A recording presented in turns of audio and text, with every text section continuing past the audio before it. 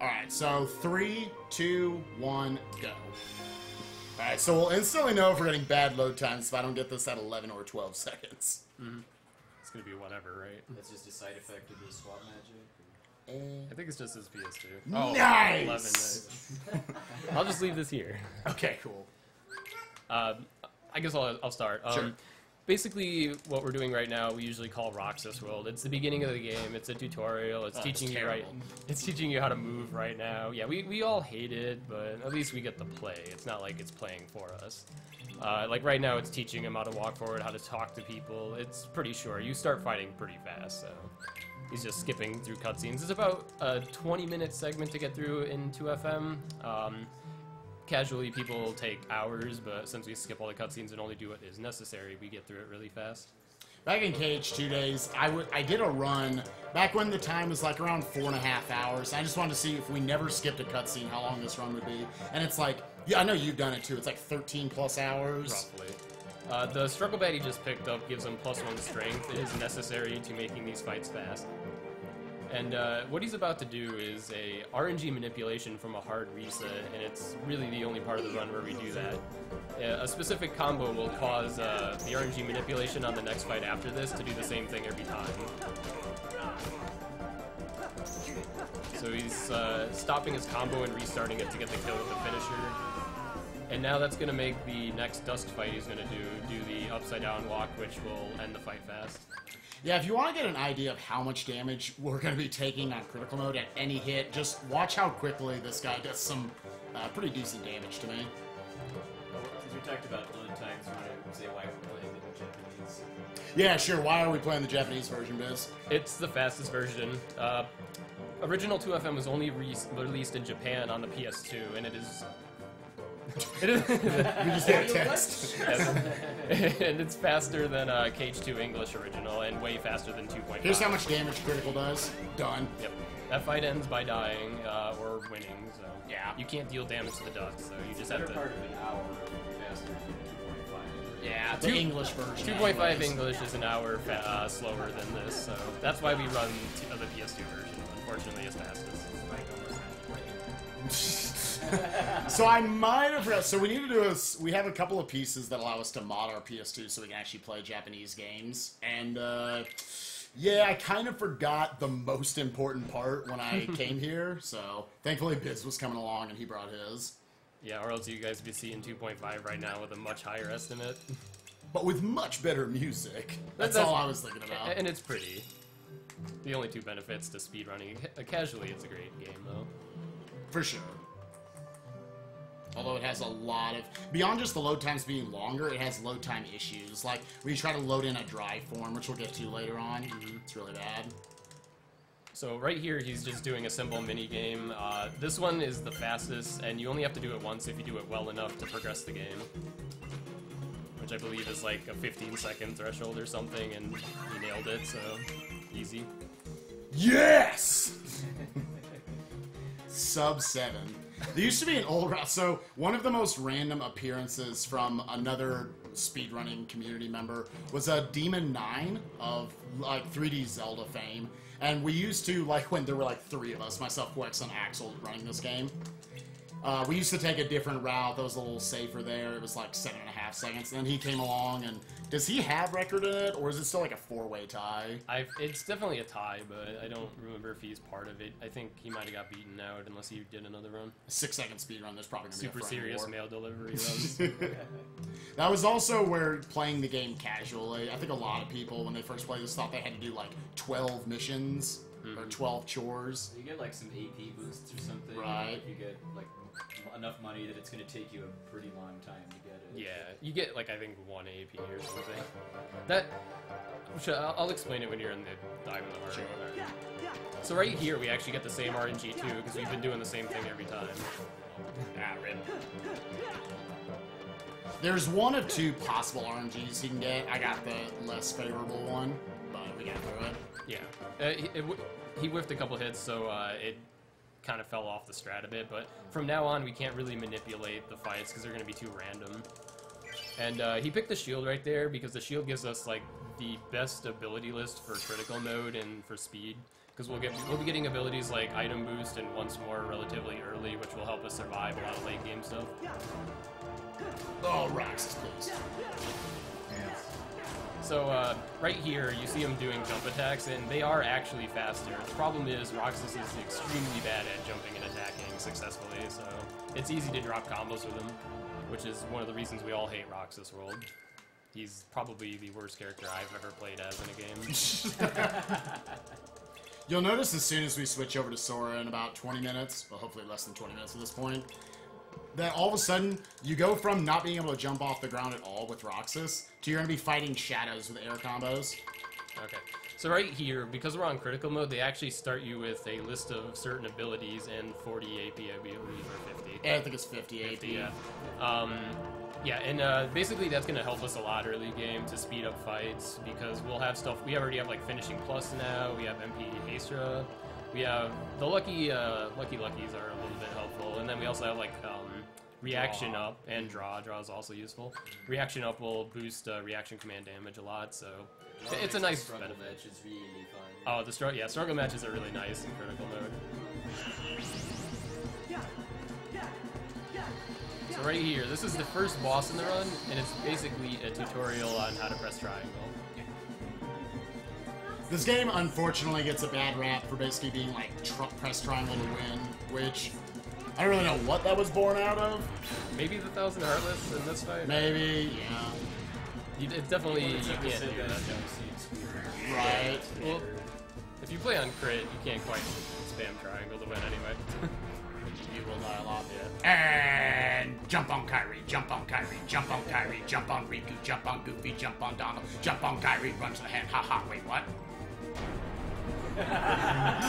Good job. Just like we practiced. Just like we practiced. That was all the practice, Thomas. That was the secret, we promise. It's a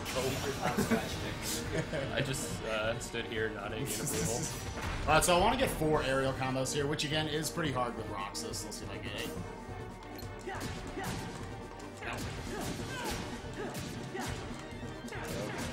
Alright, 2 2/3. Alright, You gotta be safe.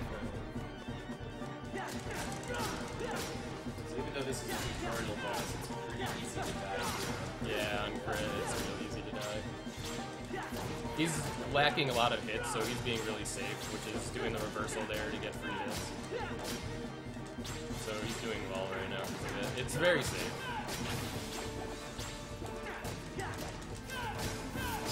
Okay. 750. That's understandable with all the drop combos. Yeah. I'm dropping a lot more than I was yesterday.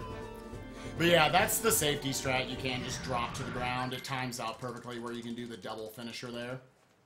Yeah, the normal strat is to jump aerials, and then when the vines come out, you move away so that they don't hit you, then you go back in. But because of dropping a lot of early combos, he pretty much had to be safe there, or else you would die in a few hits on crit in that fight. So Yeah. because we were still level 1, I believe. So okay, so we just put guard on. That's actually going to be useful. They changed that from Cage to English. You used to get guard as a level up ability, but now you get it just from progressing, which is very nice for level 1 runs. There's a lot of differences between original Kingdom Hearts 2 and Final Mix as far as the game mechanics, like the order you gain your abilities. Yeah. How much damage a lot of attacks and Yeah, we'll try to explain a lot of the differences as we go along. So here we got the struggle fights, and the basic goal is to just get rid of all their wars, pick them up to end it early, or if you're in the lead at the end, you still win. I believe you did. So he got out of the corner, so it's going to be a little bit of a messy ending, but because we have draw and finishing plus, it's really fast still. Yeah. Even Like if it right were there, wrong. I lost about 10 to 12 seconds, so that kind of gives you the idea of how powerful draw is. Because he should never get out of that corner. And that was effectively just for me not mashing out the combos fast enough. Yeah. That strat is like pretty consistent. The only part that's a little bit random is the end, but you will be able to react to it. Like he might attack, or he might just like move backwards. This fight should be basically 100% consistent. We do the same combo every time. Ooh, we both put on the pressure. You got Let's see what we this. got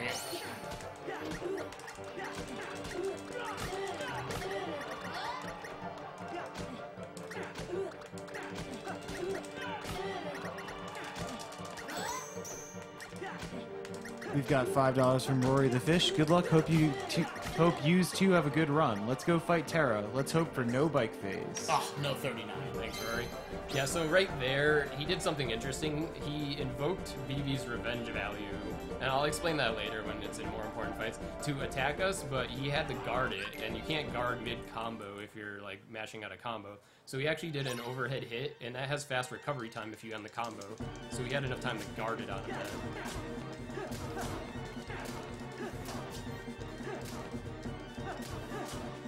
If there was going to be a fight that was going to be a problem with Rox's jump combos, it was going to be this one. Yeah. Although I think I got lucky. Yeah, ideally you want to kind of like multi-hit them together when they're coming at you, but it's hard to do. It's random, and Roxas is bad at jump attacking. Alright, so this is the most important fight for Roxas jump attacks. So let's see what happens. That's more like it. Yeah, this fight has to be done specifically, or Axel will do what's called a desperation move, which is what we call a DM. Basically, screen turning flag is their ultimate attacks, and we can skip that if the fight goes like that. We just basically forced him to attack us instead of allowing him to idle around.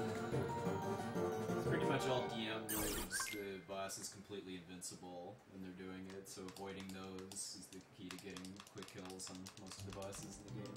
Yeah, and it's a big time waster a lot of the times too, and some can kill you, so. For this fight here with Setzer, we're actually going to intentionally lose. On KH2 Beginner, we couldn't actually do this. He just didn't do enough damage to get you through the fight. But since this is on Critical, we're going to be taking damage from kills. Oh! Actually, Setzer. in FM Beginner, you can die because you take more damage than in KH2 English original. I'm going to get like a... I've never seen that bad a Setzer. If you have a good fight, it's 50 seconds. So yeah, we get the medal for losing, which is actually better because we get more strength, which will speed up more fights. All you would get for winning is a champion belt, which we don't really need. It's not that great. It just gives you extra elemental defense, which is basically with how quickly they're going to die if they actually get hit by stuff in this run. That's pretty meaningless. Funnily enough, we actually do get armor, so we'll Right. have resistance to fire and thunder throughout the run for a little bit. So, Yeah, if for some reason it was forced upon us, we wouldn't take the time to equip it. Yeah. Probably would cut out the fire manual, I imagine. Yeah. I mean, Hades' escape would be too rough because you barely survived 2 hits. Oh yeah, because you would still need the defense. I'm not sure if it would cut it, maybe. We've got $10 from Y Tony, also known as Tony Y. Best of luck to Bizkit and Spike. Sora, Dolan, Galby, times infinity. And $20 from Dean. Gotta do it for the KH runners. We out, boys. Thank you, Dean. We've also got 10 from D-Bull620. Hey, RPG Limit Break, love what you guys are doing here, and I wish all the runners the best of luck. Had to donate during the KH block. The KH speedrunning community has given me countless hours of entertainment, and I wouldn't have known about this great event if it wasn't for them. Best of luck to Spike, Biz, and Adam on their runs. Put this towards that level 1 Terra fight. Thank you very much. Yeah, just to talk about it, all the work that both of these guys have put into those like super boss fights, Terra, Mysterious Figure, No Heart, they look super cool. So you guys should definitely throw down for those. And the Absent Silhouette fights. Yeah. The game devs kind of intended you to fight Terra at level 99, so I'm fighting him at level 1 if it wins. You say it's pretty common for people playing, like, I know I did it last night, it was probably my 70th try, and you were coaching me the entire time. It's common for people to die, like, over 100 times. Yeah, for the easily. and he's going to beat him 98 levels lower, so... You want to explain the strat for here a little bit? Right there, he baited the attack because they do the same thing every time, and he tried to line up a finisher to hit them and try to chain it into the spawning beat. Yeah, this is bad luck. You can't control where they spawn, so we got bad spawn luck. Oh, dude. Because when they spawn, they're going to dash around and then attack you, so you can try to catch them on their spawn, and that's the strat, but sometimes they get away. It's luck. Yeah. I'm gonna try veering to the left for this right here. Biz has been here the last few days trying to coach me on how to do things a little less dumb. So, for this next fight, hopefully that works out. Very slightly. Very slightly. You don't like veer away to the No, left. I'm not. I'm gonna make a sandwich in the time. We've got another $10 from Mr. W. Fairhurst, also known as Ray of Speed. At AGDQ, I donated during KH2, but I already know this run's going to be sick, so I'm donating in advance. Spike, I wasn't kidding about singing. Put this toward Terra Critical. P.S. I'm glad to see Shark Week is still around since SGDQ 2013. P.P.S. I've donated something like $50. My first donation was meant to be my only donation. Send help. Yeah, so right there, he basically was manipulating the revenge value of Shadow Roxas to attack at a certain time and baiting it, and then doing a combo to hit him back into the corner. And then at the end, he restarted a combo to guarantee the kill on that last combo.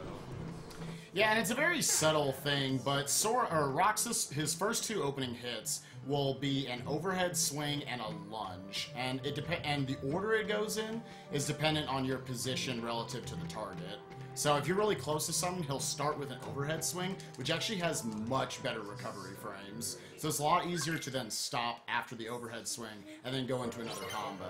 Whereas if you lead with the lunge, and pretty much everything's going to be able to break out afterwards. So I'm a little bit nervous about Please, this. dude. Because there's like a probably 1 in 1,000 chance the game can soft lock here. It has never happened for me. Yeah, it's only happened to 2 people that I know of, so it's always something to worry about. Oh, please just end. We've got $20 from Asa. Alright, boys, good No, luck on what's the up, running Asa? stuff. Don't suck. What does thing say? Sorry, I was talking. Boys, good luck on the running stuff. Don't suck. We'll try. I made no promises. So this is probably the biggest downtime of early. If you've got more donations... Yeah, I've got a ton of them. Okay, We've go got ahead. an anonymous Rip through $25 donation. Aqua needs to win. Others are going to be Resident Sleeper. Another 25 from Ryan Greenleaf, also known as the Greenleaf Effect. Hey Spike, the Greenleaf Effect here. Hey, what's up, man? 2 things. 1, please no dying in gummy missions and making a Sentia child cry this year. I'm sorry. 2nd, the what's older chicken one, West marsala? Who's Solis? What's chicken marsala? Anyway, good luck to both you and Biz on the run. This money goes to Spike's choice, so I assume level 1 Terra. Yeah. We've Pretty got much just take any runner's choices, just put it towards boss fights until they all get met. Do Yeah. level 1 Terra first, then the AS fights if it's not met by them. Yeah. And then all the then we'll do BBS BBS fights. super bosses. Yeah, the bid war is probably not as much of a focus as the super bosses at this point. We've got 10 from Aurorius. Hey Spike, Aurorius from your chat here. What's up, I only have Aurorius? $10 to spare at the moment, so I'm gonna assume you only die once this run. Don't let me down, Kappa. Best of luck, man. You'll do great. P.S. SSJ Zinny Y. I don't know what that means. Dude, excellent. Why? We've got 10 from S Chase, also known as C South 3. Hope you get to do Terra Biz. Well, thanks for helping that. You guys do hope he does it. 50 from Anonymous. Had to donate to my 2 favorite runners during my favorite game. Good luck, Spike and Biz. Another 20 from Anonymous. GL to both of you in the run. Another 10 from Optifix. $10 to the AS fights. Thank you, Optifix. And what do you guys got going on here? More Roxas me, man. Yeah, more attacking Justice and hoping he doesn't drop the combos like that. All right. Oh, so this is the first fight we see a new nobody, which is the assassin, and as you can see, it spawns and attacks immediately. But we see that coming, so we just basically hit him as soon as he's done. We got to be careful on those guys, because if we poke them a bit and we fail to kill them, they might come up and kill themselves, which is a waste of EXP, and later on will one-shot You us. can also go underground and become invincible too. Yeah, a bunch of times. you'll probably see that in the pre-Axel fight for sure, unless this guy gets like god luck or something. We will see. By the way, that saves no time. All right. We've got 25 from Kerr James, also known as Argic. Thanks for the entertainment, guys. I've got my Heartless here, too. Can you put my 25 towards fighting Terra? Absolutely, we can. We've got 10 from Korobe. Hi, everyone. This is my 2nd time donating in this awesome marathon. I really appreciate all the effort all of you are putting into this event. You guys are the best. I want to put this donation to the correct character choice in Kingdom Hearts Reply Sleep. Vent, I mean Aqua. I wanted him to say Terra. Come on, Terra train. Let's go. $1 from Baby Hyun-chen. I don't know how to pronounce that. I'm sorry. My 2nd donation. We had this game at our local electronics shop, and I remember playing it every time I went there. Germensch Restream, Rock, and #Rummel. We've got a donation from Hobbs. Donation reader, please make sure Vooligan is present for this donation if he is awake. Please don't read the amount before the comment. Hey Spike, Biz, and Adam, I'm super bummed I'll be traveling for most of the KH block, so hopefully I can participate this way. 135 to Absent Silhouettes, 145 to fight Lingering Will, and $1,000 to Aqua. Come at me, Vooligan!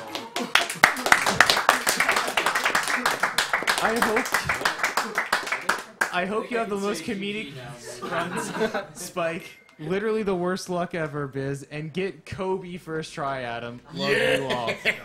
Huge congrats to Hobbs here. He's been donating throughout the entire marathon. I've seen a lot of these as a donation reader, and especially for Aqua. And this 12,000 is crazy. Thank you very much. Wow.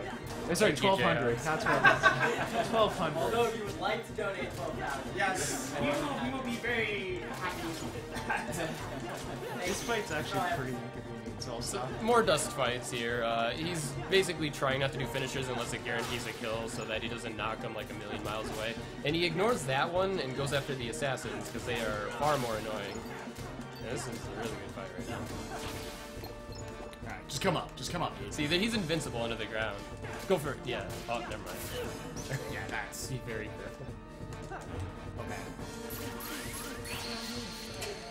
Why didn't my guard come out? I think you were too close. That's $10, everyone. Enjoy. Yeah, That threw me off there. that Went is- back under. I can't stop dropping combos with Roxas. Yeah. Baggy pants. It's the pants. So that makes Absent Silhouettes met, and Terra at 385 out of 500, by the way. Wow. Aqua is blown out of the water, and the BBS super bosses are not relatively touched so far. So, Terra then super bosses, guys. That's the goal. We need to just potion. Yeah, so you guys saw why assassins are really bad. They can kill you real quick. They killed themselves. Oh, uh-oh. He's probably gonna kill himself. Yeah. I can't not drop combos right now for some reason. Alright, that's a little bit of a problem because he's gonna be behind on EXP now. He's gonna kill him. Just die. Yeah, that For some reason, I can't not drop combos right now. If it killed itself, you don't get any experience from that. yeah, so we're gonna be a little bit behind, but it's not a huge deal. Yeah. Come here. I'll make it. Now we have dual wielding Roxas, and he works really differently. You can't guard now, and your combos are different, but it tends to work out fine in this fight. We can kind of just wreck Axel by manipulating him when to attack. It's a much safer fight than the last one.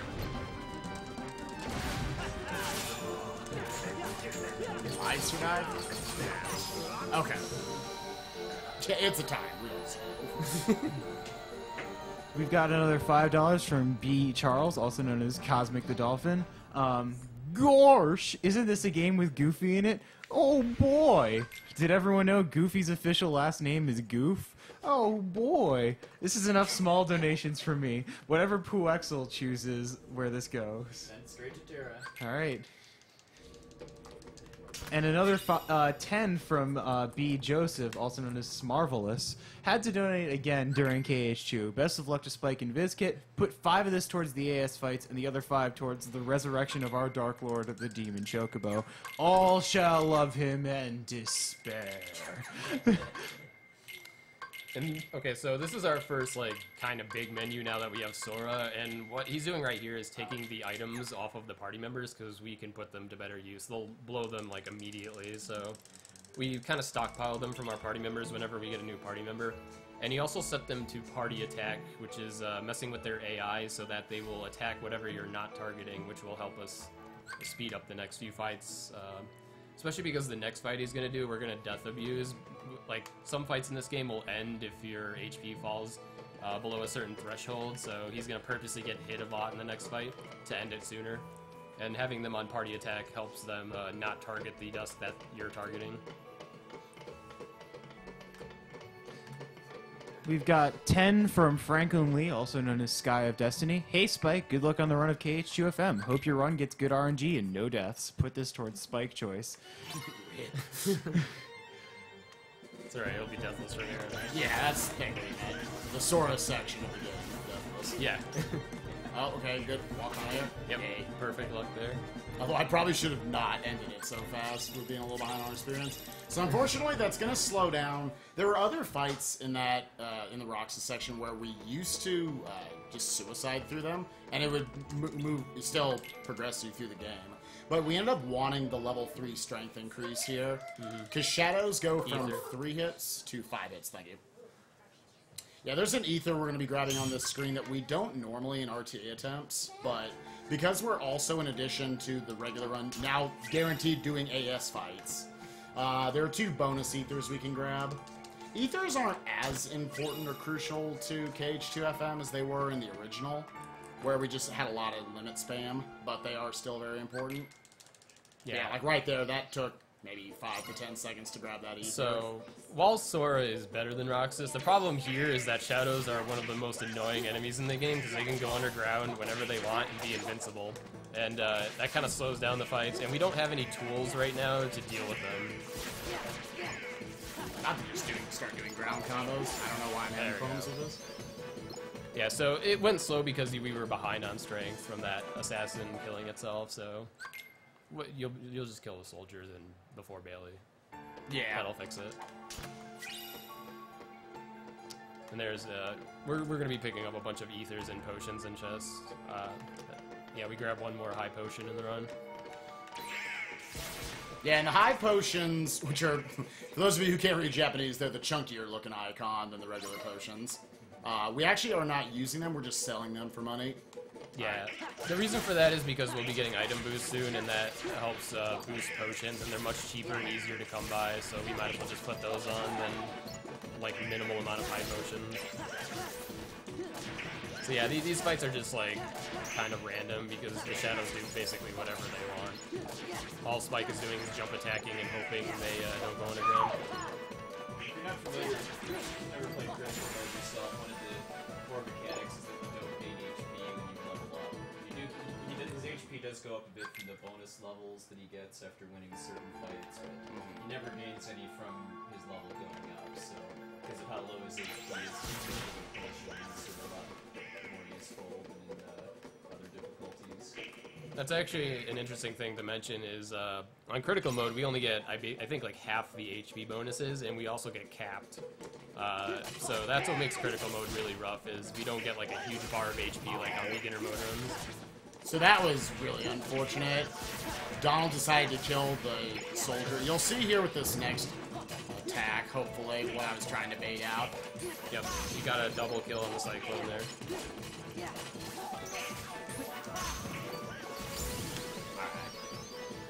Those Cyclones are super powerful. They will one-shot a soldier even if he's at full health. And we try to angle it in certain ways to where it not only kills that soldier, but kills other enemies in his path. So like with that opening soldier, I tried to attack him, run backwards, and then bait him to do the Cyclone next to... Oh, synth drop. To do the Cyclone next to all the Shadows and kill them as well. But again, Donald decided to use a Thunder, messing that up a little bit. That's Remember, okay, one of the bonus abilities that you get in critical mode is reaction boosts. That also helps a lot. You'll see us utilizing very specific reaction commands that you might not use in other categories. We've got $10 from Franklin Lee again, Sky of Destiny. Oh wait, no, this already happened. We got $20 from Megastar 6200. Hope Spike and Biz have a great run. Make sure you enjoy a $37 steak after this, and have a nice day. We out, boys. And thank you guys for donating so much and giving me something to do. Yeah. So right here we just got our first drive form, which is Valor form, and we actually will be using it immediately. It makes you move a little faster than normal Sora, and it's also like pretty strong for early game. The downside is we can't guard in it or use magic, so it's heavily limited to what we use it for. Got $10 from Nisma, second donation for this awesome marathon. Thanks to everyone on the staff for organizing this cool event and raising donations for a good cause. I'll donate an extra 10 if Spike can yell Sora in Donald's voice. I don't know. How do you do a Dolan voice? I've never understood. Somebody's got to be. There you have it, Nisma. There's a couple unskippable cutscenes in this game, which I believe will all take place in the gummy ship cockpit. All combined together, they're like under 2 minutes, I think, so it's pretty trivial. It's not like 1.5 where they left in like a few actual cutscenes somehow that you can't skip. Like forgot to code it. Yeah. This is one of those fights that actually can end early if we get hit, but we really want the EXP, so he's going to kill this spawning samurai, which is a new nobody, and he's going to have the perfect fight. Welcome to my task fight after the death. Kill the soldiers. Yeah, okay. Just this very next one. Mm-hmm. Yeah. There's 2 of them, so Okay. you'll get free hits too. Dude, and 2 synth items. Literally 3 for 3 on possible synth item drops. Force fights don't drop synth items, and we actually do want a single synth item at the end of the run to grab an elixir from the Moogle shop. Grabbing extras actually wastes a little bit of time because you get extra text boxes, but we don't tend to stress about that. Yeah. Also, did you explain exactly how Valor leveling works? Valor levels based on your auto target. Basically, it works on hitting enemies. Every hit is 1 EXP for Valor, so we're hoping to hit Valor level 2 before missions in Land of Dragons, or Mission 2 specifically. And right there, I also grab the driver cover. Yeah, if you want to explain about It's it. the only chest in the entire game now. They switched that from Cage to English, where they were in a bunch. So, fortunately, you can get them from mushrooms, but we don't do that. We're pretty much gonna hope we don't run out of drive on the fights that we can. And Final Mix did also change the leveling requirements. Yeah. So this fight is absolutely one of the worst. It's completely random because you have the security system knocking enemies away from you. You have Leon doing what he's doing right now, and we want him to go towards the gate so he doesn't mess up. Leon. Oh, this is really bad, actually. Yeah, I mean, wow. We want him to go forward. He just does not want to. You can push him. Okay. There we go. And the reason he's doing that, because when these samurai spawn, he's going to get a dual stance, which the splash damage will hit a lot of enemies, hopefully. And that was a really good dual stance.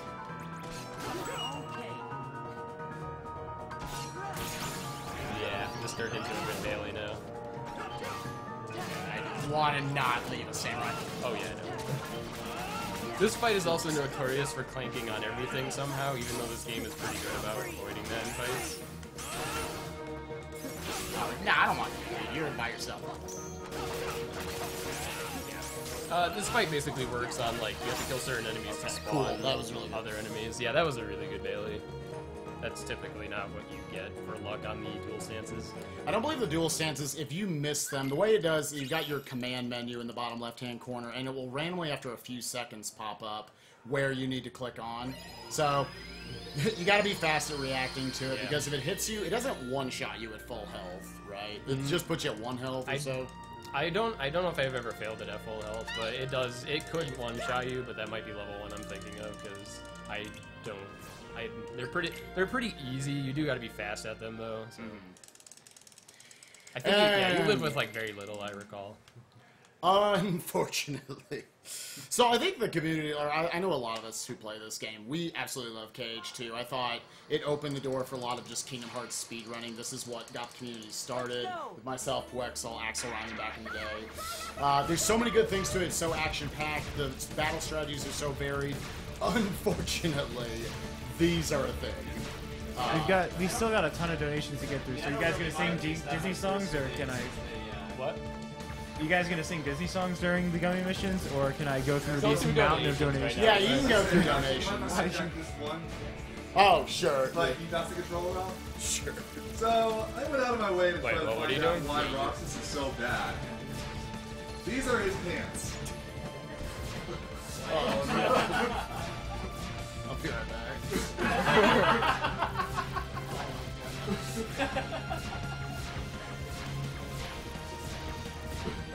Well, Fusion refreshed it, and now I can't read it.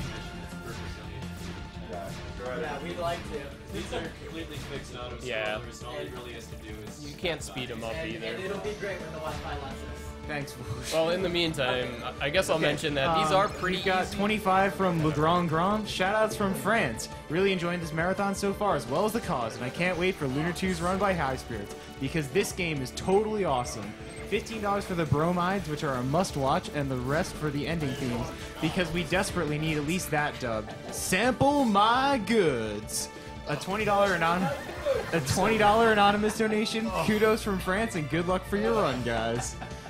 $10 from Zero Umbra. Zero Umbra here again. I said I'd donate $5 for death, but I'm upping it to 10. All of it's going to level 1 Terra. Good luck, Spike and Biz. I come back and just die. 20 from Optinihilist. Hey Spike, I hope that Chicken Little is a bro, and good luck not cursing at Stitch on stream. This thing is PG-13. Marsala peoples unite. That is not accurate. It's PG, sir. That is. Five- Everyone can watch this stream. $5 from Flight Zone VG. Good luck, Spike and Biz. Got to make sure the times 10 Terra battles Biz was doing weren't just for our amusement.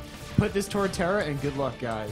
10 from Not Silly, TSILYI. Not Silly here. Again, donating in support of Nami and fighting Terra and KH2FM. Right on, man. $10 from Kiwi. Hello from your favorite emote maker and Flightless Bird. I was planning to donate $10 and feel special, and then J Hobbs had to go and make it rain. Biz Rucksack. Anyway, here's $10 to fight Terra. If I can poke Yep, you too, good. there's one minor thing you can do is avoid getting enough points to get new blueprints when you finish these gummy missions, because that wastes a couple seconds to show them. Yeah, we actually want to do poorly on them, so that, but we do want to survive. There are a couple gummy missions that can actually kill you because they buff the damage in 2FM of gummy missions that you intake, so you gotta be a little Port careful. Royal gummy mission is the by far the easiest. Easiest. one. Yeah, that and OC are pretty scary. There's a few others too where it's not really too hard to get a 0 score too. It's something I always like to do just to amuse myself. Yep. So we just got a Ping in our party, which is Mulan, and we once again took the items off her because we could put them to better use. You explain how Valor leveling works. Yeah. Yeah, okay. Yeah, ideally I want to get level 2 by the end of this little usage of Valor, which will make movement all the way to the K fight a little later on in the world a little better. Yeah. So we can get early hits. When you get a drive level up, you gain an extra bar next time you go into the drive, which will mean it will last longer, so we really want that. It's looking like a pretty... We actually have a big surprise. We have a whopping $1,005 donation from Jiraxis1. Having struggled with mental illness most of my life, it makes me happy to see you all come together and give light to an important issue in our time. So in the spirit of keeping up the fight against mental illness, I can't let the bid war between Aqua and Ventus end. Good luck with all the runs, everyone. Thank you very much, Jiraxis1.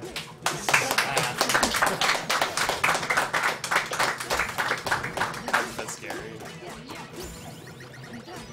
Dare I ask if that was applied to? Alright. Yeah, to Terra. Jarek, come back.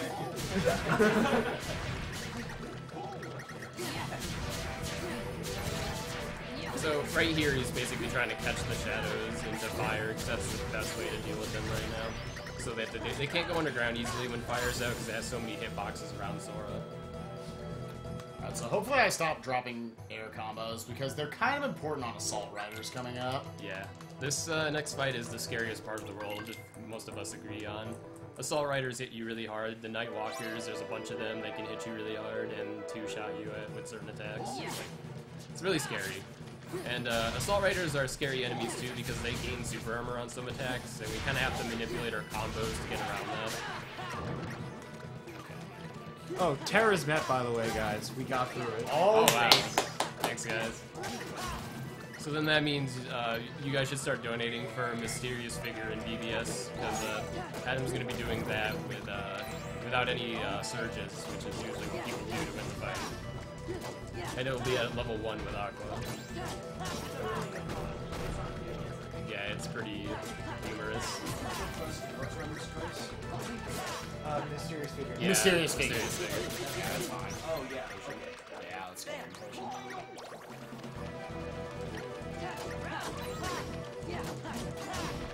So yeah, we staggered him there, and now it's a free kill because of that. We have to make sure we knock him down at the right time, or he'll come back up with super armor and do an attack that can almost one-shot us.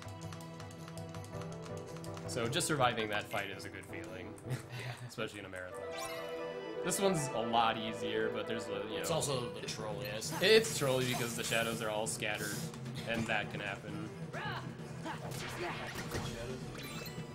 Yeah, they actually have the ability to go underground twice in a row if they choose, which means if you don't have like a really well-timed attack or a fire box, you're not going to catch them. Oh, good job, baby. And it wastes like 5 seconds if they go underground usually.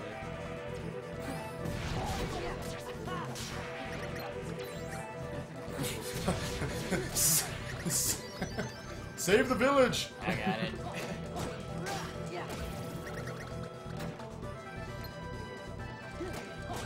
So we did get Valor level 2, so now you're going to see that we have an extra bar when we go into Valor here.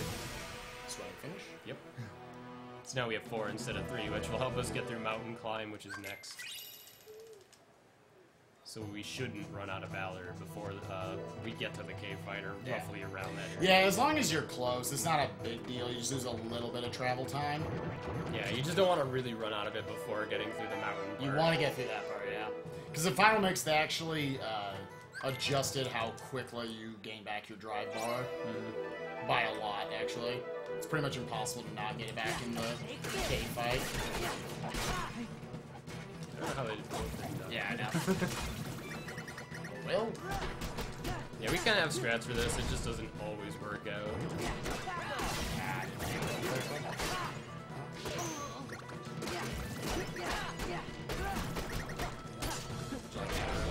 Switch to it. Yeah, that's fine. So I want to keep these 2 enemies on screen because then there's not enough room for the game to put another enemy right in front of that wall.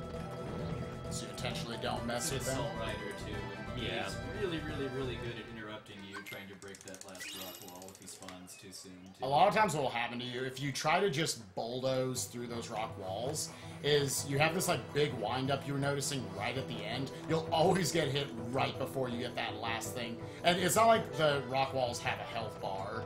It's just, all the other hits are just showboating, basically. Yeah. It's just basically a full RC that you're not invincible at all during, so... Yeah. Okay, this fight is really bad, too. It's very easy to die in this fight. Surprisingly because of the shadows, I think. Yeah, there's like literally a billion shadows, and they can hit you out of fires, and they kill you in 3 hits in this fight, so Spike has to be really careful about that. So we kind of grouped them in the corner here so that we can kill them quickly, and now we spawned more that are going to come over here. So now, if this goes well, everything will be pretty much dead by the time he runs out of energy.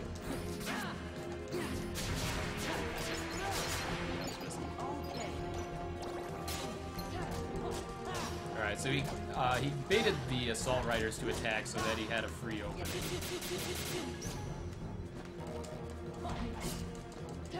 Oh my Yeah, this is why you can't drop combos on these guys, because then it becomes absolutely terrifying. literally having to mash as hard as I can. Yeah, you have to match the combos pretty hard to get them out before you get certain aerial abilities. It's surprisingly deceiving how hard you have to mash them to get them out. Once we get like aerial dive and aerial spiral, It makes it a lot easier. It's pretty much impossible to drop an air combo. Yeah. So once again, we're using Valor for movement because it's a little faster here.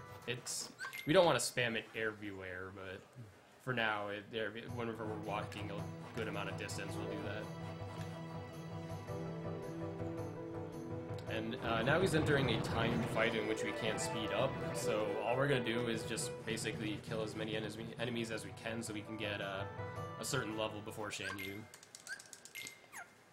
We've got $10 from the Lazy Geek. Hey all, awesome run so far. I guess I don't have to worry about Aqua being ran. Phew. Put this towards the mysterious figure fight. Good luck to Adam, and don't forget, gotcha! Take that! Gotcha! Take that!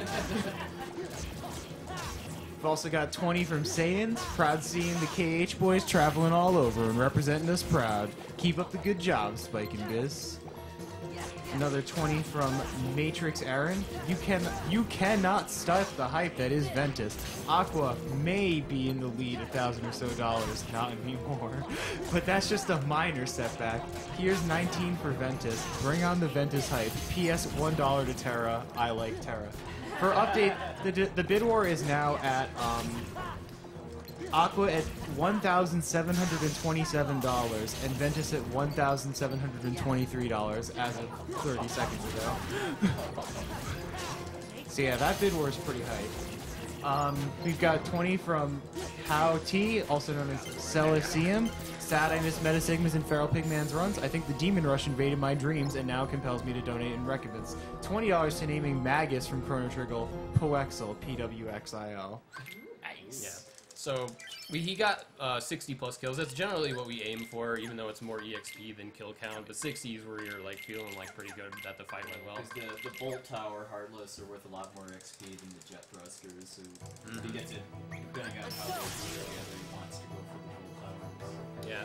Yeah, and more so than number of Heartless, what I look for is just what our experience is. And right there, I only have 95 experience to go to get to level 10, which is important because level 10 gives us a strength increase. And I'll be able to easily get that coming up here in the Imperial Square fight. So right here, he's doing his first shopping menu. And basically, we're going to sell the 2 high potions we picked up so that we can... oh, you got it early, okay. Dude, sick, okay. And he's going to buy a fire bangle, which will help for Hades' fire resistance. He's buying a tent, which you'll see soon, and a couple backup potions. He doesn't want to feel the need too badly. Ugh.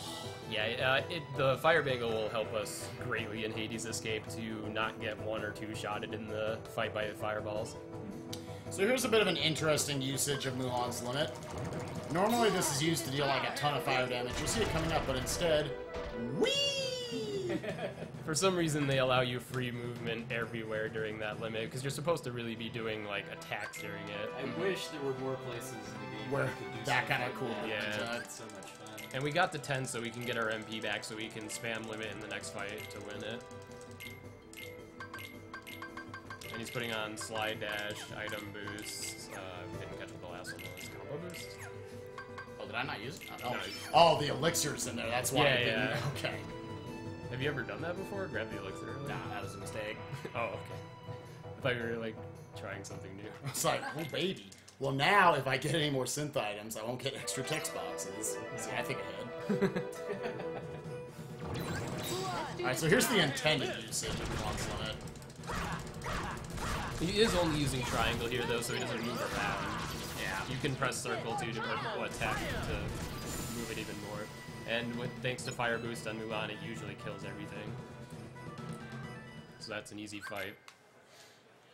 Alright, Shanyu. Yeah, Shanyu, it's not a hard fight the way we do it, but there's a secondary boss enemy in there, which is the bird, and it's really good at hitting us out of combos and ruining a perfect fight.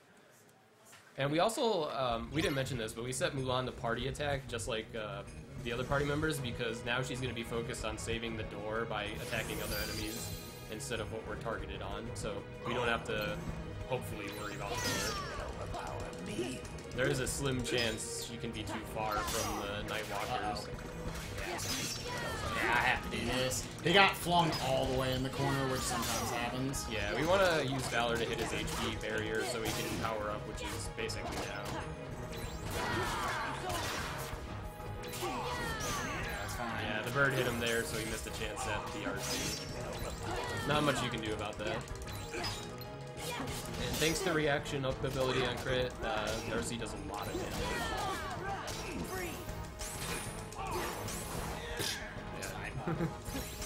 Okay, cool. Yeah, it was a little bit of an awkward HP section.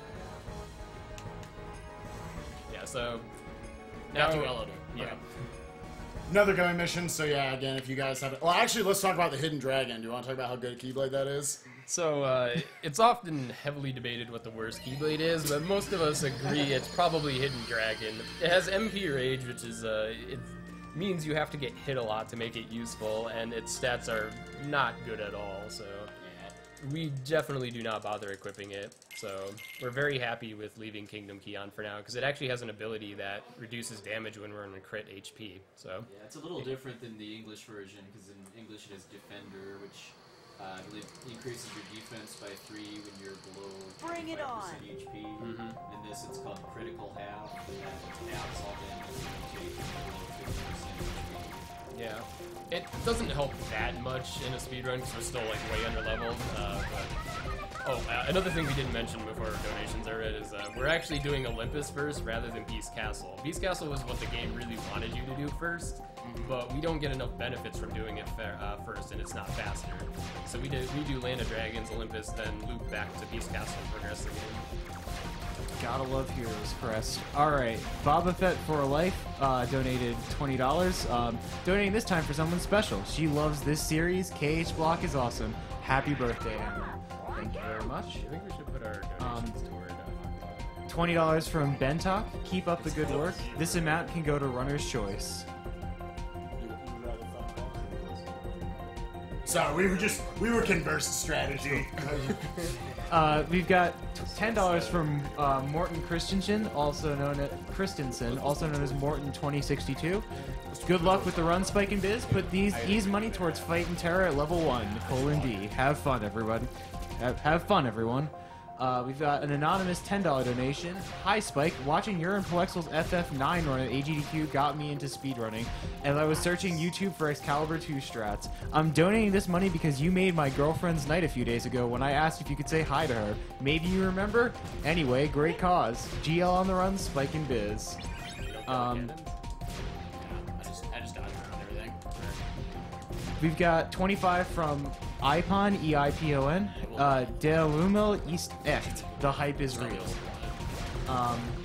20 from Girangeli Rafa, also known as Atma Weapon FR. Thank you for your awesome marathon, and a big hi to the French restream where I'm watching you. Keep going. 20 from De France Baptiste, also known as Ordre. Win. The yes needs the no to win against the no. Jean-Pierre Rafarian, 2004. Guess it's a good quote, I guess. Thank you for the donation. $10 from Vuligin's minion. The war continues. Aqua must not prevail because Vuligin told me it must die, and he is very much not a troll. I will follow his wishes. This will go towards Ventus. Ventus will conquer. Can we get an update on just where that's standing real quick? Yeah, let's check that right now. I'll refresh it again. Character choice right here. 1827 for Aqua and 1778 for Ventus. This is in dollars. Yeah. Oh, excuse me. The Terra is at $71. Dude, Tara got more money? Got some more money. So, Runner's Choice for both of us now is going to go towards Aqua. Okay, because the bid war's back on. Do we want to kind of build that up, like what Aqua is? Should we say why we want Aqua? Aqua's the only 80% that's crit, so that's. Oh yeah, that's one thing, guys. Is if you're donating for Ventus, that's on beginner mode. Here's the problem. Aqua level 1 crit is it's our fastest Kingdom Hearts. It's the fastest speedrun. Kingdom Hearts speedrun. And it's really interesting because there's actually like the death factor, kind of like this, and there's interesting strats. Terra and Ven don't really have much of that. They don't have like a lot of abusable tactics that Aqua has, and they have to be done on beginner to be fast. So we really want Aqua to win, so that's why we're doing that. Selfishly as a community, I mean, donate for what you want, but Aqua is probably among the top 5 KH categories out there, I think. Yeah, it's definitely an interesting watch. Yeah, it's got some mind-blowing techniques in it, so. And Adam, would you say selfishly you'd like to run Aqua? Yes. Okay. You can be selfish. Yeah, because remember what you just said. Speedrunning it on level 1 critical mode is faster than on beginner mode. Right. It's not like we why just. that is Yeah, you guys will see why that is if it wins, so you should be hyped for that. Yeah, it's not like we just picked critical there, but beginner for the others. It was any percent, the fastest category for each of the characters. Yeah. Aqua is quicker than Ventus, which means we have more time for those optional bosses. There you go. That's another thing, yeah. thinking outside the box there. We're just trying to get out of your hair as fast as possible. Shoutouts to that boulder, dude. So he tried to do a movement technique where you auto lock on an enemy you're running at and slide dash into it. Instead, a boulder fell on him. At least it blocked The it. boulders yeah. are all random too, but you can see because there's dust that falls before you actually Yeah, so you can anticipate them. Yeah. The little MP bubbles, those little light orbs popping up, those are random as well. That can also screw up another slide dash later on. Yeah. Oh, so he's coming up on one of the scariest. Oh, yeah, this. Yeah, this is happening.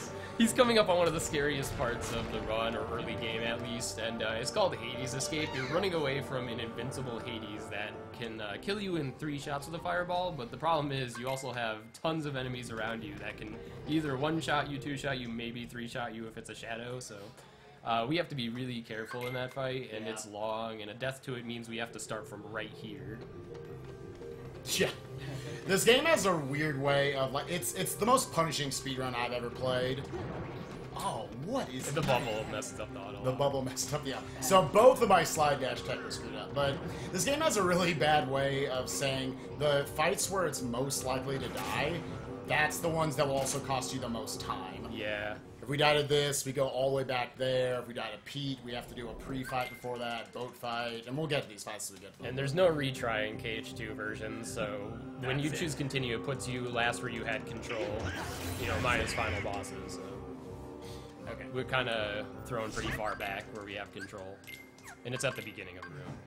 So here he's going to turn off one of Auron's attacks, turn off his auto limit, and steal his items. It's for the All right. Wish me luck. Auto limit is terrible on speedrun. You don't need me to be quiet, please? You can explain my strategy through all this. Yeah. Alright, so here he's going to jump a fire, hit the bats, and that will invoke their RC. And the bat cry is very strong in crit because of reaction up, and that was pretty much perfect here. He annihilated everything around him, swinging the bat. Alright, this is maybe the scariest part right here. Let's see if I can get this new strat. Yeah, Hades is random, so it's up to him if he wants to throw fireballs at you or not. And he's being a little bit nice right now. Oh, yeah. He's safe.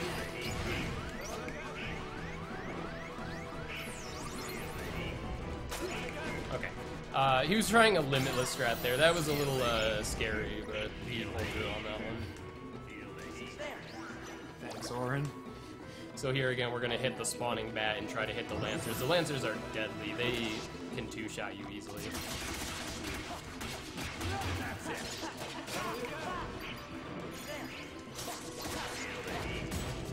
Yeah, this is scary also because he only has 3 potions, and now he's already used 2, I think. Yeah. Alright, so now we're down to the last wave. He will panic limit here if he needs to.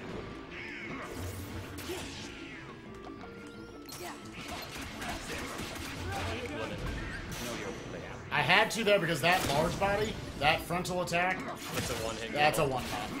But he was able to get a back cry in the Lancers, so they should be dead, and he should be left with the large body. So as long as shenanigans don't happen with it attacking, we're good.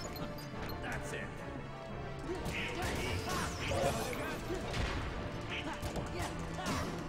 Oh my god, that was late. Alright, first try. Okay. Now that we're past Hades Escape, do we want to say whose hometown is to blame for it? Oh my gosh. I was gonna say, just to clarify, Spike gave me the okay to help him on fights where he might die. Yes, yes. So don't be like, is this backseat gamer doing here? If Adam says something, you can say something bad, but yeah. So, okay. Woo! Alright. That's one of the scary parts is gone. This is the worst world for all of us. Absolutely. Because it's very random. We don't have much control. We die really easy on like half the fights. I wouldn't say the game necessarily gets easier as you go through it. You just have more tools to work with. We have like more complex threats later on that allow us to get around some of the problems we have right now. But you do get like one-shotted really easily later. So like there's that. If you make a single input error, you could die.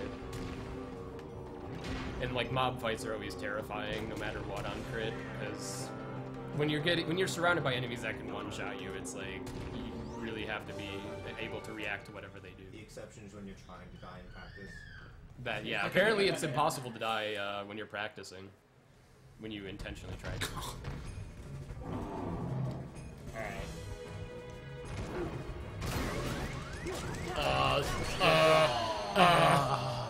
I'm so sorry. $10.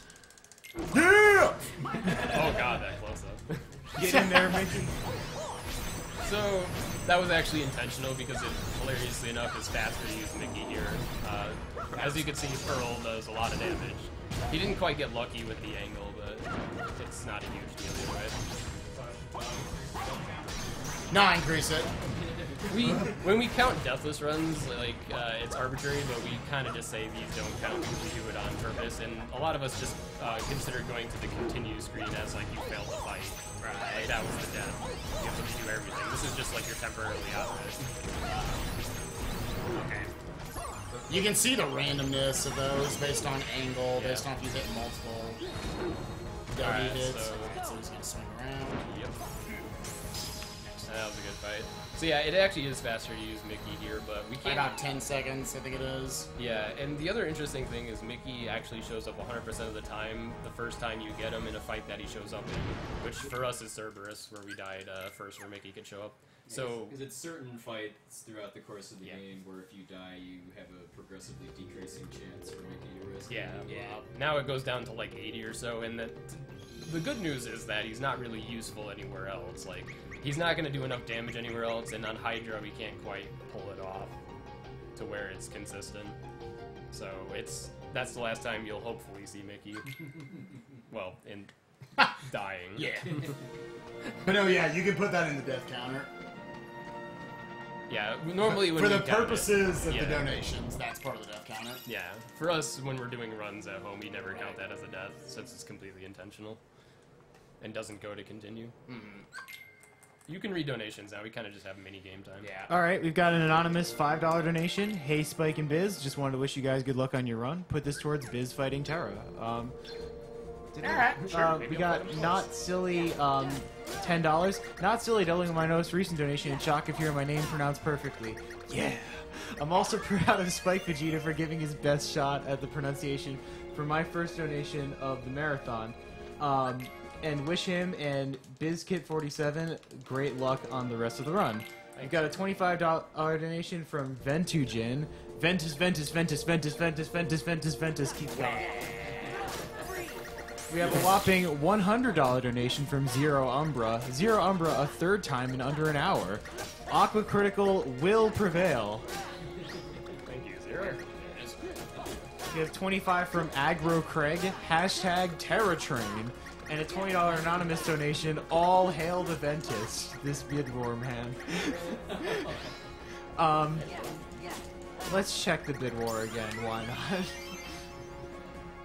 After all of this. Do you want to explain the org?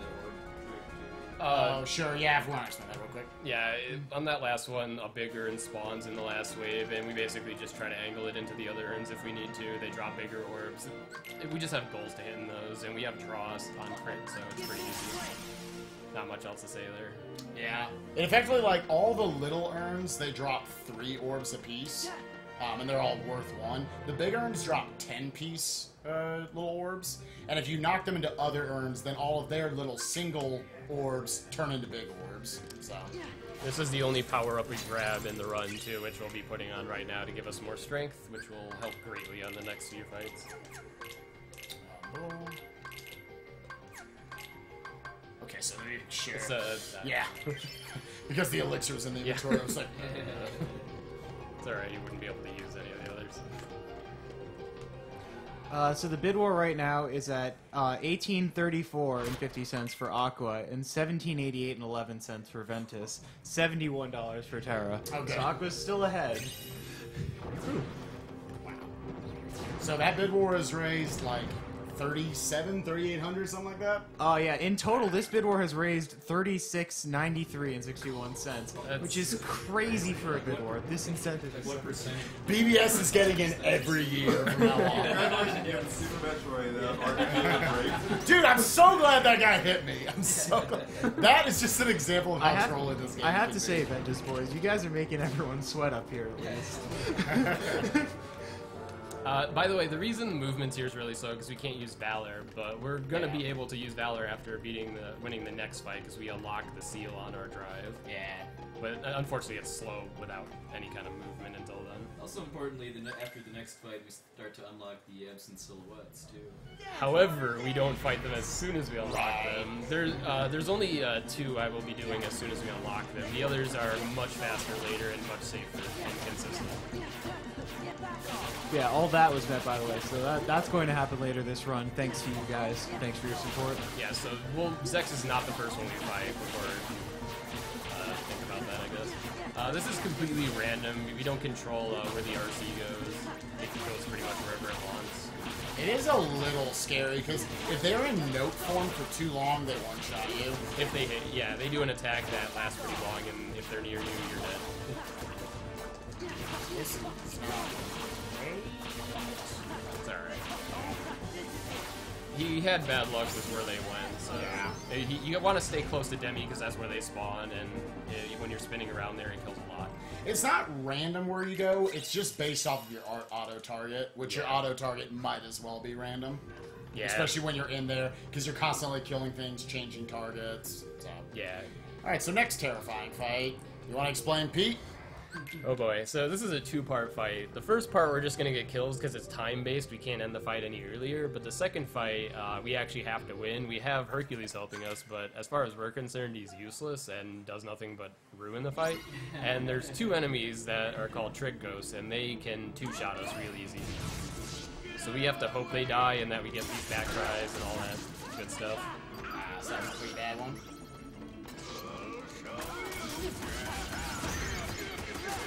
So we don't really need to hit Pete. He just happens to walk into us sometimes, I guess. Yeah, you just gotta kind of keep him in camera angle, because I have died. I think we all at some point died to the super fight. Yeah. They 2-shot us, yeah. So he's gonna spawn the next wave, and we're gonna try to get these guys killed for EXP. But surviving is the priority. Yeah, if I don't kill any of these, I don't care. Yeah, it's not a big deal.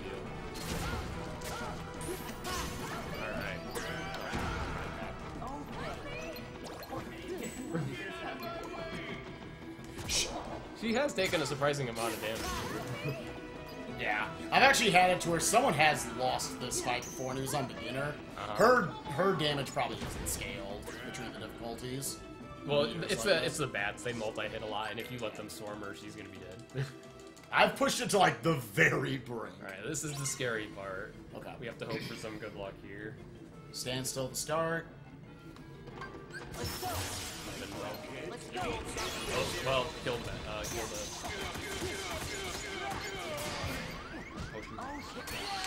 Oh, I got sniped. Bad by luck, that. yeah.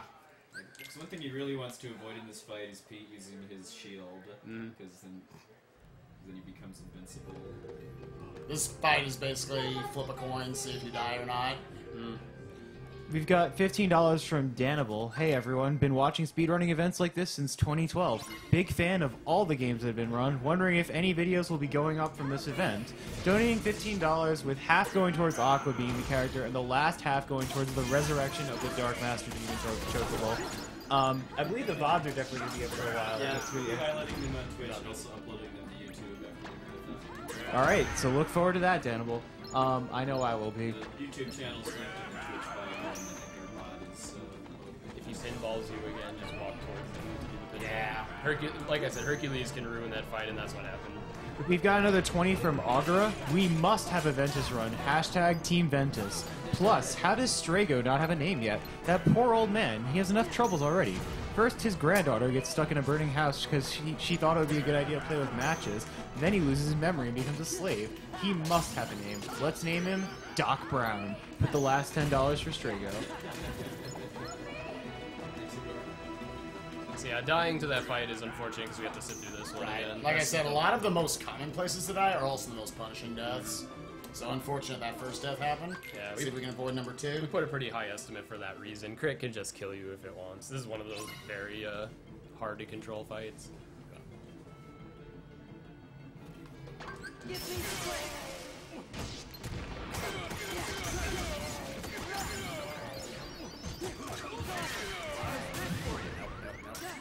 Okay, you should be good. Okay. Okay. Yeah, I knew the hook that was over there. Yeah, that. I those stood just triggers- as big a chance to die there. Sick. A lot of audio cues like to just slip in at the last second. Shouts to Dolan. Might have some audio fun on Hydra too. Oh, Make baby. shake the heads. We have a Trinity limit now, and we are putting that on immediately, so that. Yeah, It's a let's little, not. yeah, it's a little nerfed compared to That's gonna be English Cage too, but it's still pretty good in certain fights. Yeah, it has pretty specific uses. It's not. In Cage 2J, it was actually broken to the point where if you got enough hits and used Trinity, it would do the max amount of hits every time, and it could be used to one-shot bosses, a lot of them. And that's generally the speedrun and original Japanese version, but they fixed it in Cage 2J and they nerfed it a little bit more in this. So we're using Trinity here to hit the first HP barrier because you can't just go ham on this guy. You have to sit through these RCs and such. So now we're in the second phase where he's going to want to stun the heads. And, Nope. yeah, Already there. no memes for you guys. They selected. So he has to destroy these pretty fast or else he'll have to cycle through. Marginally faster on the left side of the heads. Yeah. And by the time we kill the last hit, our MP will be back to Trinity again to help us hit the next HP barrier. But then it's random what head pattern we get, and if we get a short one and he gets hit a lot during the combos, we could be in some trouble. And it's not even like his fault if we get a bad hit pattern, it's just what happens. So we only do 2 parts of Trinity so far because we don't need the last part, it's not going to have enough hits to be worth it and waste time. Alright, we got the finisher damage there. We got the worst head pattern.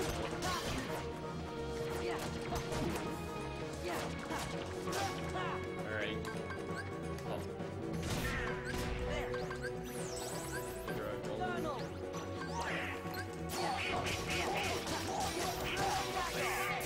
So, Dolan died there, so we had to revive him, or else this would not work. I have no idea if this is gonna He's gonna be close. get. Watch out. Go back, go back. And potion if you can. Alright, we gotta survive. This is the backup strat, and hopefully he doesn't get hit. Those things are stupid. Okay. There, go in for you, go. Okay. Oh, Dolan heals at the end. Okay. Okay. Can I interrupt for that? Okay. Who this here wants a burrito and has not gotten one? Yeah, we're kind of stuck. I would totally do that. I would absolutely eat that burrito. Stu. Nah. Anybody else? I'm good. Alright. Yeah, don't make one for me. If you don't claim it now, I'm gonna get rid of it. They're already pre-made. They're pre-made. So we got one plate. Alright, thank you. Yeah, so we got through the worst wor- world. by far the worst Not world the in the entire- hardest world, but the worst The world. worst world, yeah. There's a lot of things that are harder It's to probably execute. the longest other than the world that never won. Yeah. It is, yeah. Olympus Coliseum ends up being like, even if you are on record pace, like 15 minutes. I think it's like 15, 16, yeah. If you start from like the beginning to the end. So, you go ahead. Yeah, right there we equip the Hero's Crest. We played with the Kingdom Key up to this point, which actually, the Kingdom Key is one of the, I would say, more solid Keyblades in the game just because it raises your defense in a pinch when you're in critical health. But the Hero's Crest is both stronger, it's got a 4 strength stack compared to a 3, like the Kingdom Key. And it also has air combo boost, which, as you can tell, boosts up our air combos. So, Yeah. Specifically the finisher. Yeah, only the finisher. right, just to clarify.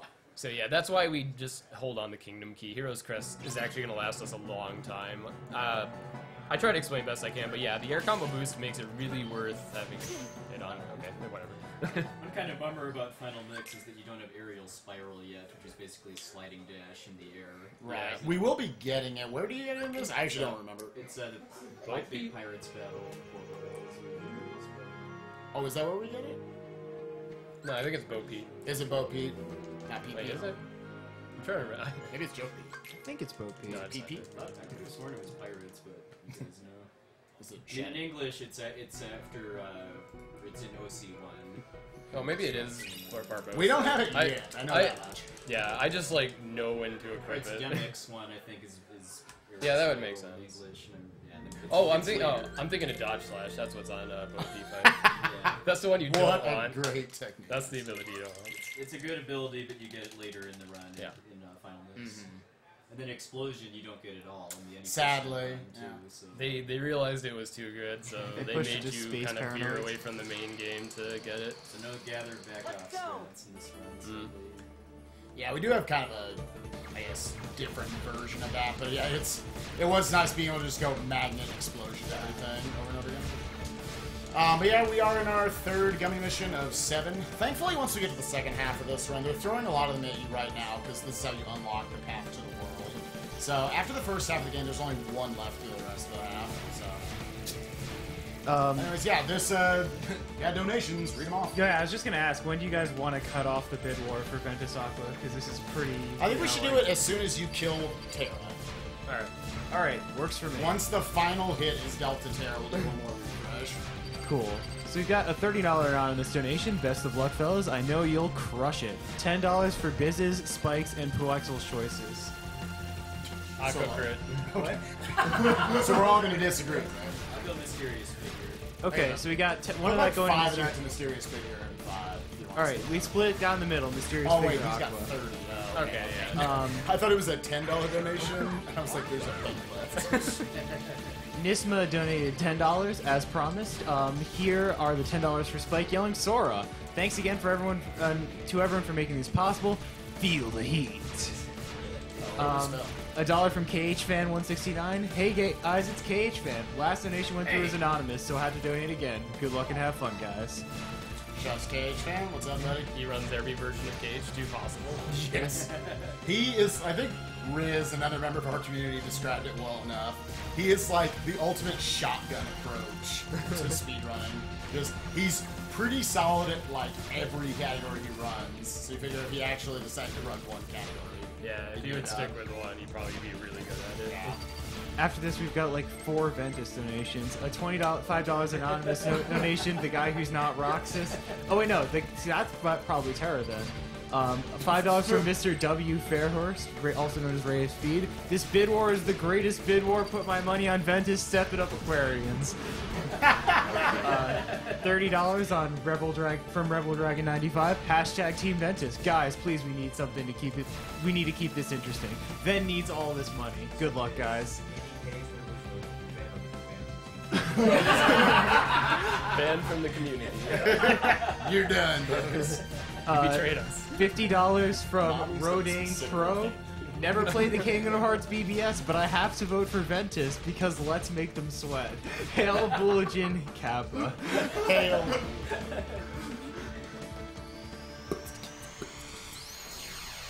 Alright, so now we're gonna close the loop in Newbie's Castle, which will progress to the next set of worlds. This world's actually pretty short, and it's actually not nearly as bad as the last It's two. a nice breather after OC. Yeah. There's only 4 fights total, and they're all pretty short. The strats are pretty straightforward. There's still a chance to die on, like, specifically the last fight, yeah, but it's nowhere near OC. If I'm not stupid, that shouldn't happen. Yeah, the next fight he does is one of those fights where you can die if you get hit too much, or like, to progress it, but you don't want that to happen. You want the EXPs. Yeah. A lot of these fights, they'll end in one of 3 ways. Either after you deal enough hits, which normally you would think would take too long, but we can actually deal a lot of hits very quickly, as you'll see right here. Because you got jump, lure them all in, fire, fire, fire, and buffalo drive. Yeah, and we ended it in Valor Explosion, so now we're Valor after, so we don't like lose any time, because now we don't have to stand still in Valor outside of the fight. Is that used on all categories now too? Because I know it used to be Trinity to That was Right. that was definitely English. I don't think that's the strat anymore. I don't remember. I haven't ran beginner in forever, so. Oh, Ventus last is time? winning, by the way, by about $34. Aqua Crit, guys. That's what you want. That's what you want to see. But Nami loves all of it, so it's cool. Do you want to, I don't know, do you want to go ahead and plug Nami real Yeah, quick? definitely. Just to remind you guys why we're here, NAMI's the National Alliance on Mental Illness, grassroots organization founded in 1979, completely nonprofit, lots of great programs for education, advocacy, research, and support. They really want to spread the word as far as mental illness risks, mental illness signs, and what you can do. And really, the best thing, if you have a friend in need, you just gotta support them. People can, you know, you can definitely live your life with mental illness. You can do all these things, but it's very important that the community has a good atmosphere, and that's why NAMI is such a great cause. NAMI.org if you want more information, if you want to get involved yourself. Alright, this is the first time you actually get to see a summon in action, which would be Chicken Little. That's the first one we get. All the summons are actually really useful in this run. All four that we get are, that's all that there is. They're all useful and used at some point. Rip Woody and Buzz. Yeah. And Chicken Little is interesting. He has different kind of attacks he can do, and it's usually based on enemies around you or your position to him and stuff like that. So we use him to help him bring in the gargoyles here so that they don't just like kill us in 2 hits, hopefully. So as you're gonna see here, he's gonna magnet them all together. Hopefully, yeah. There we go. So now they're free to get killed. So we're just gonna keep him out at this point, even though we don't really need him anymore.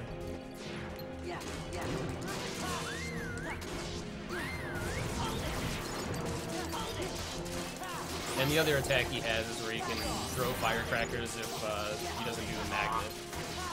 Yeah! Well, that's new. Is one cycle threshold possible? No. It's barely Thank possible on beginner, so definitely not on crit. Which is good. It was not a fun thing to lose run to. Yeah, we had a dumb strat in KH2 Beginner where you could actually kill that enemy in 1 cycle instead of 2, and it would save, I don't know, probably 20 seconds or something. Roughly. But if you didn't get it, it was kind of risky because you had to use up your Valor form, and therefore you lost a lot of movement options, and you didn't get to save Valor for the upcoming boss fight of this world because it took forever to recharge over the drive. Yeah. Well, interesting fact here. So he still has a summon out, but it's going to auto-revert the summon and give you all your drive back. And they do that so you can't always, like for example, if you're in Valor form, you don't want Goffy to be around. They don't want you to, like, switch into him not being there and still be in Valor. That would probably break the game, so. They prevent that by auto-reverting you during certain cutscenes and rooms. And this is one of them, so now we have all our drive, even though we just used a summon. Also, now, one of the other little differences they made going from KH2 Original to KH2 Final Mix. Effectively, for all of you who don't know what Final Mix is, think of it as the director's cut. That is kind of a Cage thing, but where they'll release it like a year later and it's a Japanese exclusive. But one of the things they did was this minigame, they actually made it possible for you to lose. In KH2 Original, he'd still have like 85% of his bar. So yeah, so we got to be relatively fast to not have to redo that minigame. you can't just run around and casually grab all the chests. You usually have to backtrack for them. Yeah. Do I get to save frames? Nope. So we're not just using Valor here for movement, it actually does speed up the next fight, so it's a bonus.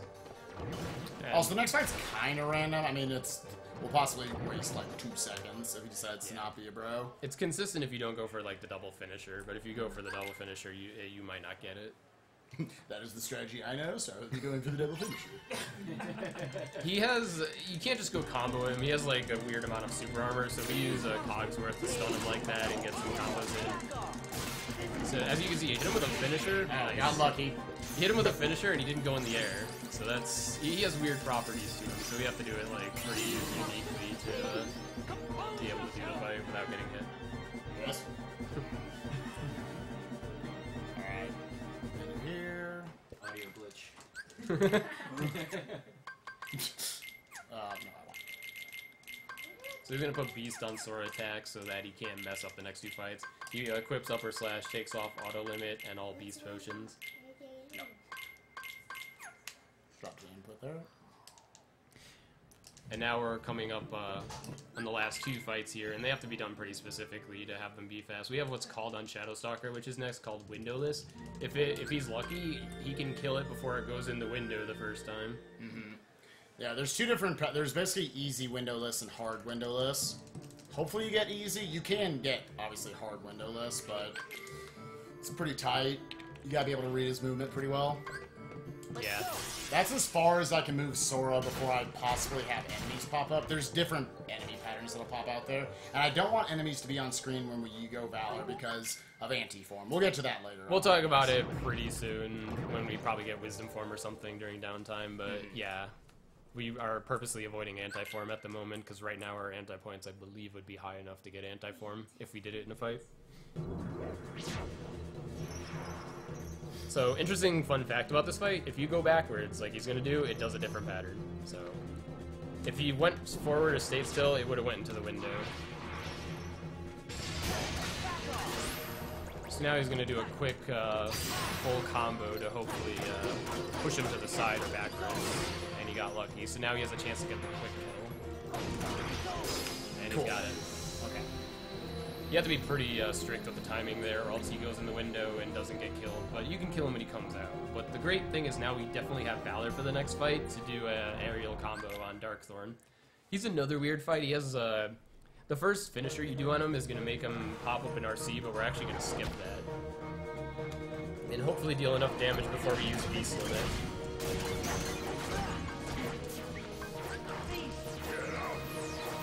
So now Darkthorn's going to retaliate, and he's going to do Beast Limit to deal a lot of damage and try to keep the combo going. He's going to end the limit early, and he's got it. So now he's going to go for the air combo to stagger him again. And this should be a kill. Okay, cool. Yeah, so that was pretty much how Beast Castle goes. He has like a move where he can berserk jump everywhere, and that can kill you in like 2 hits, so we avoid that by doing very specific combos on him at very specific times. And thankfully, we don't have a going mission breaking up these 2 worlds. They do not make you have to go through a going mission to get to Disney Castle. I guess I could explain anti-points right now. Sure, if you want to. Just a little bit of downtime before Timeless.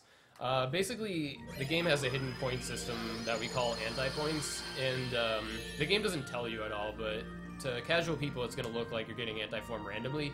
In a way it is, but in a way you can control it, because there's certain thresholds of points where if it's under a certain amount you'll never get anti-form, and if it goes over a certain like set of thresholds you get like a certain percentage of chance per threshold. And basically we manipulate that to never get anti-form unintentionally in the run. So right now our anti-points are probably 6 or 7, so we would have at least a 10% chance of anti-form in a regular fight. But it goes up for forced fights. yeah, if you're in a boss fight it's ×2, and orc fights I believe is like ×4 or 5. But the way it works is when you get a new form, it actually resets your points back to 0. So we abuse that because we're going to be getting Wisdom Form soon, and then we won't have to worry about anti-form for a while. And then there's other little things that a lot of people don't catch, where you can't get anti-form, for example, if one of your party members is dead. And then there's certain fights, like on Pete, we went Valor without worry because we can't get anti-form in that fight because we have Hercules, and we have like Meg and Phil in the Hydra, so those count as like back room like party members kind of. So You also have to be in a fight to have a chance to. yeah. And I guess just to explain a little bit more before we talk about escorts is all the drives except for Final Form add 1 point to it even if you're not in a fight. And if you get Anti-Form, it lowers it by 4, and Final Form by 10 every time you use it. So once you get Final Form, you can pretty much prevent Anti-Form every time. So here he's doing escorts, where you kind of just try to bring Minnie along, hopefully, and bring her to the door. We have to keep doing the RC with her because she only runs so far, and it's very safe to do the RC. Pixel. Yeah. A little bit of a sloppy escort there. I'm trying to get just on the very edge away from her before calling her, but sometimes I'm a little too close, and she'll stop as she gets close to you. Yeah. This next fight is a continuation of escorts, and we actually want to get a certain amount of EXP getting through here so that we hit a certain level in Timeless. So we want to be able to hit 500 before level 13, and right now he's still level 11, so he's going to need to kill a decent amount of Bolt Towers, probably a good like 7 or so. And it's pretty hard to control that. You try to kind of hug one side, so I'm hugging the right side to kind of push the Bolt Towers up against the wall. Yeah, so he's like quartering them there so he can hopefully get the kill. So now he's almost level 12, and he's gonna have to kill a few more after that to get enough XP. They're literally stuck. Okay, One more I need to kill. kill one more. Hopefully we can just get one as we're heading over the throne. Yeah. There you go. We're good. If you get perfect luck, you don't have to grind at all here. You just go right through it, killing the bolt towers as you go, without like intentionally going for them. She does just naturally stop after a while, so I still want to go back to her. Yeah, like we have to do the RC next to her. Oh, yeah. no. Well, if she stops and there's enemies near her and you're not next to her, they'll attack her. So we have to be next to her when she stops to kind of knock enemies away. Is there an ability you get at the next level you're trying to set up getting, or is it for the stats? It's for a strength boost so that Yeah. we can get through Bo Peep. We want to be level 14 for Bo Peep.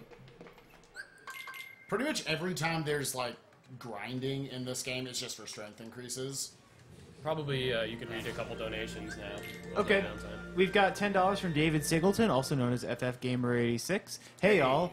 Is there anything better than waking up to a nap and seeing Spike Vegeta playing Kingdom Hearts? Want to wish luck to Spike, Bizkit, and all the upcoming runners on their runs. Going to put half of this towards naming Setzer Spike and the other half towards naming Gao FFGamer in memory and in thanks for the Mystic Quest hosting. Hey, thanks, Gamer. $5 from Asa. Man, I wish I knew this part more. I'm just waiting for Buttmaster Anthem and Burrito. Put this and my previous donation on Aqua. Ventus sucks. Original burrito hype, boys. $1 from PX. Come on, everybody. $1 towards Terra, and we can get this to happen. I would rather see Terra than Ben. That's how bad. I want Ben to is. see the major comeback.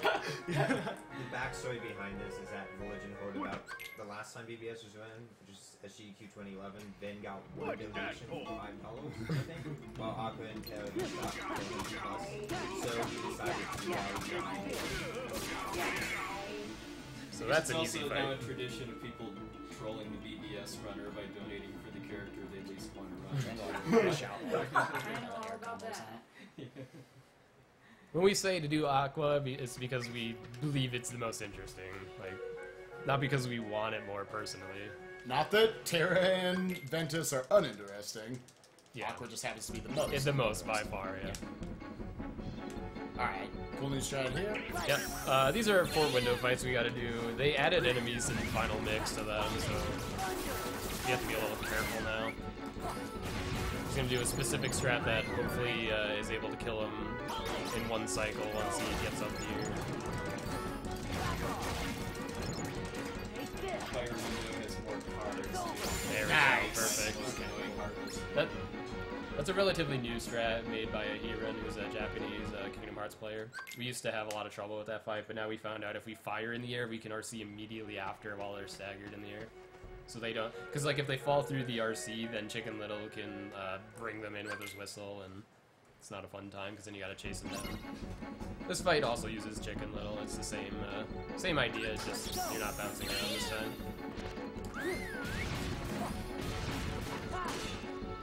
Pull back a little bit to catch this guy in the back.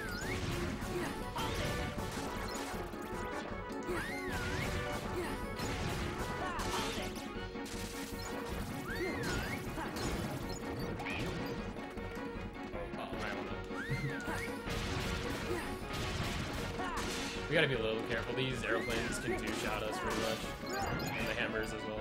Oh, hey, what's up, Chicken Little? Oh, nice.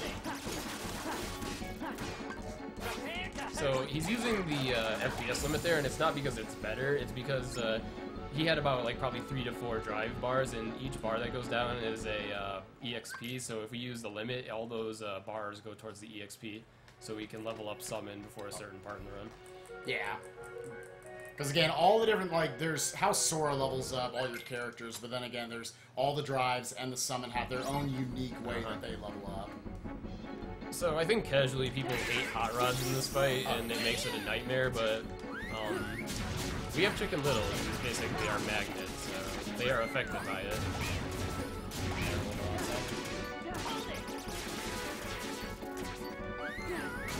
So we just gotta make sure they don't become invincible and dash at us.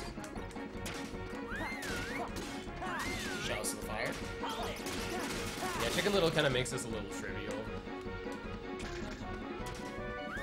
as you can see, we kind of have to move away from the enemies to get Chicken Little to bring them in. If you stand right next to them, he generally won't whistle a lot. He'll do like firecrackers. So right there, we avoided them attacking us at all, thanks to Chicken Little.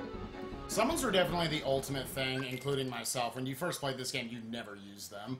Oh yeah. Some of it probably stems from KH1 summons. You have to be a little creative to find out how they're useful outside of, like, Tinkerbell. The game also doesn't do a good job of explaining what they Right. do. You have to like not everyone always asks like how do you get Chicken Little to whistle because like the game doesn't tell you. So you have to Dry explain. forms are always awesome. What is that?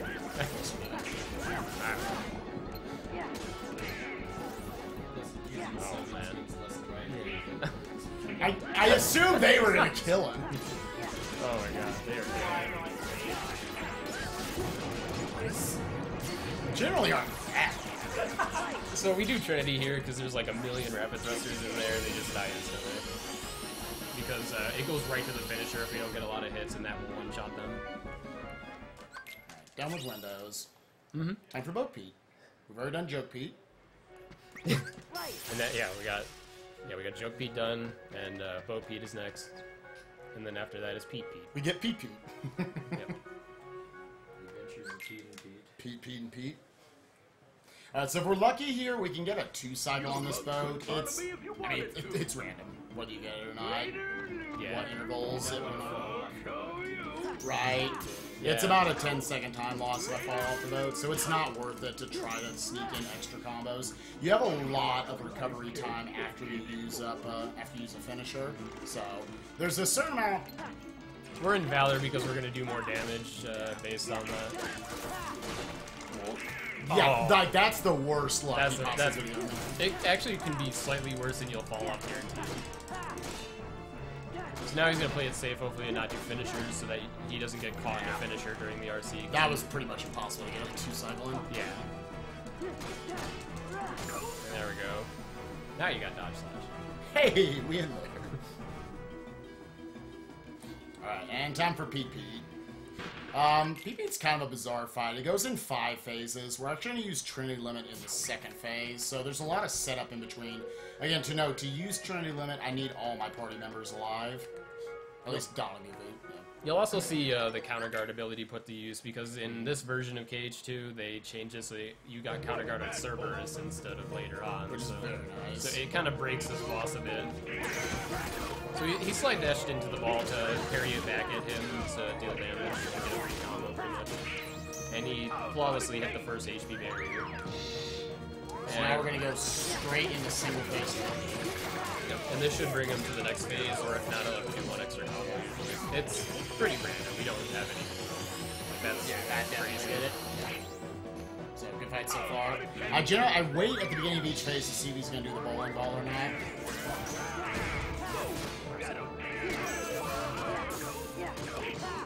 Okay, so there you saw counter guard and it broke his attack. I was able to skip the retaliation too. This phase we want to kind of keep him away from the building so that he doesn't get juggled and like there he could have pinballed into recover health.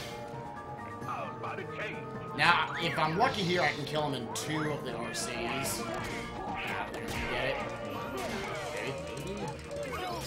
Ah, okay, cool. So that was actually a really good fight. Yeah. And there was never any point where he knocked me away. It's a dangerous fight too. He 2-shots you really easy, and you have Joke Pete running around hitting you, and like he's not really like your enemy in the fight, but he can still hit you, and you can still hit him and knock him in the air and all that jazz. So it's a pretty obnoxious fight. And now we have Wisdom form, so now our anti-points are back at 0. So now we can go Wisdom in fights without worry, or any form. Yeah, did you just explain how the anti-form goes back to 0? Yeah, I explained that. I was thinking about the next part. So, I was not paying attention. So this is the easiest gummy mission, so now would probably be the greatest time for donation. Or donation. All right, we've got some. We've got $10 from Daniel Shop, also known as Ovinomancer. I guess sheep or something. Hashtag Save Aqua and hashtag Kill the Ventus. Yeah. $5 from iSolid. iSalad. Good luck, guys. 2 of the most respected KH community members, looking very dapper as usual. Dude, nice, guys.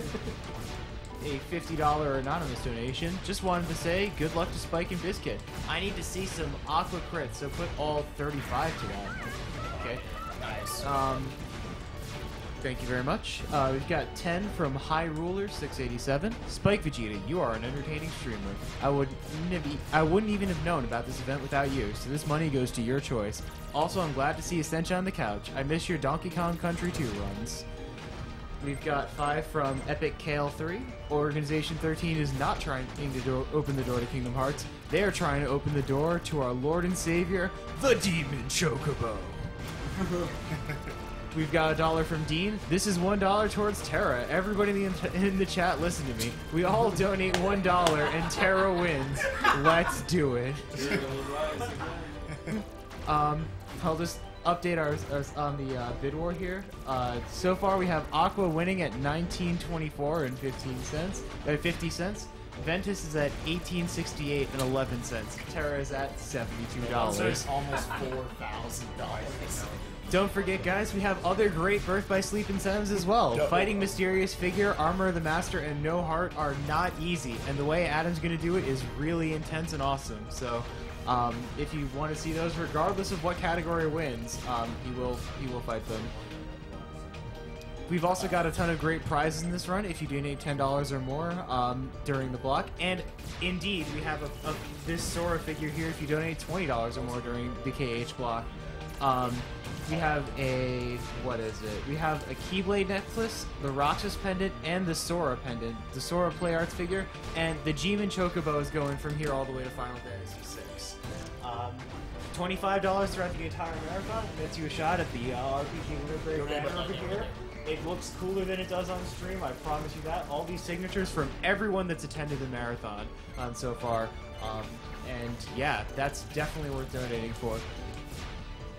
I also want to plug our artist team. Thank you for our team of artists who helped make the event look really awesome. Megan Roach designed the stream layouts. Carrie Fry designed the RPG Interbreak logo. And LLK designed our promo banners. All these guys have done work for past GDQs. Megan Roach takes commissions, and their websites are www.meganroach.com, carriefry.com, and jazzaboo.com, JAZAABOO.com, respectively. So big shout out to those guys. That's called the prize donors too. Oh yeah.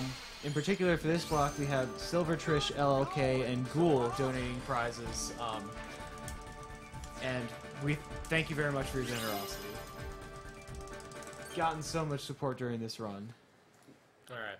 So now we're coming up on another scary world. Like, we had a little bit of a break with Beast Castle and Timeless, but now we're going into a world where we're dealing with enemies who could become invincible if they fall into shadows, so yeah, that's fun.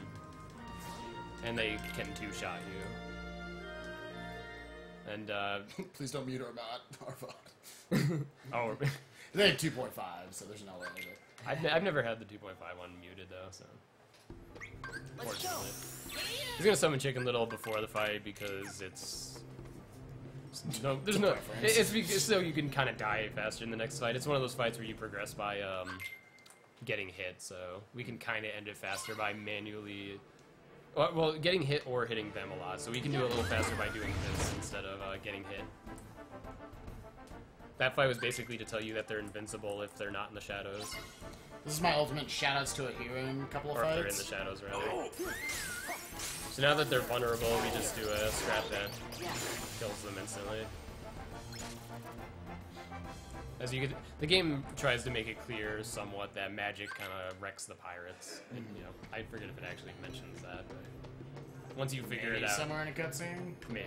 It's been a They while. got magic that's not part of this world. Yeah, so once you figure it out, you realize magic wrecks them, and we put Dole on a sword attack though, because Thunder you don't want to hit them because it kind of makes them wander off, while Blizzard freezes them in place, so we want that. And really cool strat here with Chicken Little, who keeps bringing in the enemies when we push them away. Create a really cool strat. Yeah. Makes it a pretty fast fight. Yeah, it's just all linking your combos together because Chicken Little acts as a magnet. It doesn't cover the entire arena, but it's quite a bit of the arena. So you're linking in combos where you do finishers that knock enemies away, and then pulling them back in instantly for another combo, knock them out, pull them in, and they're stunned the entire time. So it's a pretty cool combo you got there. And same concept as in Timeless, he got the EXP using FPS mode there, and he hit level 2 summon, which is going to help us on the boat. Yeah, you definitely want level 2 for the boat fight coming up. Boat fight is one of the 5 worst fights in the game, in my opinion. You're probably right on that. It's at least for me. It's a pretty scary fight, and it can go however it wants. And a lot of us that try to go for really good PBs will like skip the drive recovery, and if we run out of Chicken Little in that fight, that kills a lot of our run because then we don't have drive for Barbosa. So this fight we actually could skip, but we get it for the EXP because it's faster and EXP. So the way you can skip it is you can just go right back inside the boat and then come back out and resail to your destination, and you'll just skip the fight. yeah, For both of the times we do that on this first trip to Port Royal, we're gonna just elect to kill the ambushes. But on the second trip it would take too long, so we're gonna skip those. yeah. I don't know if the game devs intended that to be the way you can skip them. Or I thought it wasn't intentional either, but I guess it actually says you can do it somewhere. The Oh, does tutorial it? box at the top says that you can do that. Yeah, in English. you must either defeat them Or escape within the ship. Yeah. Oh, okay. So cool fact. All right. I haven't played English in forever.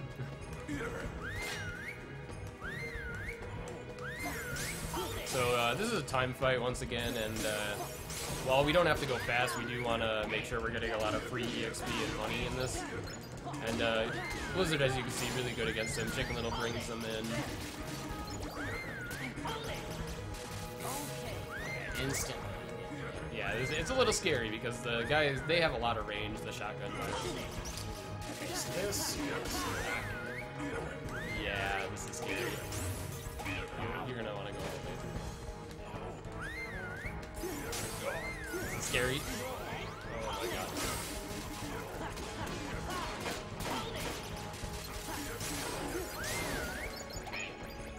You don't have any more potions, huh? Yeah.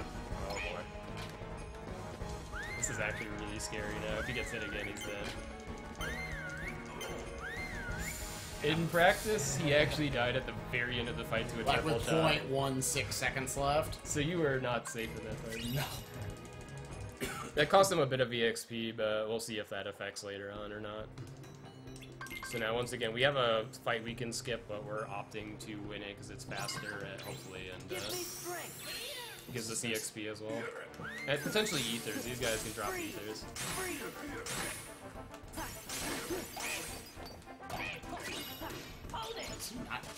I thought he had taken a lot more damage.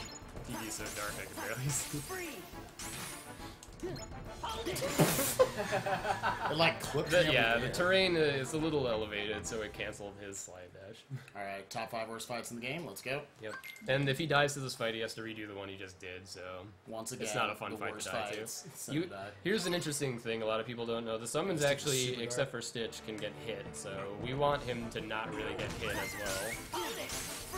Because he'll run out real easy if he keeps getting hit by stuff. And Blizzard spam here, obviously, to quickly kill the first wave. Now he's going to have to manually kill these because we don't want to waste ethers right now. Pirates and part of the ship that has the least amount of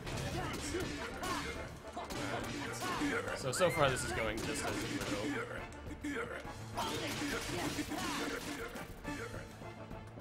He's kind of trying to bait them to... Sometimes Chicken Little doesn't quite have the right distance to be able to bring them in. Alright, so now we're down to the last wave, but these guys throw bombs and they're pretty devious about it. Like right there, Chicken Little might get hit and lose a bar.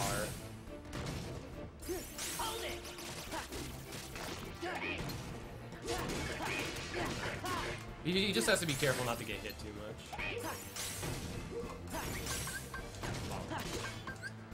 Yeah, let's just like get out of there. Yeah. If he has to run away, he will.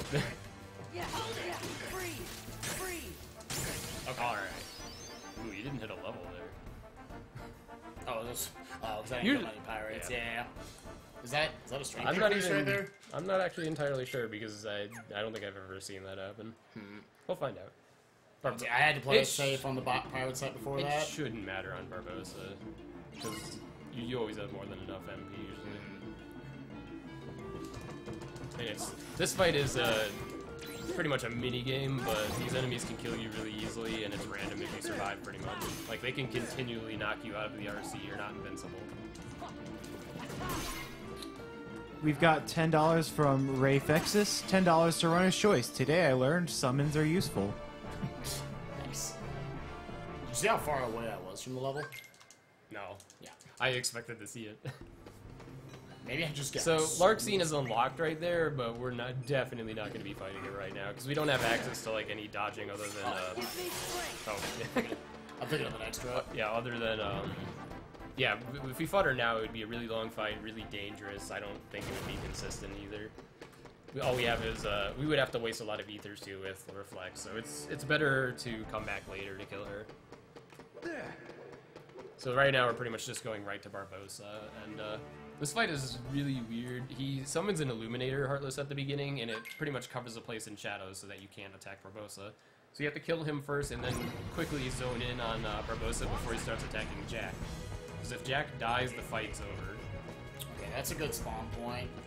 So now he's hoping Barbosa comes... Okay, this is perfect. Level 3 Valor is usually what you get there, so that's good. And now, just like any other pirate, you can freeze him here. And fun fact is, when you freeze him, his revenge value goes back to 0, so he'll never retaliate after if you keep freezing him. Yeah, I think I forgot to explain revenge value at some point. I can explain it now. Basically, just like anti-form points, there's a hidden counter that goes up whenever you do attacks on a boss, when they're not doing an attack, like if you stagger them. And basically, they have a certain count for each type of boss. Usually it's like, they share the same for some. Where it could be like 9 or 12, and like single hits add 1, and once you hit that revenge value number, the boss will immediately break out of whatever you're doing, usually. It's a mechanic that's there to prevent you from doing infinite combos on bosses. Yeah, this game would be really easy to like infinite combo bosses if they didn't have revenge value. This game like did it really smart too, where like if you know what the revenge value is, though, you can manipulate that, and that's what we do a lot end game. Like we know what the revenge value is and when they're going to retaliate, so we kind of forcefully do it because then that makes the fight a little bit more predictable when you know they're going to attack rather than like backing off before hitting the revenge value. Is it a hero that originally cracked all of that too? He definitely probably cracked all of it. He has a really extensive video on it, but I don't remember if he found it originally or not. Hirin, the guy we keep talking about, is a Japanese RTAer of this game. Who Had a lot of hacking. You know, the secrets of some of the most security mechanics. I kind of view him as the grandfather of Kingdom Hearts speedrunning. But yeah, he had the record for quite a while too. Yeah, back when it was like 418. Oh yeah. He has a Zigbar video that completely breaks apart his AI and shows exactly what he's gonna do every time. It's pretty crazy. He's the amount done of effort that he's for put into other it. fights, like Zigbar in this game, who's a really difficult, crazy fight. So yeah, he's been around for quite a few Yeah. years now. I think his YouTube is a year in 255.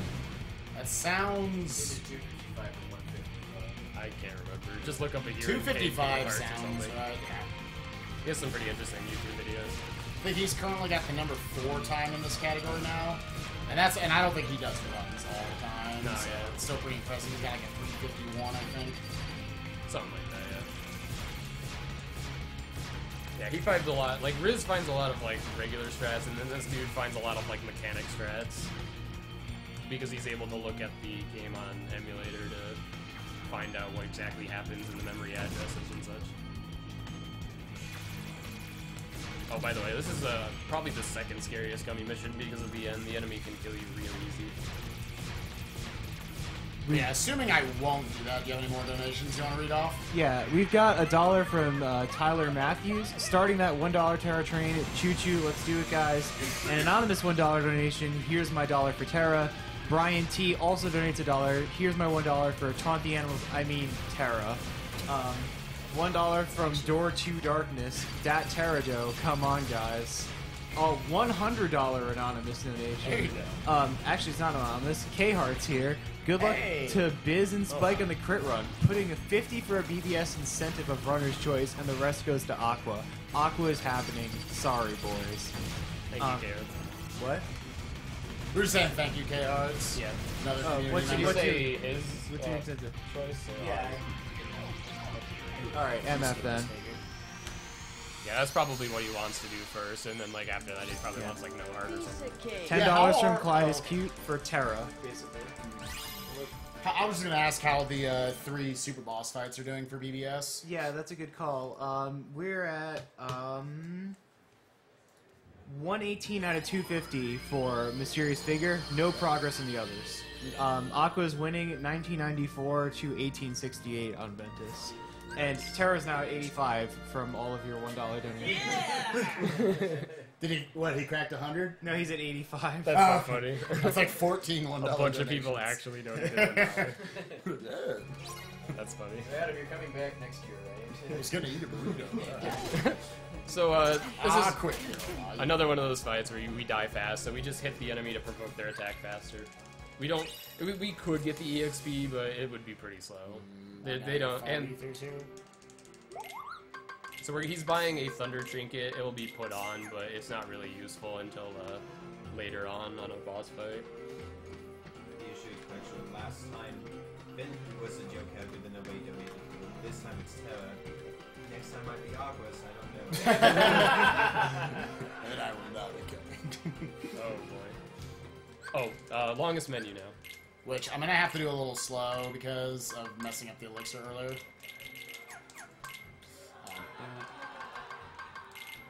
Wait, no. No, I leave those on. Wait. That one, yeah. Drop inputs. Okay. Bam. You. Yeah. Oh, you don't take off the potions in it? No. Alright. No, wait, I took potions, didn't I? Oh, I don't know. I was a big fan. Okay, you know, now I'm paranoid. Oh, you do it reverse. That's why. Oh, okay.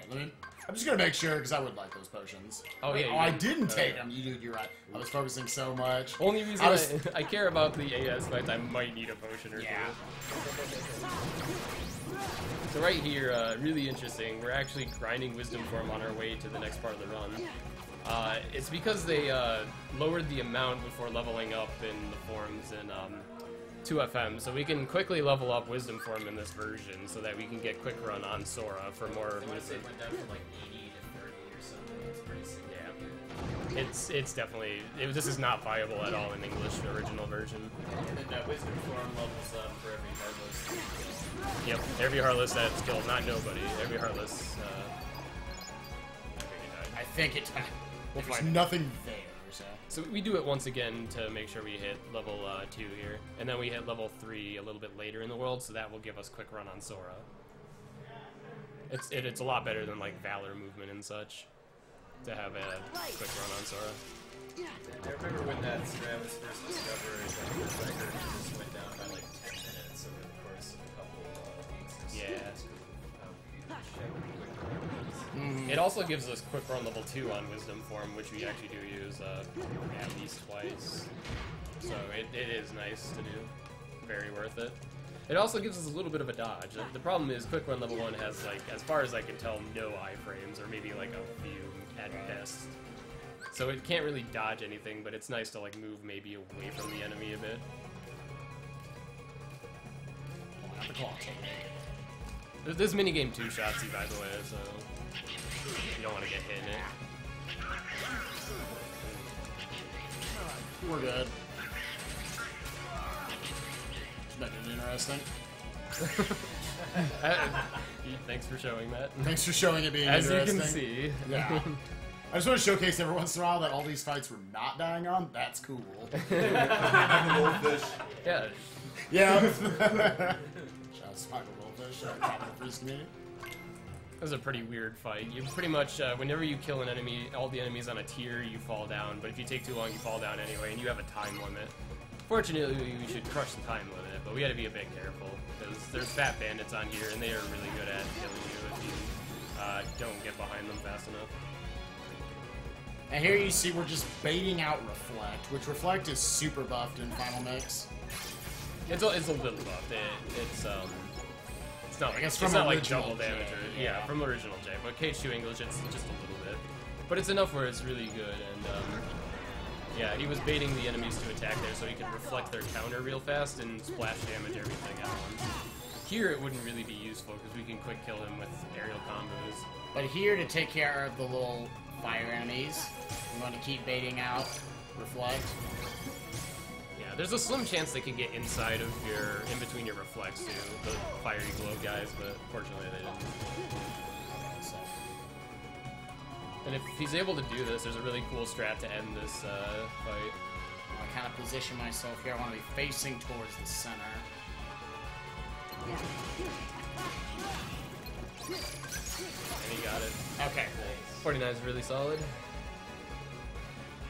yeah, I got trolled a little bit at the beginning because the enemies were spreading out on the first 2 tiers. Yeah. But that was good. Yeah, you can get like a 55 with that strat if the first 2 tiers go well. Alright, so this is another, it's scary only because of the very final part of it. We're going to level up Wisdom. We're going to finish leveling it to level 3 so we get a quick run. Yeah, we're going to be abusing Reflect a lot too to kill like a lot of enemies at once because there's a lot of Heartless here. But they're low level enemies so they die to 1 Reflect. First thing I want to do, I want to Wisdom Explosion immediately. This will Quick run back.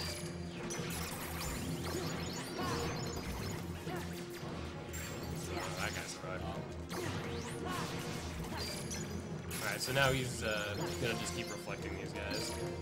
You gotta learn to read their attacks. So there, you got a quick run level 3, so technically we're done with Wisdom form, but it's gonna run out soon anyway.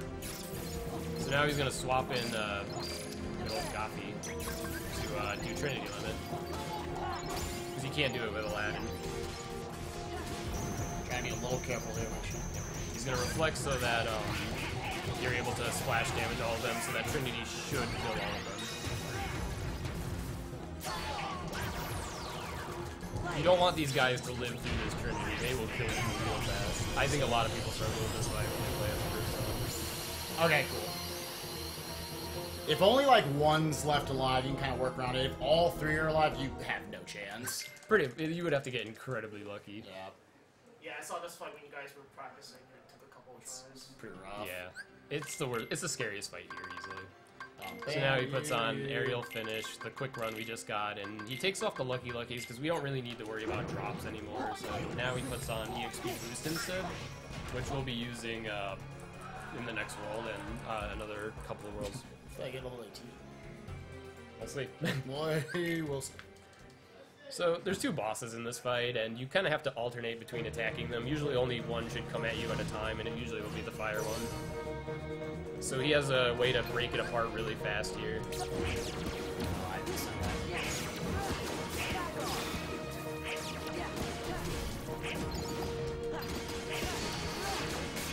So he broke the fire one, so now the blizzard one comes at you, and when you break all their smaller counterparts, you bring them back together. So we're kind of trying to create a cycle where we keep continually doing that without them getting attacks off.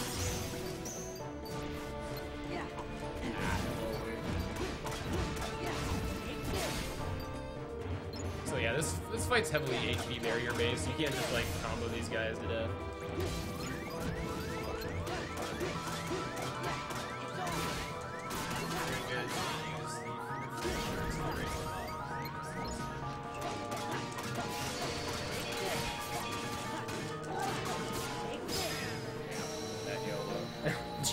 Yeah, I wasn't too worried on that last phase. Of course, that is what leads to a lot of the deaths in this game, is just being overly confident. Yeah, it's like sometimes you feel really safe. You're like, oh, I just gotta do one more combo, and then it whiffs and you're dead. Yeah. So it's hard to make the decision to potion sometimes. Yeah, we're on pretty good pace. We actually pulled the pace back pretty well since Pete. Yeah. What is it, 2 deaths so far? 2 deaths. 2 unintentional deaths. Yeah. Yeah, it was 3x. 3 deaths. Yeah, 3 deaths though. It's gonna confuse the normal cage runners or viewers. They can think I'm bad, I don't mind. So at this point in the game, they actually sort of, they at least give you the option that you can kind of go to the midway part of the game. They break this game up into 2 major chunks where you do all the Disney Worlds twice. At this point, you've done enough. You've unlocked the path to all the different worlds. At least the gummy missions to each of them. So you can go on and do like the midway part of the game, Twilight Town, Space Paranoids, and Hollow Bastion 3. But we actually want to come over here to Halloween Town first, mainly because it gives us access to Magnet, which, any of you who have played this game, I don't know, maybe you haven't used it, but Magnet is pretty good.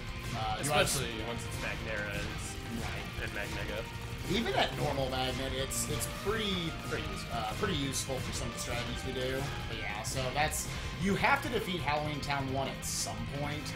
You either do it now or you do it on the second trip, and it's a little faster to do it now, mainly because of Prison Keeper. Yeah. It's a lot faster. But you would be really underleveled if you did it second visit, and everything would have like more HP. I think Prison Keeper. Sonic pointed this out to me once. I think he said Prison Keeper has like the most HP from a like delayed visit. Right. Like Scar is another one of those that has a lot if you wait till later, and Prison Keeper has an insane amount of autos. Also, if you want a fun little mini game, you can play with gummy missions at home if you're bored. You can try to get 0 scores on these missions. Yeah. The biggest thing is you need to time this little like barrel roll that you're doing. It actually has invincibility properties, kind of like a dodge roll or a quick run is. 0 score is harder than you think because you get hit by projectiles and counts as scoring. For some reason, yeah. If one of those projectiles hits my two little sidecars, that actually gives me 100 points. That's why I have 101 right now. Oh, really? Yeah, that's where you get the 100 from. I didn't even know that. Yep, at least that's what I think. I'm gonna go with that. I honestly don't. When you're doing the gummy missions in this game, like trying to 100% them, you don't have to pay attention to the score. It doesn't really mean anything to us. But yeah, this is actually our last gummy mission for a long time, thankfully. So if you have any more donations you want to read, or we've got $5 from Joseph Tan, also known as Epic Kai 13. Thanks for butchering names, guys. Sorry, one looks exactly like L in this font. I will stop supporting my Dark Lord and Savior, Demon Chocobo, if Terra wins the bidding war. $5 for a Sensuous Choice, since I kept donating for Overlord or Laharl. I meant Demon Chocobo. So it may not be put to good taste, however. We've got 20 from Jared Shaw, also known as the Gamers Joint. Keep up the good work, Biz. $1 from Michael Beckworth, also known as Beckworth15. Terra Train Time. And $1 from Samuel Cook, also known as Moon Shoes. Also have to give that $1 for Terra. As far as the incentives are concerned, this puts us at $19.94.50 for Aqua, $18.68.11 for Ventus, and Terra at 87. The other incentives are still the same. We're still at 118 out of 250 on MF, and 0 out of 125 on the others. You guys want to see these guys again? Biz already has all 7 of his bonus fights paid for. You want to see all 10 of the super bosses they get to fight? This is the 100% cage block. Yep. Oh, we're just gonna deviate. Is that what we're donating for? We're deviating to do German. We're gonna need about 12 more hours. We're getting the gold crown, boys. Don't worry, I'll tell you exactly what to do for everything. Yeah. Block, that includes mine as well. How long does BBS 100% cut? BBS? What the heck? BBS. Like all of it. 40, 50 hours? Okay. We're good, right? 6-hour file with 97% on it. Oh, God. We got plenty of To food. be fair, that last 3% is an 80-hour trophy. Immediately, this game feels so much less sluggish now that we have quick run. Yeah, you just move much faster. It doesn't look like it probably saves a lot of time, but it adds up real fast. Yeah. I really want to give Jack that ether. Or that elixir. Oh, you never take off upper slash? Nope. Oh, I take it off when I put on horizontal slash. I mean, you gotta kind of try to use upper slash. You would have to input wrong, yeah. Right. Which, you know, this is not a chance. So it is, once again, just like the beginning of Agrabah, we can choose to fight everything or just die immediately. Good job. That was actually a fight. That fight is You know, all the different mob fights in this game have different ways that they link the enemies together. Like, when you kill a certain enemy or a certain group of enemies, other enemies will pop up. That was one, that is such a slow fight because of how they link together. They link like 1 or 2 at a time, over like 10 waves. Even on Cage 2 Beginner, where it took forever to die, we still died there. Originally we didn't though, but then we started doing it because we realized we'd save like a minute, I think. And then like the It was EXP at you could least make 30 seconds. It was Oh disgusting. yeah, definitely. And those White Knights do deal damage pretty fast. Also, this is a Final Mix exclusive, both the costumes and the music. They finally decided that this is Halloween droning on for forever wasn't the best idea. Oh, fun enemies to deal with here. He's going to do a little bit of a strat that's going to purposely get him hit, and it will put him into the range where EXP boost will give us double EXP. So he gets hit here, and he's going to kill this enemy, and he's going to do Dance Call now, which will bring in the new spawning enemies right away. That's what Dance Call is basically like Chicken Little's magnet. When you start it, it will bring in nearby enemies, which is very useful for us. Wow, it's all 103, yeah, for sure. It's just I think that was 1 pirate I needed to kill, or 2 pirates. Prison Keeper. So. Yeah, Prison Keeper would be a little slow, unfortunately. He was supposed to hit level 18 there, but the timed pirate fight in Port Royal was a bit... I had to play it safe. Yeah, he had to play it Saturday. safe to not die, so... It's like I chat pretty much immediately. It's not going to affect much, it just means you're going to do a little bit less damage on the next 2 bosses. Which, you still got to be careful, because it means you might have to deal with like an extra attack or so. Right. It's not a big deal.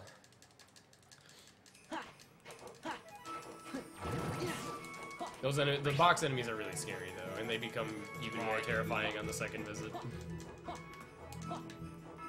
They have, like, kind of a super armor during their ground shooting phase as well, so... Like, you can't just waltz up to them and, like, attack them immediately. You'll just get shot.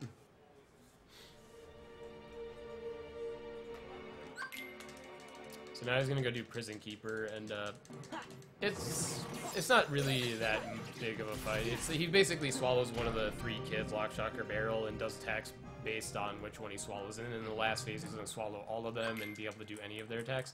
We're gonna use Dance Call to deal a ton of damage. So let's see which kid he eats right here. Shock. Shock's the worst. Yeah, he technically didn't. So he ate Barrel, so when he eats Barrel, he's going to walk up to you and physically attack. So he reflected into a limit to deal a ton of damage, and basically we're alternating Dance Call between Triangle and Circle so that we deal max damage. And we want to do it a little bit slowly so that we basically milk the limit gauge before it runs out. So because we are under-leveled, we're not going to be able to hit the HP barrier, so this one combo is going to knock them out of it. So this one I should use the RC. Yeah, and hopefully the game doesn't soft block. You might want to. Yeah. That was the smarter option. So now he has Shock, pretty easy to attack. You just got to get knocked up with that attack or else you're going to have to chase him.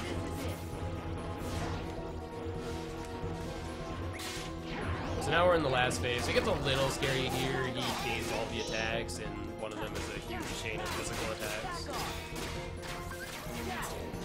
He was a little high up. Yeah, this may or may not kill him, but it doesn't really matter because we should get a free combo after.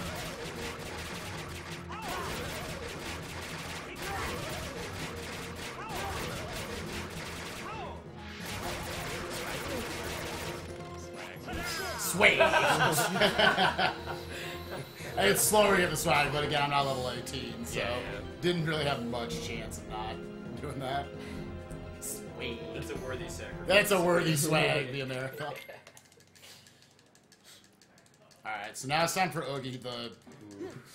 I don't know, we've already used the term dumbest. What do we describe this one with? It's, I think it's one of the longest fights, and it's one of the worst to die to because of that. It's a really slow fight because it's based off of HP barriers like a lot of others, but he's completely invincible until you progress a certain amount through the fight for each phase. Yeah. It's like, he starts on the top, you can't attack him, you have to knock Presence back up into his little platform to knock him down. This doesn't really have like fades, PMs, skips, anything. No. Basically scrubs. We always prayed there, because you can lock onto him when he's standing up on his tower. We always thought maybe there was some way you get some sort of magic or something up there. originally just knock smash him. Yeah, whatever. It's No, unfortunately that doesn't unfortunate. work. We always try to find like skips like that and such, but these games, specifically this one, was built way too well. They thought through this really carefully, clearly. There's very few like major like just straight up glitches throughout the Kingdom Hearts series. Yeah. And we are a large community. We're not exactly like 2 people trying to find everything. People try to find stuff. We haven't found anything. Also, to note that fist that comes down, that's a one-shot. This is where we start getting one-shotted by certain attacks. Yeah, he has to. Do you need the audio cues for that? I mean, you know where not to talk, so that's up to you. You can explain that. Yeah, so he has a lot of audio cues, so you just listen to him. If he says, I'll squash you flat, the fist is coming down. If you hear him kind of run, he's throwing a present at you. And now he's going to start bringing out Oogie Gifts, in which that's the terrifying part of the fight. Emerald Blues, I'd rather not see them. Our only defense against this, without wasting a lot of time, is to bring out Chicken Little and hope he brings them in.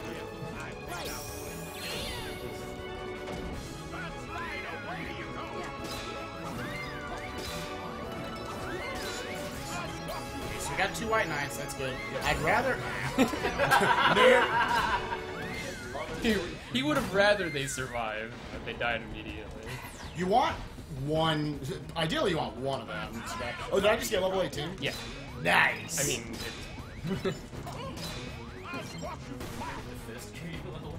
Dude, good job, Fist.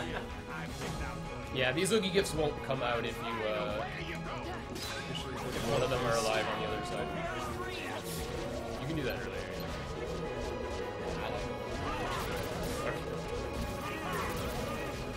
So yeah, well, like we said, he has HP barrier, so now he's invincible and gonna go back in. There's no way to stop him. That's why this fight's long. It's like roughly 3-something for the fight, so dying to it would be a pretty big time loss. Not one of the worst, or not the worst. Yeah! We got the one. That was all I care about hitting the whole run. It's one. We'll call it a frame? Sure, one single frame. It's a frame, but I think the game drops a lot of inputs if you match, so it's pretty much random. You gotta be fast about getting those dice, which is a little scary because of the lightning. Yeah, you gotta be careful about the lightning. It doesn't one-shot you, but it combos you pretty easily, and it can bring you back to death. Just drag you all the way back to the spikes back there. There's also limits on how many times.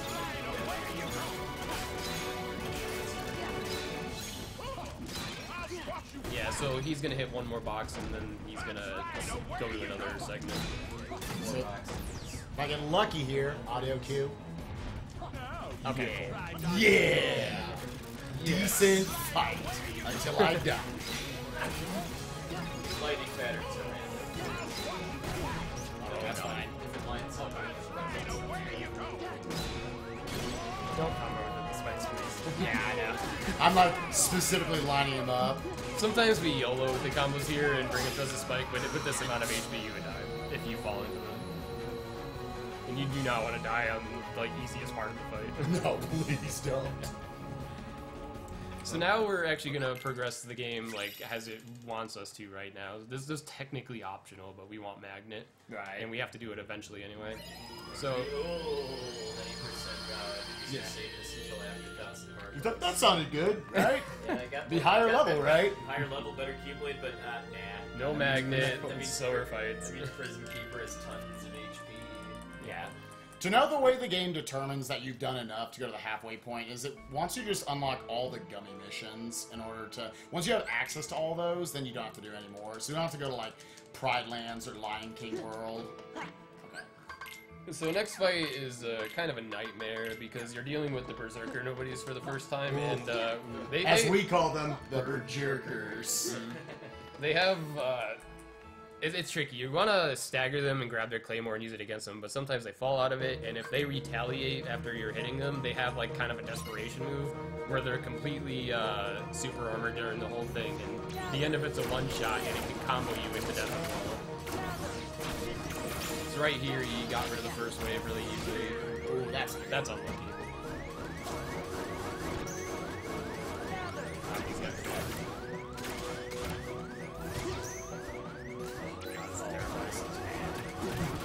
You're gonna want a Valor on it.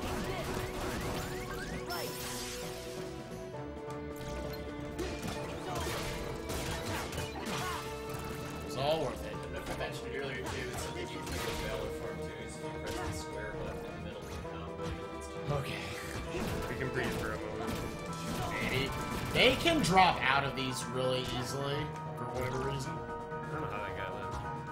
I see this one's DMing, so it's super armored, but it's still vulnerable. So Okay, cool. my first part of the run, hopefully, is not dying to an optional boss. Camera. Camera, and I already know what to do for the rest, hopefully. Yeah. So this is going to be the first absent silhouette fight that you were all generous enough to donate. Yeah. So again, to explain who the AS fights are, any of you who've played Chain of Memories, like our buddy Ghostwheel here has, again, Organization 13, they're the main bad guys of this game, but 5 of them died in the middle game between KH1 and KH2. And Biz, that you guys donate for, will be fighting all 5 of those optional boss fights. They're exclusive to Final Mix. The problem right now is I only have Quick Run level 1. It can't dodge anything in this fight, so all I have is Reflect and Ethers. You don't have them customized. I don't think. No, I don't. Oh boy. That's not gonna be fun.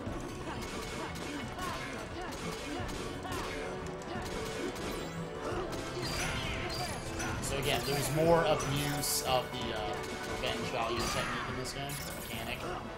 He knows exactly how many times he hits him, and every different hit you have in this game, like whether it's an aerial spiral, an aerial finish, ground combos, ground finishers, they deal a different amount of revenge value. I forgot to customize Ether, so that could be scary.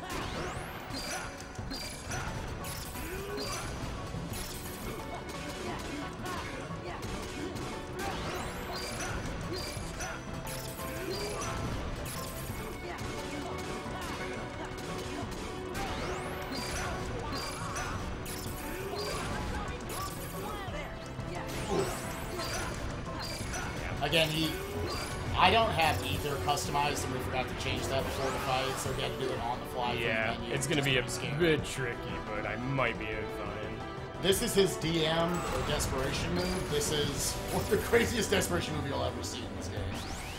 Yeah, I can't skip that without some sort of added techniques. I don't want him to do that. That is the power level chart on the top. He gradually, as the fight goes, his attacks become more violent, they have more range, and they deal more damage. You also need to This is bad. I don't have an answer for this. You get 2 ethers. I don't have enough because I didn't customize it, so I think I'm dead. Yeah. I didn't have the customized, so I couldn't get it off in time. That's unfortunate. Again, it was that was a death only because you only have so much MP to work with. So yeah. That's 4 now. Dang it, down $10. Yeah. So low. And yeah, actually here we just have another one, so you just throw on an ether. Yeah. Oh. If anyone's seen what's called a data org RTA2, like what was done as bonus for the run in AGDQ, this is actually very different as far as the strats too, because he doesn't have access to like glide and all of the maxed out spells and abilities. That was a guaranteed death because of not having any dodging at that point. Right. See, Biz actually put in a lot of thought. He could have made this fight easier for himself, waiting until you got limit form, which you actually annoyingly get right after this fight. But it actually makes it faster just to do it now for the whole purpose of the whole run. Yeah, not having it customized kind of made that like near impossible to do. Yeah. If I didn't run out of MP, I would have been fine, but... And that's likely to happen at least once or twice, because we're switching back controls. We obviously have our own customized. There's a good chance we could forget stuff in the menu and die for it.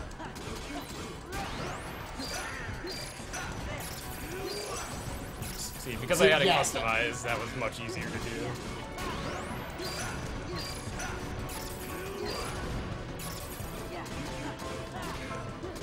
Because you might not know from this game, but you can tell watching him, you have to mash out your inputs actually really fast in this game to be able to pull off these attacks. If you're just a little bit slow, you die. So saying that you don't have access to a customization of it, you have to do it straight from the menu, is asking for death.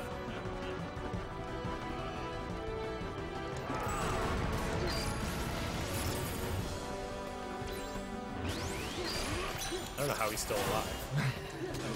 He should not. Goofy, what do you do? So at this point, he's not retaliating yet for whatever reason. So Biz at that point is just trying to poke him out, push his revenge value to where it needs to be. Yeah, it's because of Yappy. He's ruining the revenge value. Yeah. That's why in most fights, it's actually good to have him dead. There it is. I'll revert it. What do you have on Circle normally? Circle, I normally have Blizzard. So I just got a Blizzard in camera then. Blizzard on camera, and that's it. You already took off the aerial finish. Yeah. To note, those are like, when you first play them, all of these super bosses that these guys are playing are notorious for just walling people for hours. I know the first time I fought that guy, it took me a good 2+ hours to defeat him. So Just killing him because of having to break his aura is pretty tricky too. Right. This speedrun route, no less. Under-leveled, you know, not access to a lot of abilities or keywords that you might want to have going into this. He's just fighting it on the way. So, Yeah. real shout-outs to that. These guys put in a lot of effort and practice to what they're doing, and it's more incentive to donate for Adam's super bosses, which I assure you are just as entertaining. absolutely. If you guys want a really entertaining watch, wait to watch this whole thing first. But afterwards, go watch the AGDQ run that Biz and another community members of ours, Bloody Biscuits, they're not related, we promise. They actually did a co-op level 1 data organization run. Do you want to explain kind of what that is? I think it's the coolest run in our entire community. It's basically, there's a bunch of optional bosses in this version of KH2 called the Data Fights, where it's all the organization members, like optional boss versions of them where they're really strong. You're supposed to be level 99 for all of them, and you can do it at level 1, so I created an RTA category where you just beat them one by one, and the category is now sub 30 minutes. And so we ran it at AGDQ as like a co-op thing, and we had a deathless run. Yeah, that was... When you first started doing that, I remember just getting sub an hour was really a big deal. Now it's 30 minutes. It's not much work. Just to Randomized bosses was also really good. Random. A good buddy of ours, Sonic Shadow Silver 2 in the community, he actually made a randomizer for this game, which basically just every forced fight in emulator, you can make it to where you fought a different enemy. But he actually put a lot of thought into which fights you get in which places. So all of a sudden, do you remember what the final fight was instead of Zemnis? I don't know if you remember any of that run. The regular Zemnis? Hydra. Yeah, it was final Hydra. Zemnis. Yeah. Regular Zemnis was Hydra, yeah. Oh, it was I think... Get up on Zemnis. What was Data Set? I don't remember yet. It was ridiculous. So this game is really good about not crashing when you bring a lot of bosses outside of their fight. It's pretty crazy. Yeah. They might not work properly, but they don't like completely break the game usually. Do you think that has to be like how there's like a call scene? Maybe. But you can like bring Zigbar into any room and he can transform it without crashing it. I remember that being one of your big things before you got into speedrunning too, was doing hack boss fights. Yeah. Yeah. Fight like 8 Sephiroths. Like a six That would bar crash. trio, I remember being a thing. That's too many Sephiroths. Yeah. Yeah, I think the main place where I knew about Biz before he got into actual like full game RTA. So I remember you finally gave in and started speedrunning it because you're like, I don't want to like attack shadows all day and miss them. Yeah. But you used to do like really fast level 99 fights of the data organization fights, beating Larxene in like 7 seconds or something. I never did that. Oh, that wasn't you. No, that was with someone else. Okay. I was always restricted fights on YouTube. Yeah, that's right. That's right. I remember you did stuff for Recom. Yeah. Yeah, Recom, 2FM.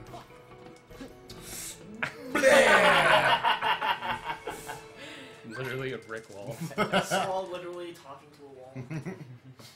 So again, now this is the halfway point. I mean, we've done more than It's half massive. of that. But yeah, Because this is the the second loop visits to the worlds are pretty short for the most part, just because there's a lot less cutscenes And no gun and missions. running around. It's usually just like a mob fight and a boss or something. Yeah, this is starts getting really scary now. There's a lot of like important stuff that needs to go well. So I don't need to take off the real. That elixir. That elixir. Ruined every ether menu. Yeah, 'cause it probably doesn't help that Ether and Elixir look pretty similar. Right. Yeah. A lot of people ask us, so do we know Japanese? Do you know any? I don't know. I just recognize a lot of stuff based on experience now. Like I can pick off the abilities on like the menus can't be completely muscle memory because if you make a mistake, you would need to fix it. And if it's all muscle memory only, you're not going to be able to fix it. But we can't like specifically read Japanese. Yeah, a lot of the menus in this game are not super intense for how much there is to do.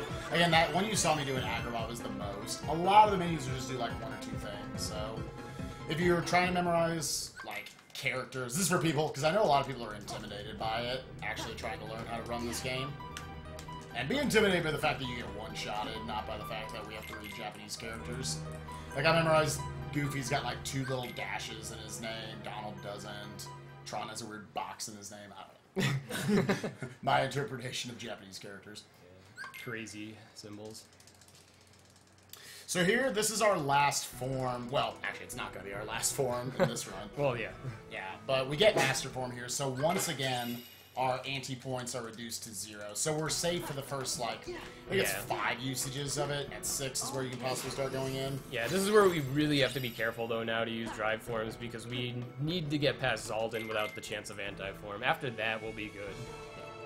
It's pretty increased in organization boss fights specifically, which is why you can It's like actually times go over 100%. Oh, yeah, you'll have if you at, go like, high enough. 40-50% chance, I think, with the lowest percent possible on, like, Zaldin. It's ridiculous. Oh, this is terrifying, by the way. Yeah, this is another place where it's pretty dumb. If I die, I lose a lot of time. Yeah, there's no way to heal. It's like Yeah, they warp you out of this world, too, when you die, so... For this part, anyway. Oh, boy. Get ready to dash. That's fine. You didn't need it. See, the first part is random. The second part, you can kind of control it, but now that he's in critical HP, he can't get hit again, or he has to redo the whole thing. So, hope I don't get hit. Yep. It's consistent. If I do the same thing every time, I won't get hit. But there's a particular place near the end with the yellow enemies, the ones that hit me the last time. They are very aggressive. Yeah, do you do that all the time? That's what I do every time. That's terrifying. It's all preference. So these green dudes, yeah, just don't ever throw your keyblade at them. Yeah. It's very rock, paper, scissors how this game works. Yeah. Left path's slightly faster. But I don't know if it's actually faster, but it has more turns, so it's easier. I don't know if anyone's actually ever timed it. That's the thing I've always been curious. But it's like the same, though, probably. Yeah. Turns out it's like 30 seconds faster. We've got $100 from Andy C. Lancaster, also known as Andy Lancaster 80. Hey Spike, there was absolutely no way I was going to miss your run, and then I showed up a good hour late. Just to ensure we get a lot more Spike in this marathon, this is going for Spike getting the opera role in FF6. Which one though? I think there's already I one know which it's he's been donated for at some point. I can only assume that it's that one. This would be the worst snipe ever!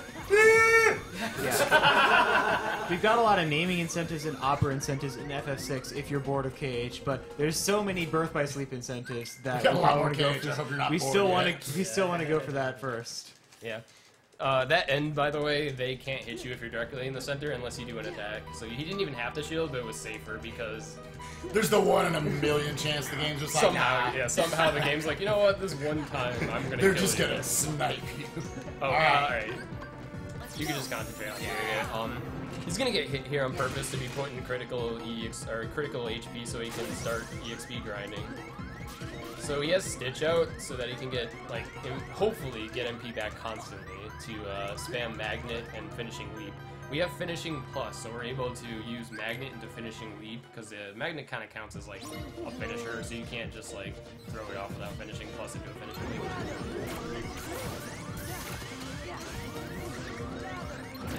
Okay, so he got the good spawn here, so he should be able to get this first PC covered real soon.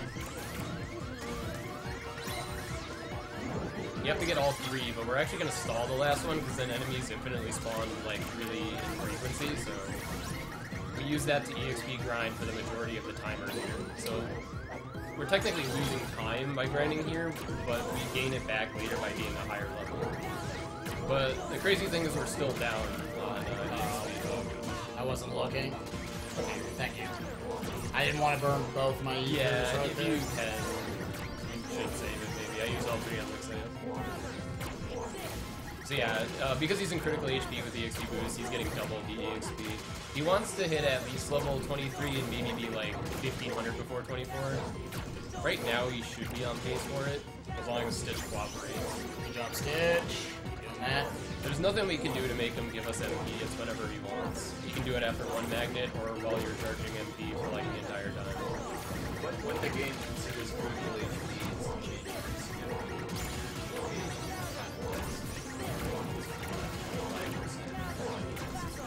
Yeah, it's half of this, so it's still in effect. The nice thing is you don't need to listen to the low health, so... So he's still got like a little bit less than 30 seconds in right now. And now he's already at 23, so he should be good. Yeah, I'll save the other ether for late game purposes. That sounds good here. You gotta stop after this. Yeah. Yeah, 1,000. Because we'll explain it later, but we're gonna be getting bulky vendors to make up the deficit of what we could have Thank you got for the here. link at the end, Stitch. Stitch was alright there. Yeah, he Stitch could was be alright, worse. yeah. He helped out immediately after I let it go. The important thing is we got the EXP we needed, but we're still under leveled. Whenever Stitch licks the HUD, that refills your MP, but it's random when he doesn't. I believe the game wants you to be level 30 in this world, and we're like level 23 right now. Yeah. And we were like 20. So, one of the reasons why we love running this game is because a lot of the fights are just super flashy looking. KH1, I think, is actually a really underrated speed game, but they aren't as flashy looking, and there's more randomness to a lot of the fights. We've come up with a lot of really consistent strats. Well, I should say Riz has come up with a lot of consistent strats. Mostly Riz. Oh, other people definitely have, but yeah. Another little piece of armor here. We're going to equip this later on when we actually have a slot to put it in. Just a little bit in the next world. The next fight he's doing normally would be really terrifying, but we have like a really consistent strat to kind of manipulate it. Casual people get confused. They're like, oh, I froze him and he didn't get any damage. That's because he has HP barriers, and if you freeze him during him, you can't damage him, so... We kind of have to manipulate the way the fight is to get around that problem. So right now he's going to force him back into the wall by manipulating his angle. He's going to get all the orbs to fill up the energy bar. Another place where the draw abilities you get from the critical mode really coming in. Now he's going to do some swag to get to him.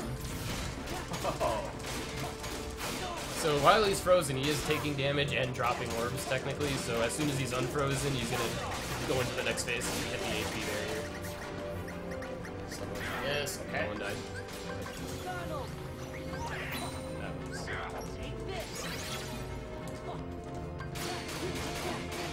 I thought I had started it. You might want to just do some ethers, honestly.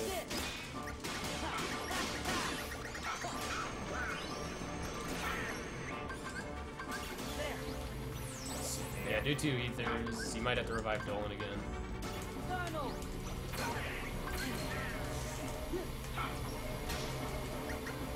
I would say do setup right now. The limit. Well, I don't know how it's gonna work now, but you would have been able to like just mash through it. Yeah, unfortunately I had to use a backup strat there. I thought I had done yeah, that. this is really scary right now because now if he doesn't kill him right, okay, go for combo.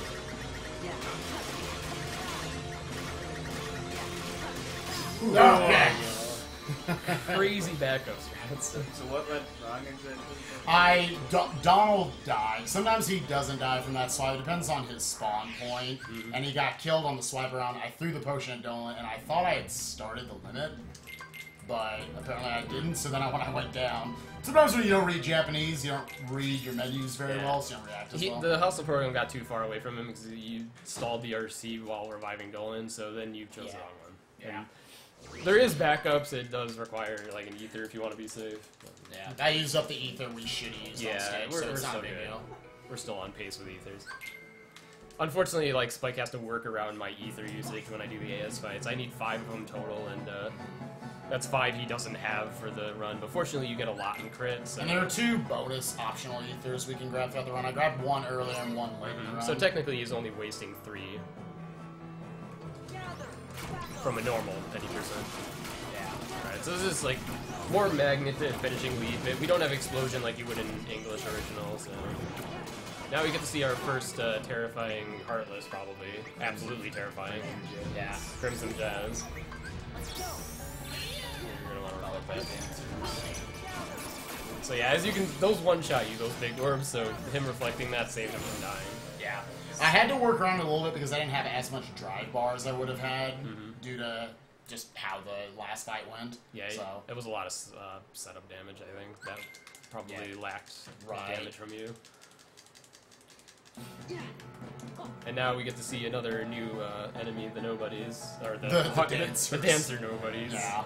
If they retaliate with a grab move and grab you, you're auto-dead at this level. So I'll have to do my best to avoid that here. We have to try to keep them in Magnet the whole time. Immediately Chicken Little. And Chicken Little as well. A lot of people hate dancers a lot. 2 magnet combos here. I want to actually pick up all these MP bubbles. Oh. Okay, Chicken Little saved me there. But that's going to allow me to fit in another magnet here. Okay.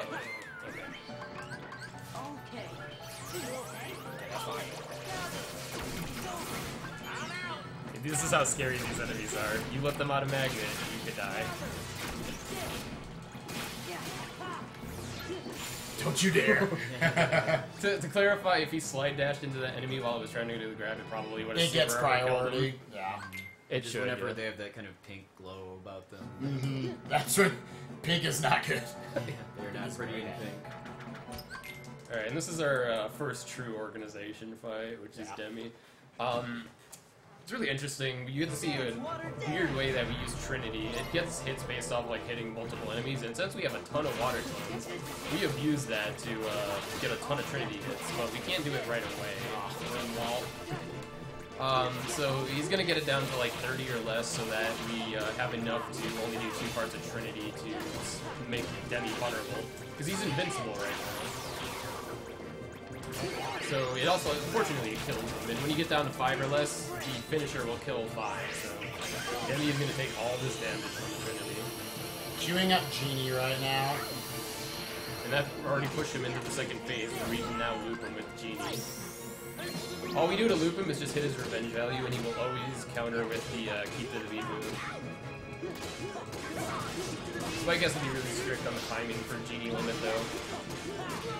And you have to react to this fight a lot. If you combo him into the wall, he's gonna retaliate right away, like probably half the time if he's too high in the air. So he needs to be able to react if he needs to slide dash or not. It's really technical.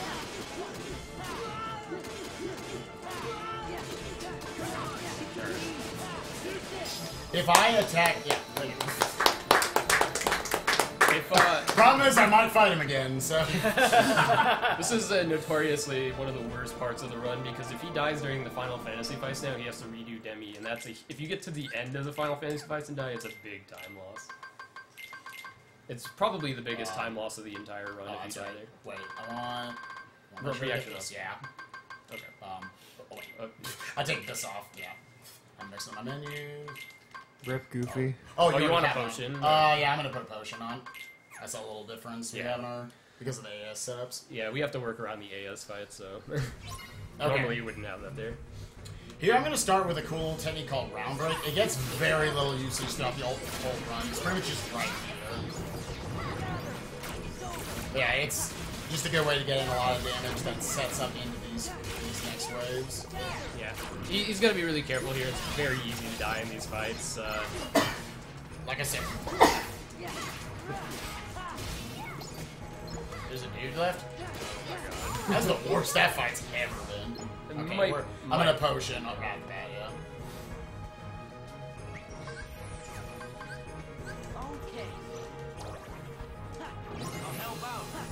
I'm gonna bait out a reaction command here. Yep. And now he has a billion shadows to deal with. Well, we'll see. And now we see the new enemy, the Morning Star, popping up, which is that blue enemy. He is very terrifying. He can chase you down real quick and can two-shot you. So, I also don't like right there. He went after Leon, probably because Leon hit him.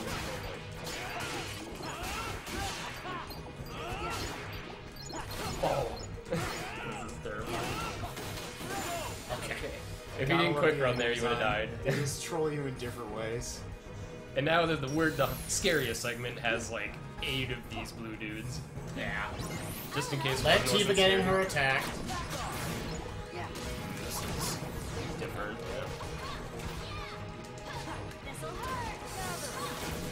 I had to do that. Yeah, he's gonna have to improvise now. He didn't get the Rising Sun he wanted.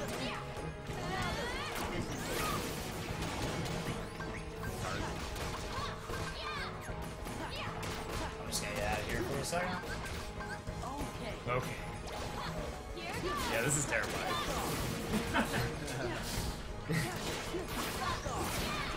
All right, all the hard ones are dead. So now it's just shadows. This is the most terrifying this has ever been for me. Okay, and last one. We're actually finally going to use Limit Form. If you want to explain a little bit of what it is and why we're using it here. It's a new form in 2FM, and it levels up based on finishing a limit. And we use Sonic Blade Array, whatever you want to call it. Well, close enough. Close. It counted.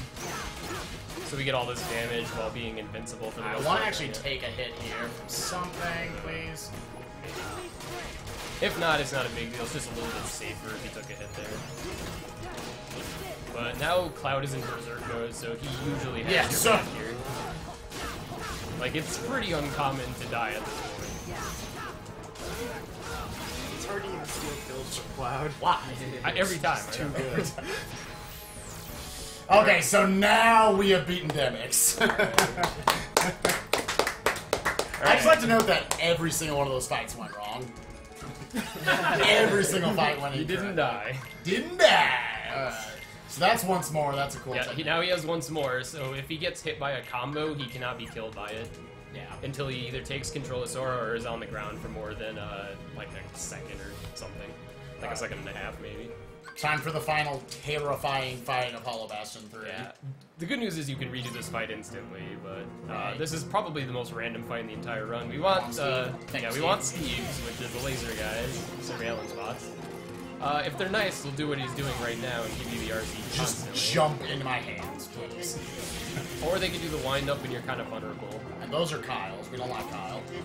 So the problem with this fight is the enemies can you're not invincible during the whole RC. At the end you're vulnerable. So like there you got hit, but if you get hit by like a bunch of lasers, suddenly you're at critical HP and the next hit can kill you. The reason why we equipped the Follow the Wind Keyblade from Port Royal is because it gives you draw, so HP orcs will jump into me. Yeah, so he restores HP a little bit faster, so it's a little bit less risky. And it's interesting the way they did this fight. There's not actually 1,000 Heartless on the screen at once, because the PS2 would not be able to handle it. Instead, they only render in probably like 20 or something at a time at most. And because of that, sometimes you might not be able to find these Steve guys. It might only render in the Rising Sun guys. I think they're called Armored Knights. Sometimes they troll you too because you think this is rendered one, but when you close in on it, it just vanishes. Yeah. It's already open this right. Like, the ones in the background are not actually in the fight, so if you quick run at them, they're probably not actually there. Like the Wetzel said, pretty much. We've got $25 from Zachary Brimstead Esquire. I'm going for the $10 per death, but right now I'm getting off easy. You're not dying nearly enough for charity. We've got $3 from Anonymous. Gotta drop a few bucks for that mysterious figure fight. Also, shout out to the entire KH community, my favorite group of typical glitch-using speedrunners. Hashtag Kappa. I'm not sure exactly what causes this, but all the Steves are gone now, it looks like. They won't render in anymore, so kind of a slow end because of that, but you shouldn't die, so Yeah. that's the goal. I'm just gonna do that.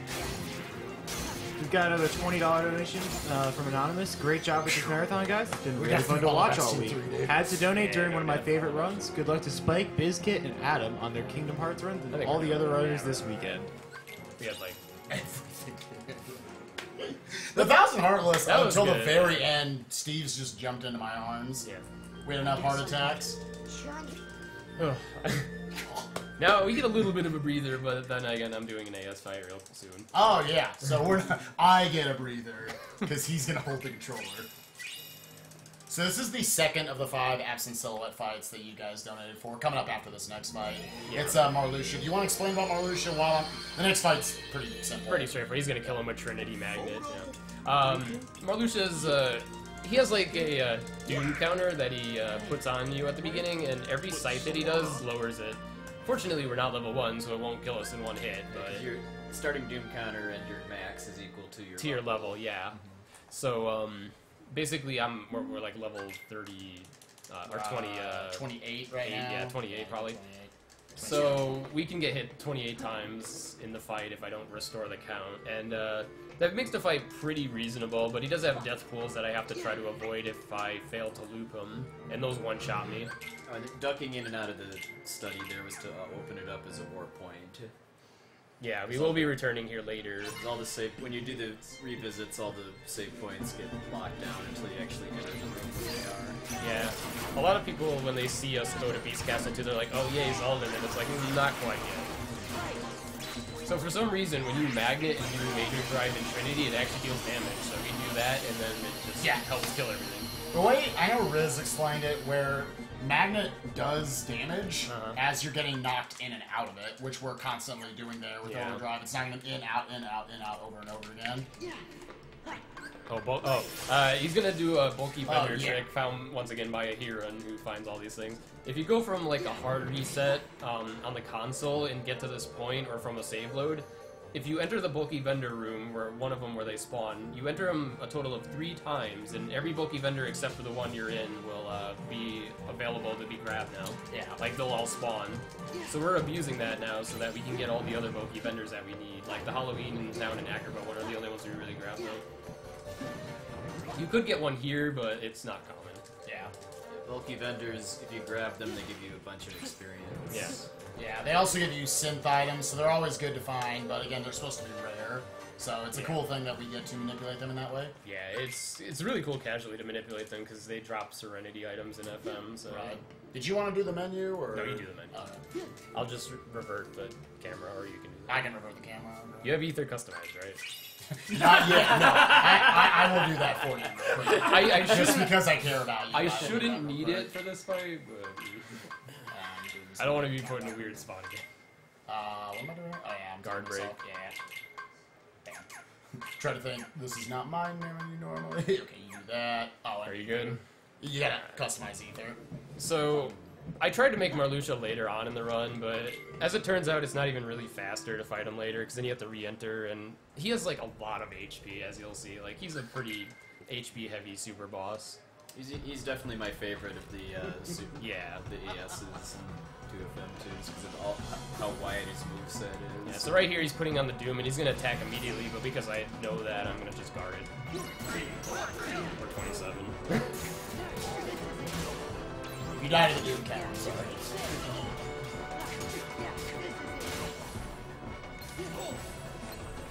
If he hits you with his sight, it takes the Doom counter instead of doing regular damage.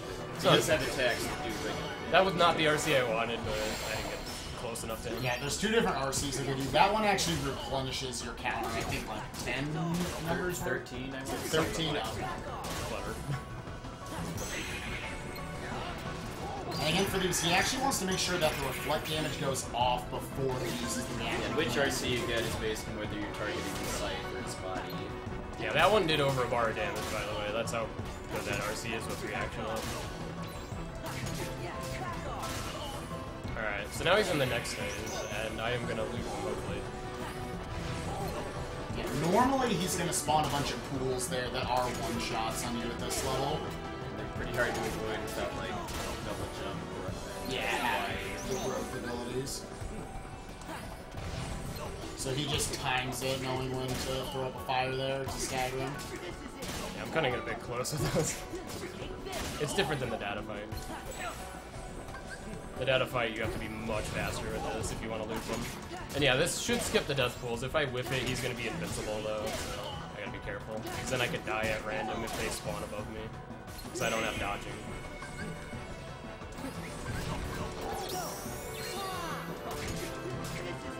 Yeah, pulling out Stitch really just so he'll give him MP. Hopefully. Which he hasn't done yet! Come on, Stitch. Oh, baby! I actually thought he was in the DM phase, but he must be right on the barrier. But so now he's gonna DM. That's fine. I think Stitch just licked you at full end. Marluxia has two Probably. different DMs too. This is I gotta be careful. These pillars, if they hit me, are a one shot.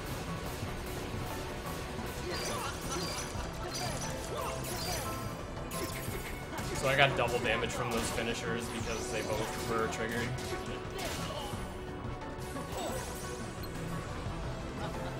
I feel safer with the other DM, but whatever.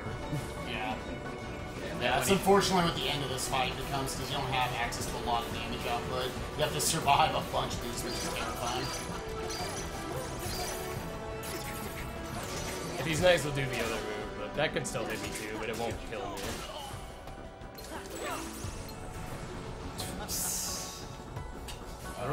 Reflect damage. He's really liking this one.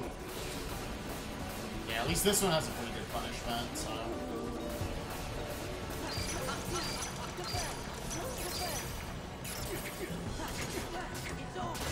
To note, the Rumbling Rose Keyblade he has equipped right now, which we just achieved from Moose Castle right before this fight, that gives you an extra finishing plus. So now we technically get 3 finishers.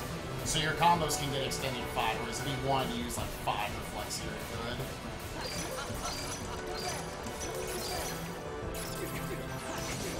Is he dead? Nice! That is, I know you talked about, that was maybe the most terrified you were of any of the AS fights. Only because it's the longest to die to at the end, but typically, the way I do it, I shouldn't be dying at the end anyway. So I just have to revert camera. Revert camera, that should be it, yeah. Alright, so that's 2 down, and we got 3 more to go. But they're not going to be done, actually, until before the final boss is, because I have a lot of cool strats I can do to them later. Oh yeah, the camera. reminding me of when we worked on this before SGDQ race too, just because I always reversed the camera and you used default. Oh tools. yeah. We kept confusing each other. Yeah, that's the only problem with the co-op run is we have to change a lot of that stuff. But the good news is he seems to have the same customizes as I do Somehow. for the second half of the run. So Yeah, my biggest thing is I don't have Ether equipped until after this world. did you put it on now or no? Yep. Okay, good. Alright, so once again, pirates, they don't like magic. And again, because I have Rumbling Rose, that means I now have 3 finishers. So all 3 of these, the 3rd, 4th, and 5th Blizzards here all count as finishers, so they do more damage. So even though that I missed that right one with it, it doesn't matter. Cool strat. Get it. I feel like you're behind on the XP a lot. Yeah, I mean, we got to like 900 at a 1,000. Well, I never took There was a lot of any- Steves at the end. There Or were not, a no, lot of no, Steves. Not no Steves at the end, rather. That's the wrong. I don't know. We'll see. Remember, we have backups. Yeah, we have backups, so... The biggest thing we're shooting for that we're stressing about is having level 30 for Genie Jafar in a couple of worlds. So that's why we manipulated the bulky vendors to show up, because that's guaranteed EXP that we don't have to worry about. I walked. Apparently I didn't click over. Alright. Oh, I I was want like, you guys to look at this again. But he's showing you how you would skip the Right. fights, though. Just clarify we hit that one. Okay. So now you have to do it again. Oh, because it technically Yeah. sent me. Oh, okay. It's pretty much undone it. They undid it. Undone it. Undid it. Are we there? Did we Oh, make it? cool swag strat fight coming up. Yeah. So once again, Master Form, as you saw against Hostile Program, is it's only at level 1, and it's still amazingly strong. I've got equipped to it Rumbling Rose, which is going to give me, once again, 3 finishers, and I've got Hero's Crest, which is going to make those aerial finishes really strong. So, for the first part of the fight, once again, he's got the same sort of properties as the Pirates. He's very weak to magic. Yeah, so we're gonna try to make him not teleport before we go into Master Form on him. I haven't had him do that in like weeks. I think it's random. He was hoping for a swipe there to get free reflect damage. So now, Master Form's really interesting for him because of the way it works. We can actually chain combos together with freezing that thing. If you get lucky, Hero Master Form just sticks around for longer. Nope. It's fine though, because we did the damage we expected. So that was like a lot of damage we just did with Master Form that helps speed up the fight. Okay. Yeah, if you're lucky, I don't know what determines it, but Master Form will just stick around for that third finisher sometimes. Yeah, we don't know. It's not matching based, because I've matched it really hard. I've done it without matching before, basically. So. Right. It's probably just random somehow. We'll have to get a Heron on that. He probably knows. So we just picked up Peter Pan Summon. It's optional, but just like Stitch, it's optional. But we actually do have a couple uses for him, which you'll see eventually. You'll see one somewhat soon. Yeah, 3 uses though. Yeah. EXP boost strats. Thank you. Yeah. Aw, baby. Not intentional, but we'll take it. No, that's 100% intentional by me. That's 250 bonus experience, dude. Because again, all you have to do in this game, which they adjusted it from the original, is you need to be under half health. In KH2 original, you actually had to be down to critical health, the beeping health. Yeah, so now we have to fight 4 gamblers to get 4 medallions, and we choose the ones that are fastest, which includes one that we have to kill in 10 seconds, which a lot of people would normally struggle with if they're not a high enough level, but the way we do it, it cuts it pretty close, but we can pull it off. Otherwise, we would have to fight another long fight or go backwards on the boat or something. Not fun. Just an update on incentives here. We actually have 45 out of 125 for the Armor of the Master fight. Mysterious Figure still isn't done, but that's 122 out of 250. And No Heart is at 0 out of 125. So definitely, if you want to get your donations in, those are great incentives, very entertaining boss fights. And just to remind you who we are, we're RPG Limit Break. We're a charity speedrunning marathon right out here in Salt Lake City. We came all the way from the US, Canada, and Australia to be here. And we're supporting NAMI, the National Alliance on Mental Illness. Tons of great programs, completely nonprofit, very intensive, weeks long, for supporting specific individuals who are suffering from mental illness and the communities that they need the communities around them that need to support them the most, and educating people on mental illness awareness and bonus experience. other signs and the ways you can support them. So very good cause, very good incentives. Definitely donate, and you can earn some of the prizes that are in this marathon, or in this block. We've got the figure over here, donated by Ghoul. Yeah, the Sora Play Arts figure. The Demon Chocobo art is still during this block. And we have a Keyblade necklace and a Roxas and Sora pendant. $10 minimum for everything but the figure, which is $20 minimum. Okay, so now we're starting up on the last fight of this world. We don't have to come back here. Oh, wait, actually we do. But for an AS fight. Normally we wouldn't come We back never here. give any false information here at RPG Limit Break. So this boss is a little bit more powered up now. We call it Grim Reaper 2. You can use magic on him just the same, but now he's invincible until you get all the medallions from him and put him in the chest. It's a kind of a neat but annoying mechanic to do that. So now he's vulnerable. We put him all in there, so now we can hit his HP barrier, hopefully. Oh. That's alright. Not a big deal. You didn't heal, by the way. Oh yeah, from the last fight. Yeah. That's alright. Okay, there. You know what? Okay. So now he's in the next phase. He sucked up more medallions. He's invincible. There's a neat trick that I believe Riz found.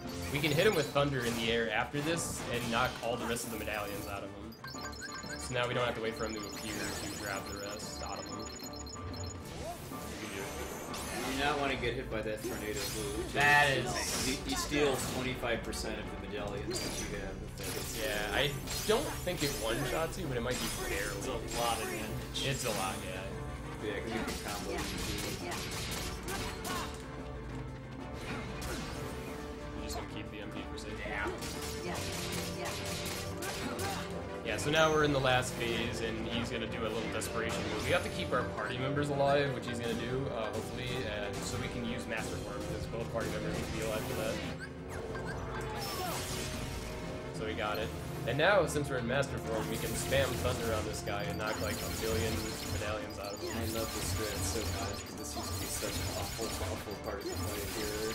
In Cage 2 English, before Anti-Form was routed out, this used to be a run killer if you got Anti-Form here, but once again, we know we're not going to get it here, or Anti-Forms are not high enough. Ooh. Takes So a good. long time to put the coins in.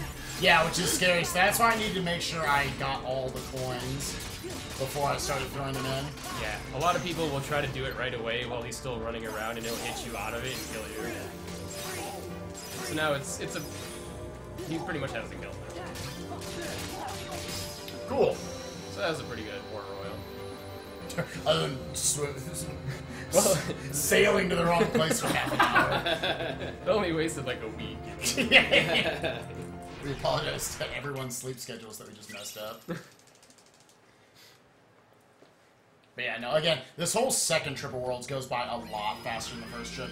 Again, because like Corexer said, there's not as many cutscenes. It was kind of a way for them to lengthen out the game at the end, a little bit of padding. And there's no gummy missions, which makes it a much more enjoyable experience. Biz and I were talking about it yesterday. If gummy missions were not a thing, this would be the coolest speedrun ever. Oh yeah, gummy missions are the only thing that really kill the momentum. Yeah. It's unfortunate, but I mean, I bathroom don't really breaks. mind them that much personally, just because it's kind of downtime. Yeah, so there's it's not like too much It's of not them. like hour after hour of total intensity. just- but yeah. if I they weren't don't in the know. game, that would be a good thing, though. for Considering I run speedrunning. data org, I don't know. Right, yeah. I'm used to that, but I would rather have no gummy missions than a bathroom break in the run because it would shorten it a lot. By like what, 20 minutes or Yeah. so. Yeah, it's... See, KH1 at least has... You can speed those up in some way. This one, it's completely on rails. So we have a really big gimmick fight here, and once again, Dance Call being the awesome limit it is, we're going to use it to pull in Lockshock Barrel and hopefully kill them during the limit by stalling it. You do not want to try to fight these guys without some kind of invincibility on crit. So strong. Well, unless, like, if you're low level anyway. It's like he tears through the HP with Dance Call by stalling it a lot. And now they're all stunned. If you leave them alive, you can't really keep track of all three at once, and they will probably kill you pretty easy. You can actually end the fight with one alive, though, as long as he gets in the box. Yeah. When I ran this for Crystals for Life last year, I had to do that because I hit some kind of weird Oh, I glitch where one of remember. them just wouldn't die. Oh, that How happened much to I you? hit Oh, him. wow. Yeah. Sometimes they survive even when they're at 1 HP if you're trying to combo them. I don't know exactly what causes it because we just do that strat and it works like every time. Pulling out Stitch here just for a little bit of safety, because in addition to him giving you your MP back, let's see what speed is. 28. Yeah, we have... You need the other bulky vendor. Oh, yeah, we do. But yeah, we have enough. Yeah, we're the good. other bulky vendor's good. In addition to him replenishing your MP, all the summons have a secondary effect that's also pretty cool as well. They'll deflect, like, minor attacks against you, minor projectiles. Oh boy. We're coming up on that fight where Oh. I tried to come up with the best scrap for Spike to do here. I don't know if we ever really decided. Yeah, we'll figure it out. This fight is really bad because we get one-shotted by the new graveyard enemies, and they're pretty much super armored while they're coming at you, and they have like projectiles that one-shot you spinning around them. So I toggled to Peter Pan for memory. Yep. So I'm going to spawn him immediately. Guard. So there's 4 presents. Each of the White Knights have one. If we kill them all at the same time and grab the presents, we skip dealing with anything else. Nice. So I think we're good because he pulled them in successfully. We had a lot of trouble getting that to be consistent. Oh, baby. Hardest part of the game. Okay, so right there, those guys came over and it would have killed us. Those are just death. Like, they don't mess around. They touch you, you die. We have no backup for that on crit if those guys come out. we just pretty much die. Thanks for the $20 anonymous donation with no comment.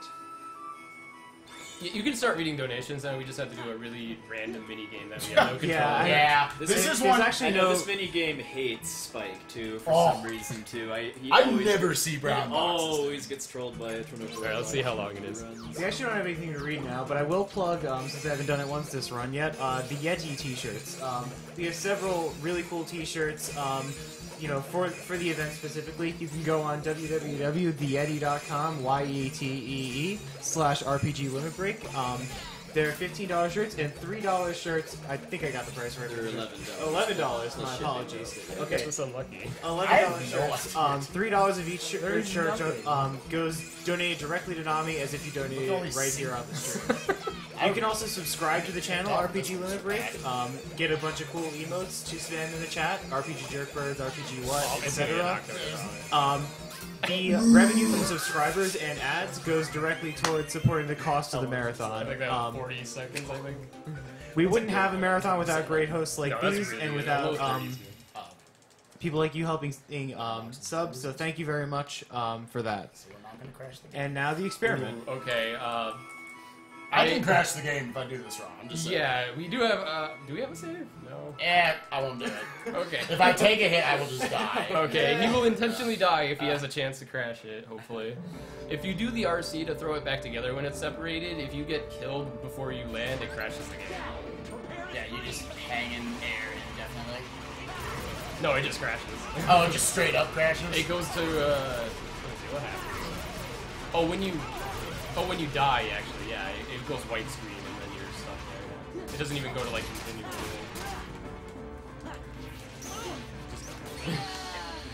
Nice. Hopefully Yeah, that that's doesn't it. crash it either. Okay. That would've Our been hearts awesome. all stopped for a second while Yeah. the screen was going white. I did Yeah. a quick run back. It's kind of a newer strat that Biz taught me, how to like line up the enemies, because this was a phase after that first initial phase where it's all broken up in pieces. Do you want to explain how it works? When you bypass the first phase, you break them apart. You got to put the body back into the head by throwing it with the RC. So you have to have like a good amount of distance between the head and the body to throw them together, or else they're not going to form back together. And yeah, you don't want to be hit by the body when it's coming at you, so it will kill you. I'm gonna have to just trust this time. So it was smarter to take the death there, because if you tried to do the RC and got killed, it would have crashed the game, which would have been pretty bad. This would be a good angle. Alright. We're safe from the crash, I think.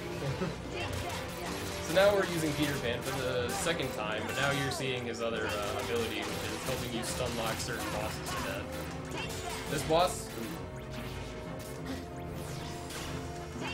Yeah. This boss, we hit his revenge value, but Peter Pan is helping him stun lock, so he can't retaliate, but we have to keep attacking him or he will attack us. As you can see, it's really easy to die on this fight. And he has to be really fast with the combos too. Alright, so now he's gonna get rid of Peter Pan because he can't really... I'm not even sure if it would be faster, but I don't think he can do it to this guy. So we just kill him with Dance Call really fast. Okay, I don't know how that happened. Alright, we didn't crash the game. Congrats. We should make a save before Zigbar. Yeah, I'll never save though. Zigbar's another potential crash point if we die there. So how's the BBS before doing? I don't think there's been actually much progress on that. Let me just reset this again. It's 1994 and 50 cents for Aqua, and 1868 11 cents for Ventustil, 87 for Terra. So that bid war has been relatively tame and dormant at the So I moment. think we've got roughly an hour to go. Yeah. Yeah, at this point there's roughly an hour left. Was it Well, yeah, plus my Sephiroth and Terra are gonna eat up sometime. Alright, so now we're coming up on kind of a terrible second visit because, what'd you take off? I went down one too many. Oh, I was like, you took off Counter. I guess I didn't have to. Well, did I need this counter guard? I don't remember. A lot of things do get equipped for like one. I'm trying to think if I need it. I don't think so, but it's a good idea to keep it on. Because we're probably forgetting something. Right. So yeah, this is our last bulky vendor we need to get, because our level's not going to really matter after this roll. Yeah, we're good at 347 away. We're guaranteed. And now we're coming up on an absolutely awful segment in which we're forced to fly on a carpet and attack on it. Ugh. It's awful because basically the left analog stick controls the carpet, the right analog stick controls the elevation, which is kind of cool, but it really gets in the way of like trying to optimally move around, and it's hard to control. There are weird things about the speed, like you have to go a certain route without going up in order to go fast. It's horrible. I take it not having explosion is a pretty big deal for this. Yeah, it makes these fights really scary. Finishing leap is an okay substitute in this fight, but And Sora's alone. It's not a good time. That was just unlucky. You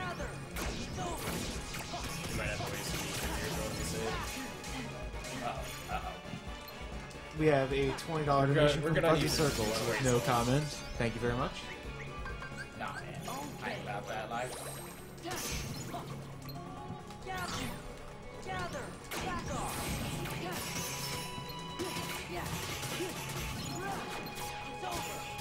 Nah, man. You're good. Oh boy! I didn't actually. I never knew what that actually looked like. That is a swag finish. Gosh. Never before. Look at me, I can spin around on my carpet. I think you should have died like 3 times there. That's alright. Alright, didn't waste any. Got the sticker. I'm just. It's all for biz. Like, if it was just me, nah, I wouldn't have used it. If it I'm was so just really Spike, nice you would have access to probably 5 or 7 extra ethers, probably. Yeah, it's hard to keep momentum, by the way, when he's turning. You have to, like, still hold forward. That's the hard part. Yeah, so here you got, like, some little techniques where you'll try to, like, delay slightly. Yeah, like, we can spin around in a circle if we do it very fluidly to keep the momentum. As goofy as it looks. Yeah. And then for the last thing of this, if you magic him instead of attack, it's faster. Yeah. You'd have to do a He just full needs a combo finisher at that point. Yeah. Kill him there. Alright, this is the actual scary fight, if you thought that last one was scary. This one has the same... It has 4 fortune tellers, I believe, or 3, Yeah, it's got and those the first Crimson wave Jazz. runs. Yeah. And we Crimson have to Jazz. keep them stuck in Magnet or we're dead. Most likely.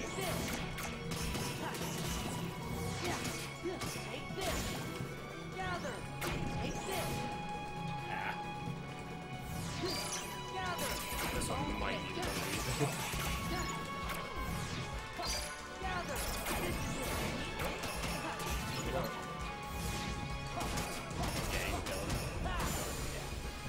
Yeah, we have to be careful with that guy. He has super armor until a finisher, pretty much, so we can't let him... He has a one-shot that comes out really fast, so we gotta be careful about that.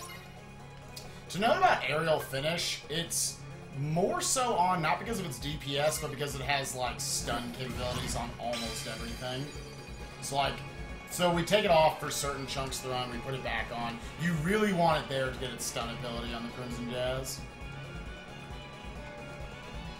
Here I'm going to be despawning these enemies. Yep. Because trying to do the blizzard key is Goodness. really stupid. Yeah, we're basically avoiding enemies now by being up top and not descending quite yet, just to make sure nothing spawns so that they don't interfere with trying to lock onto the little switch here.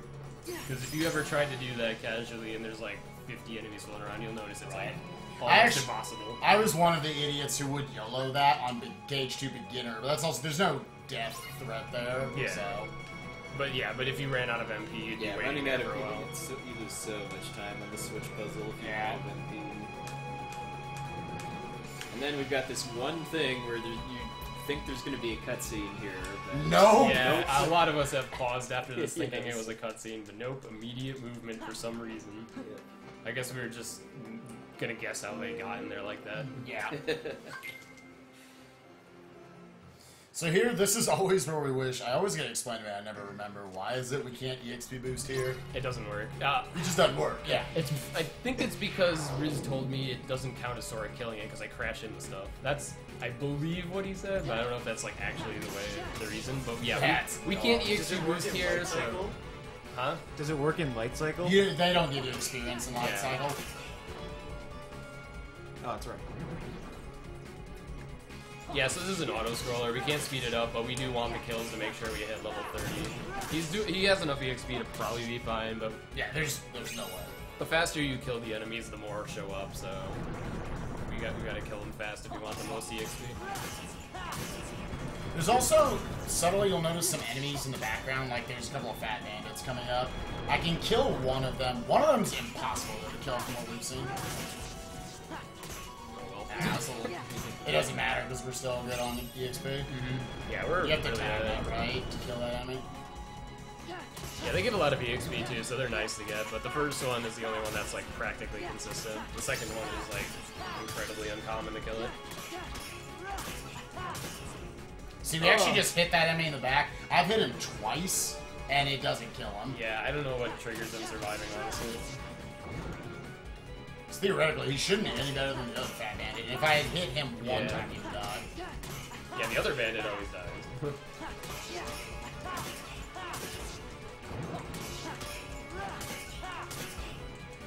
He's abusing Finish Plus to kill the, I forgot what they're called exactly, but the Wizard Heartless Fortune tellers. Fortune tellers. faster, because the finishing move kills one instantly. Yeah. Yeah, all the small enemies die to any hit, but the fortune tellers require a finisher in order to get rid of them. And Crimson Jazzes, if you happen to see them in there, Yeah. they died because he killed them. He killed them with other enemies that when they spawned. Through a ricochet. Yeah, they exist. So this fight with Genie Jafar gets a lot nicer now that we're level 30 strength instead of 29. This fight's a problem fight for a lot of casual people, especially people who do level 1 playthroughs, but fortunately we have a consistent strat for it. Like, very consistent. So, like, a lot of us usually never worry about it. We can skip his desperation move thanks to the strat, so we don't have to deal with, like, the fireballs or the lightning.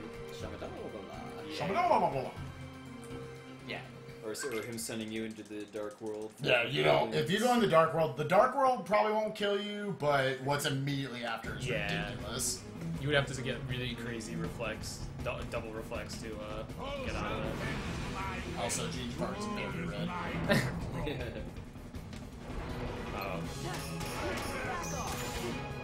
That's alright. That opening is the hardest part of the fight.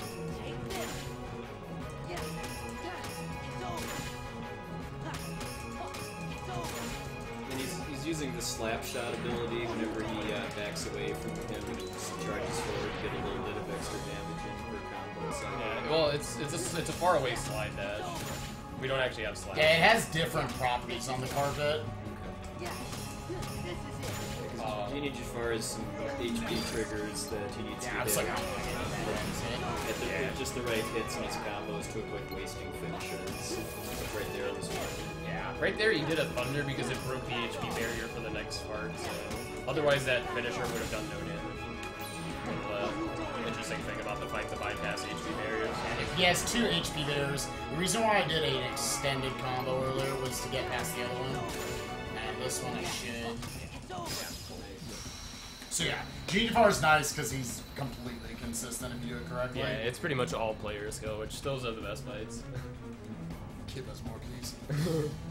Alright, so you might have been wondering if we were ever going to do Zaldin. It is required to defeat Zaldin in this game, and we're going to go back and do the second half of Beast Castle right now. It does seem a little random what exactly you have to do in order to unlock the world that never was, but it just seems to kind of boil down to everything that involves Organization 13. Yeah. Right. 'Cause they're not in Pride Lands at all, so you don't have to go there in order to unlock the world that never was.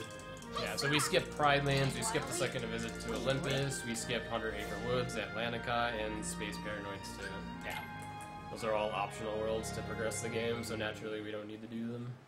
And once again, it seems like, because after I beat Beast Castle and Land of Dragons here, it unlocks the path back to Olympus Coliseum. So it seems like, once again, as long as you have the access to all the different worlds, then the game's like, cool, you can go do the main story stuff.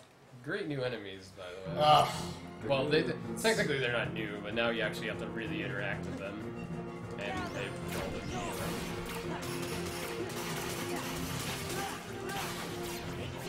You gotta be careful with these guys, they have a one-shot. If they do, they teleport move.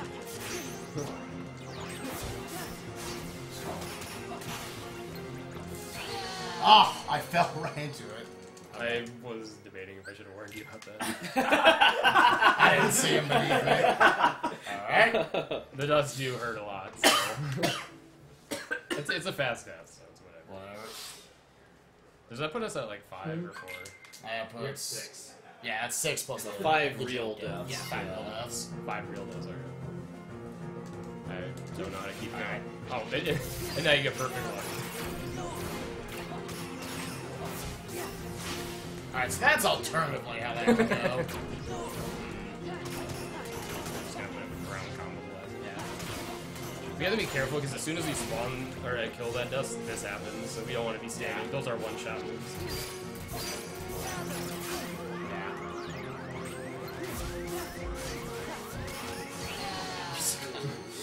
They delayed perfectly. 1, 2, 3.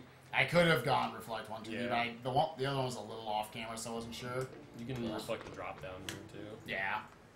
Ugh, I hate dragoons. There's a glitch with them where they can disappear from the fight for a while too, which is obnoxious. Hopefully that doesn't happen. Alright, let's try it again.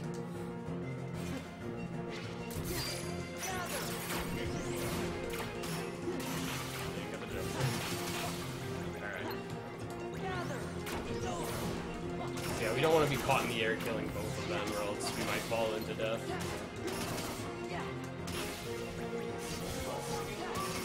I did that too.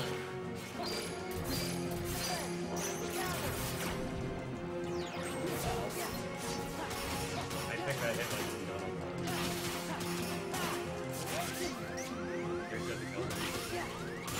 Gosh.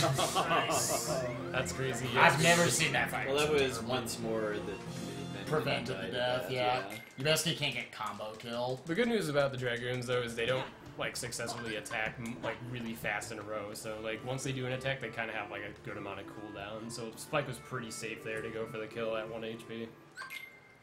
All right, Zaldin is it's an easy fight if you get one thing to work. So we can DM skip this guy really easily. Really gotta mash out these jumps. Yeah, we're basically gonna abuse HP barriers by getting really close to the last phase, but holding back. Oh, okay, it actually... Yeah, it did.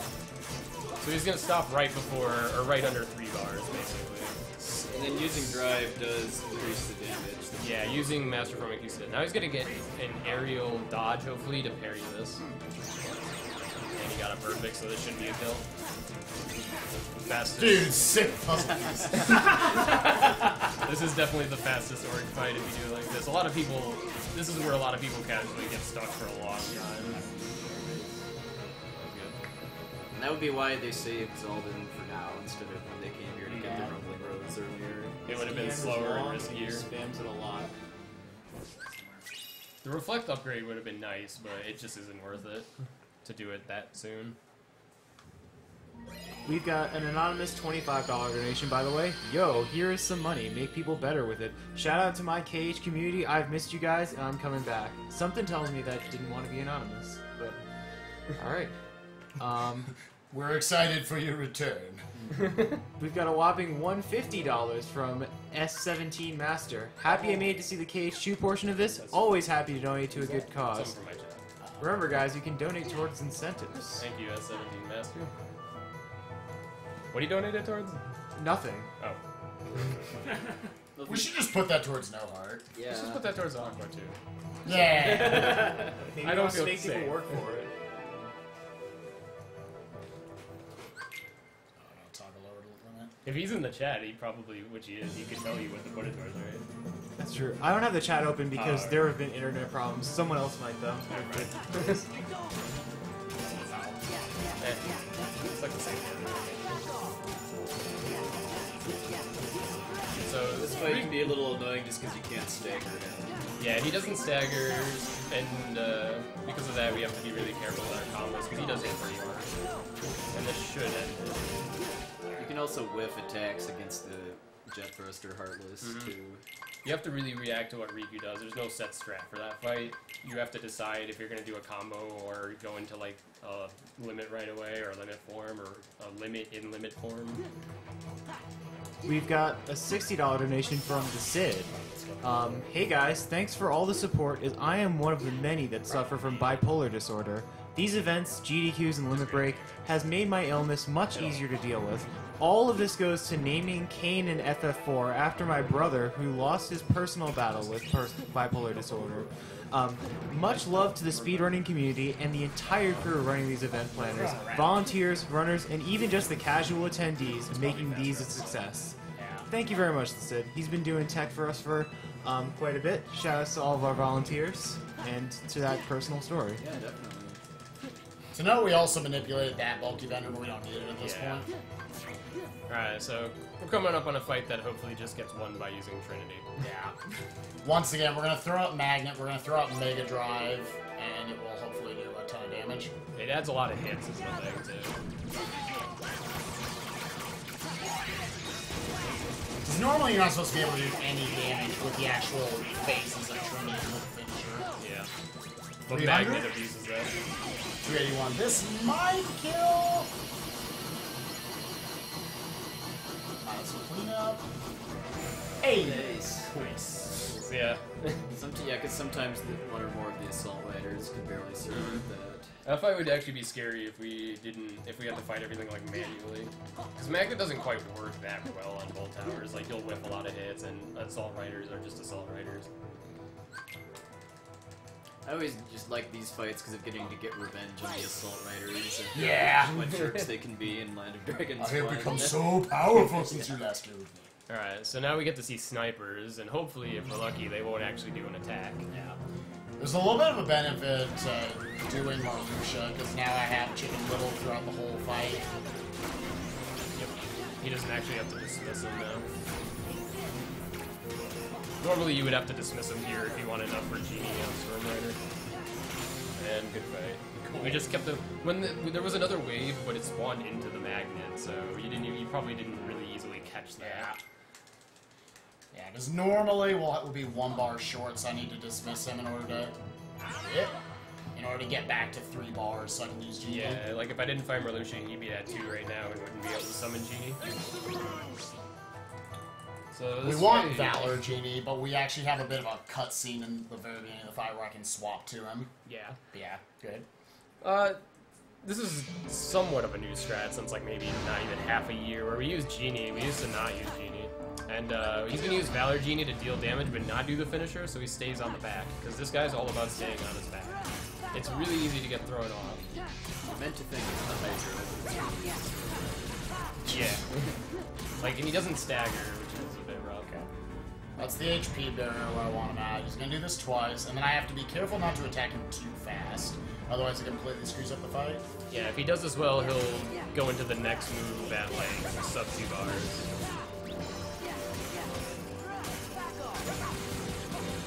So that's dealing like a ton of damage that he wouldn't normally be able to do. And he's also invincible during the limit, so that helps with the lightning. So that was pretty solid. So now he's pretty much guaranteed to kill this guy right now, because we're going to do a cool Reflect into RC strat. What? Or a Magnet into RC strat. Well, the good news is there's backups. Yeah. This guy should still be dead.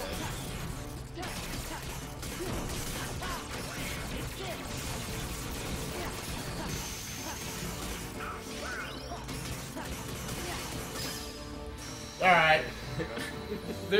Normally you're supposed to do the RC, which would stun him, bring him down, then you would kill him like he did there, but we had to wait a little bit extra. Whatever. I blame the pants. Actually, I'll try. That happens pretty randomly. I don't know why. We've It got. looked like you did the reflect too early, and then probably were stuck in the animation or something. Sure. We've got $5 from Sonic Shadow Silver 2. Hey guys. Sonic. Yeah. Sonic. Hey guys, it's Sonic Shadow Silver 2. Wanted to donate $5 to try and get Ventus to win the Aqua versus Ventus bid war. Good luck to Spike with the rest of the second visits, the world that never was, and Armor's Endless One. We're not friends anymore, Sonic. Man. Isn't he like banned from TeamSpeak now, Adam? You said? I mean, this is a mod. Sonic has a habit He's- of those. We're both head mods. Yeah. So this is the Star Fox gummy mission, is what I Yeah. always call it. Star Fox, Star Wars. Yeah, it's the last gummy mission, thank God. So Oh, did we kill a bunch of stuff? Should we have this skirmish? Sure. I think this is normal. Is this? Did you kill a bunch of stuff when I wasn't looking? Maybe I've done it before. You were not supposed to have this thing. Okay, whatever. So yeah, this is the last gummy mission. Thankfully, it's to re-unlock Twilight Town. So yeah, if you have any more donations you want to read off, you want to plug the charity. Yeah, I'll plug things because I'm through all the donations. Again, we can plug NAMI, the National Alliance on Mental Illness. 10 really great aid programs, really specific programs for advancing community awareness and supporting specific people in need and their families and friends. Very good cause. I can plug some of the people that are involved, our artists in particular. Our stream layouts were designed by Megan Roach. She's a graphic designer, does excellent work. She's contributed to past GDQs. MeganRoach.com for more of her work. The logo was designed by Carrie Fry, who's contributed also to past GDQs, and provided the RPG Jerkbird and RPG Good Taste emotes and the custom donate button on the Twitch page. Her website's www.carriefry.com. LLK designed our promo banners as well as RPG Level Up and RPG What. Her website is www.jazzaboo.com. That's JAZAABOO.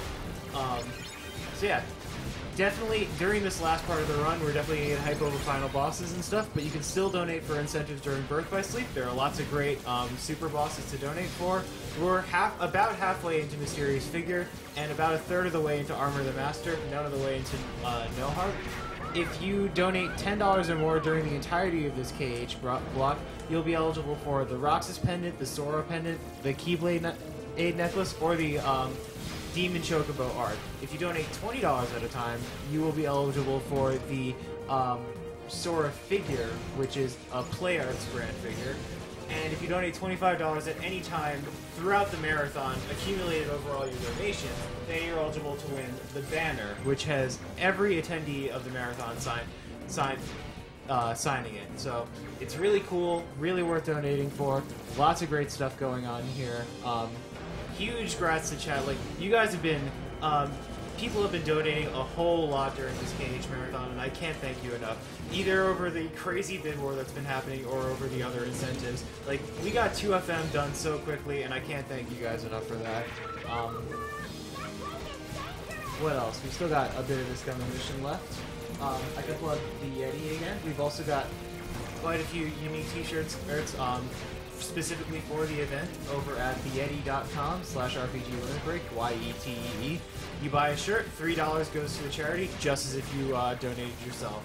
So, definitely good. Some prizes too. Look, we've got this figurine here by Goldo 2, and I believe some real metal pendants by Silver Trish. Yep, I just went over that, but I can plug the guys who did it. Silver Trish and Gulo 2, LLK, thank you very much for the prizes in this block.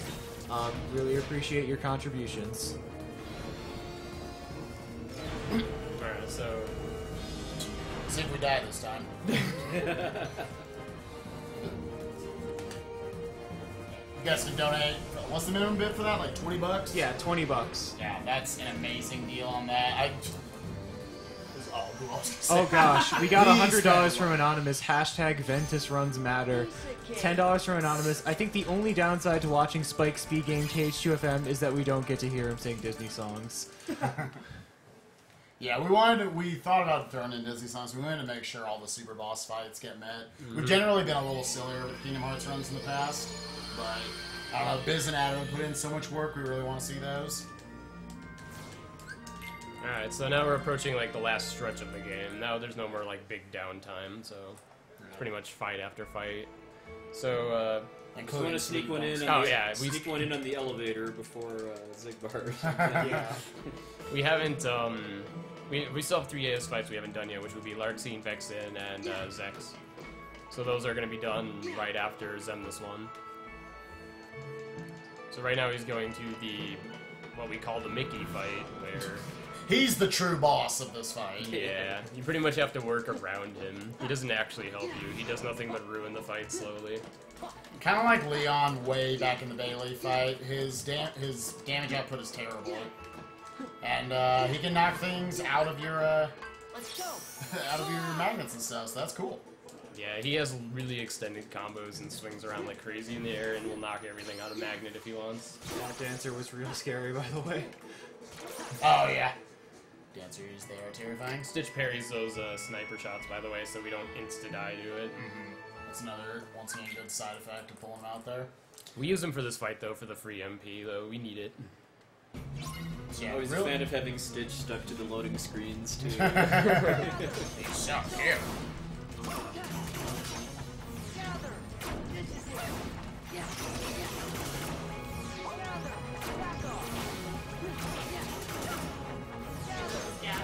Yeah. Yeah, now it's... Don't hear it quite as much in Final Mix, but yeah, I guess the finish lead does give me the same voice, of course. So now we got through the first wave without much of a problem. Now he has a bunch of creepers to deal with. The good news is, like, Stitch parries all but really, I think, one attack in this entire fight, so you're relatively safe from dying in this way, surprisingly, which is interesting for endgame. Like, these samurais, he can parry, so they can't hit you. There's only ever 2 on the screen at a time. When you kill one, oh, so that's yeah, Mickey being Mickey knocked him not away. helpful.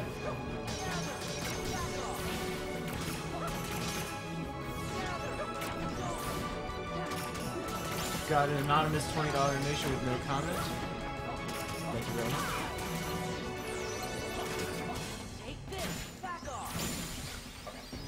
Stitch didn't give me MP right at the end, so I went with the ground combo instead. Yeah. Yeah, that's not a fate where you're in danger of dying, you're just in danger of losing an absurd amount of time. Yeah, like, you could lose, like, easily 20 or so if Mickey keeps knocking them out of magnets and Stitch doesn't give you MP. It's actually one of the few places where you can... The world record for this category, just straight critical any percent, is insanely good by Bloody Biscuits at 343.52. I was doing a practice run of this where I gained like 17 seconds on him there, just to give an idea, like, and that's like a minute-long fight. So it gives you an idea of how much Mickey and Stitch control there. Mm-hmm. We've got another 20 from Aaron W., also known as Rakuen. No one wants to get to the end of a long run, only to get sniped at the very end. We're almost there, so keep Aqua in the lead. Nice. Sea salt ice And cream. then this part where you get to hear the first few notes of the Twilight Town music over and over again.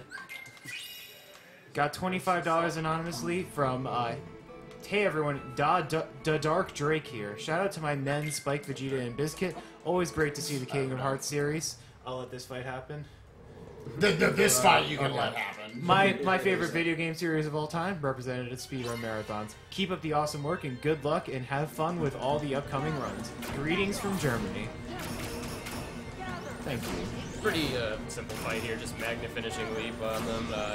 Your party members are on the Sora attack so that they can't knock them out of magnet like Mickey's.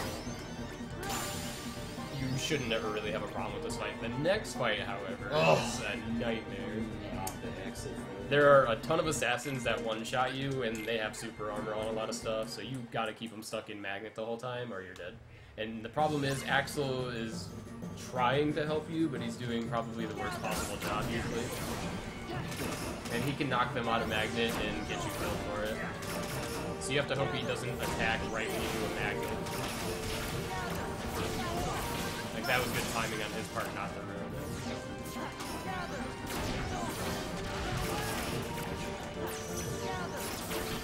I just want to always keep them in magnet. Yeah, and he's reflecting because the assassins let out a hitbox when they fall, actually.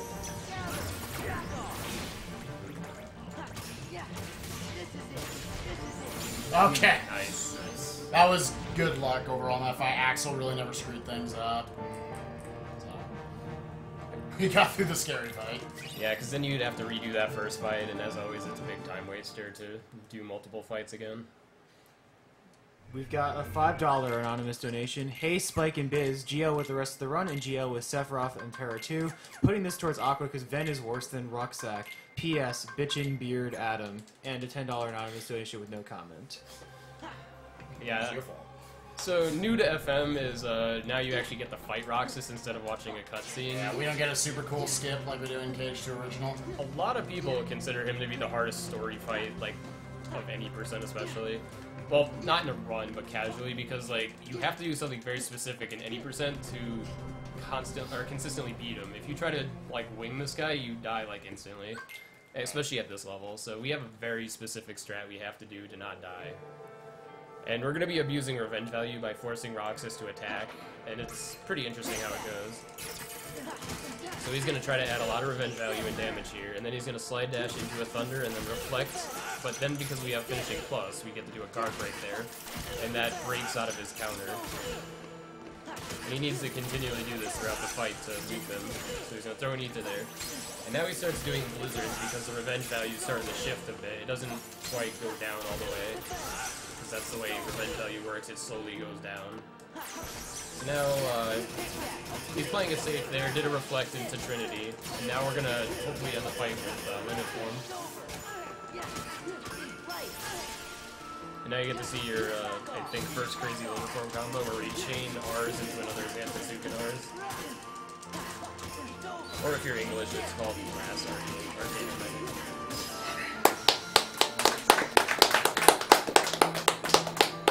It's really not a hard fight. It's really not a hard fight. I had a lot of trouble with it when I started because you really have to mash out those combos. Yeah. If you just leisurely do them, he won't do that counter attack. So. Yeah, the guard break has to be mashed, or else you won't catch him in time. He'll break out, and we skipped his DM. And like if he DMs, it's random what he does after, and we don't have dodging to dodge anything, so he would die. Yeah. Final form. Yeah. So this isn't normal, but because I have to do 3 AS fights, the fastest way to do 2 of them is with final form. So Spike is gonna get that real quick for us. Yes, because I'm an ace. And thankfully, because of the way the mechanics work and the Keyblade, this Keyblade will forcibly give you anti or final form until you already have final form. And No first try. Yeah, this is 2 Become 1, which is a Final Mix exclusive Keyblade. yeah, and basically he's gonna get it within 1 to 5 tries, which is gonna look weird to people who only play KH2 original English, because you can't invoke anti-form intentionally, constantly like this. But because we can get it within 5 tries. What is this, 4? Yeah, that was the third try. Oh, third, okay, yeah. We've been getting 4 all day. Every time I've done this, I've had a fourth try. We've met Armor of the Master, by the way. Hey, nice. Fourth try? Yep, fourth try. Every time we Fourth practice try this. every time. Alright. Yeah, the first try, it's actually possible in the regular run that we could get it. Because we actually force anti-form up here on this elevator. It was to make sure that we don't get anti-form against Zigbar. You want to explain the mechanics a little bit of how that works? Yeah, basically we purposely got anti-form on the elevator and regular any percent so that our anti-points are lowered enough where we're not in the threshold of having a percent chance of anti-form on Zigbar. Yeah. So, but since we got final form, our anti-points are now 0 because we got a new form. So now, like, we're good. For the rest of the run, there's no way he can get anti-form. I mean, other than here, he's gonna probably... And anti-form. And anti-form as well lowers anti-points, so it gets stuck at 0. It doesn't go below 0. Yeah, there's people, it's a common question for people to ask, like, so does anti-form ever screw you over in this run? We have routed it to where it's not a possibility. We never get, we just know the mechanics. I explained it way earlier in the run. I probably should talk about Zigbar, though. Yeah. Zigbar is a very difficult fight to do in the run. There's a lot that can go wrong. A lot of people will consider him the hardest to execute fight in the run. It's the hardest probably to learn and execute, yes. You have to know so much about what he can do and what he's capable of, and there are a lot of stuff that can happen out of your control. Hoping for first try. Oh, we didn't make a save. No. Rip! Oh, well, let's just hope we don't fall into that 1 in 100 chance, probably. I have a save. Alright, so we're gonna get him out of the wall, or platform, whatever. And now we're gonna let him cycle through 3 attacks so he can load, and on the third one he's gonna duck flare and combo him. And duck flare, if used properly, kind of stun locks him, so he can get a lot of damage for free, pretty much, and we need that. Alright, so now he's gonna cycle again, and when he reloads, we're going to go Master Form, and he's reflecting there to not add revenge value, so we can do this triple finisher with a lot of damage. So now we're closing in on the next phase, so he's going to do a little bit of last minute damage for it.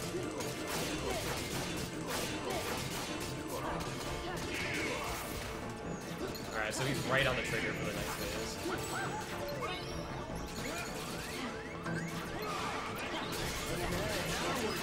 Alright, so he's going to try to get him the loop here by skipping the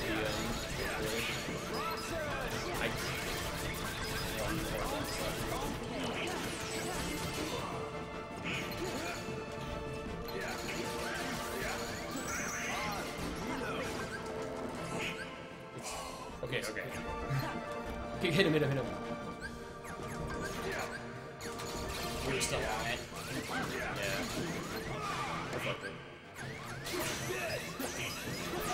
We're trying. Okay. We gotta be careful if he dies. Alright. We got guys up in the menus, thank you, Dolan. Alright, you want to try to make him stay alive.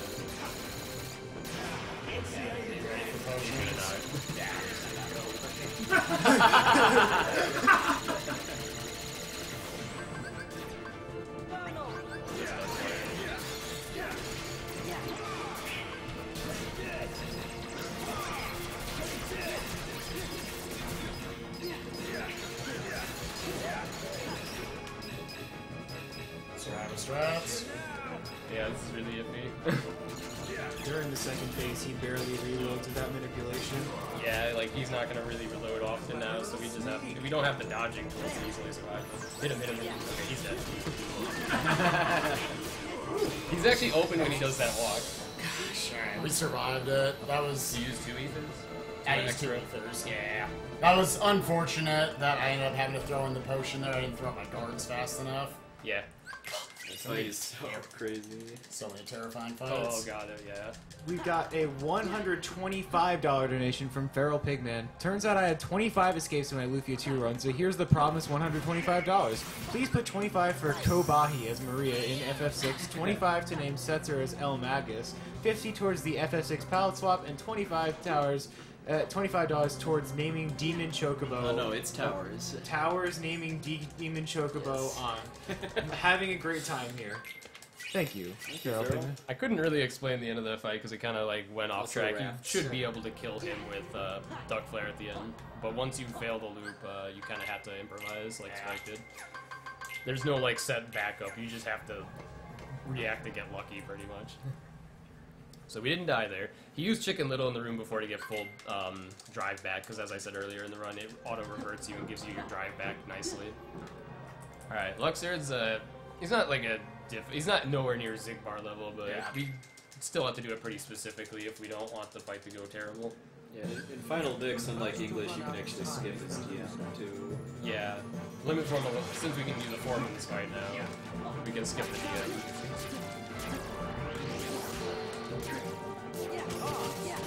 I'm gonna have to do this. Well. Okay, I didn't know they could get caught up like that. I didn't know you could spawn too. Ugh. Fastest stuff possible. Try it again. This fight is usually just kind of a chance to relax too after Zigbar too. Yeah. It's pretty free. The beginning has to be done pretty specifically, because you don't want those cards to come out. Or if you do, you want to reflect them away. Run out. That's weird. Usually runs out after I do that 1 extra dice. Oh, yeah. Not sure, I didn't quite see that.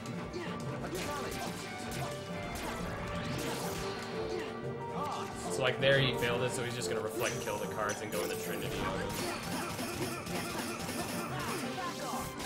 We want to get him past the first HP barrier. It's a time-based fight, but every hit is as if he has you pretty much treat it as an HP barrier up there. So we're going to bypass the first phase and make him more loopable. So like after this he's going to do the underground card trick. And now we can start looping him by hitting him with a Blizziga finisher after guard break. Or, sorry, I think it's Lazaro right now. So we can loop him by causing him to retaliate on the ground like that, and he will do 1 of 2 moves. He'll do this, which is slow and annoying, or he'll do the mini game, which gives us a lot of damage for free. So this is like pretty bad luck right now, but as long as he keeps it going, there's no big penalty for it. The mini game itself doesn't do a lot of damage to him in this version of the fight, so we don't bother doing it.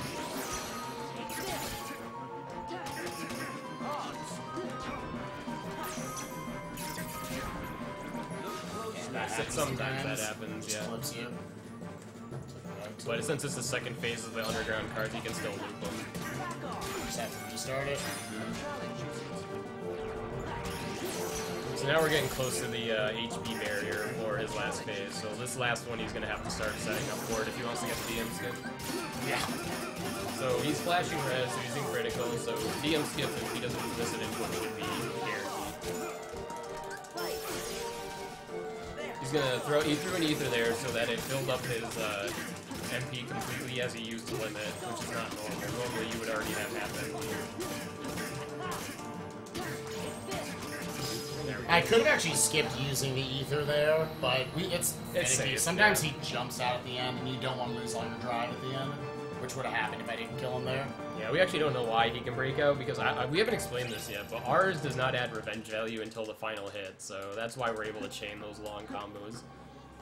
But Luxord's a little bit of a exemption at the end of the fight. He can break out mid-Rs on the last one. And we haven't really figured out why. So Sayek's probably surprisingly the one you usually worry least about, and you'll see why. I probably won't spoil it if you haven't seen it. The first part of the fight's pretty standard for a fight though. You're basically just going to be doing combos with Reflect. However, you need to hit him out of Berserk first, because he takes almost no damage during Berserk mode. But once you knock him out of it, the bar goes down and he's wide open to attacks.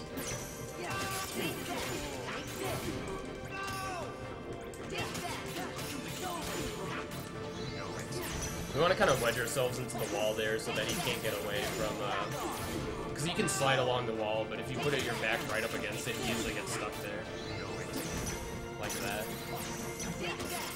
So now he's almost in Berserk mode, but we can prevent that by using Peter Pan.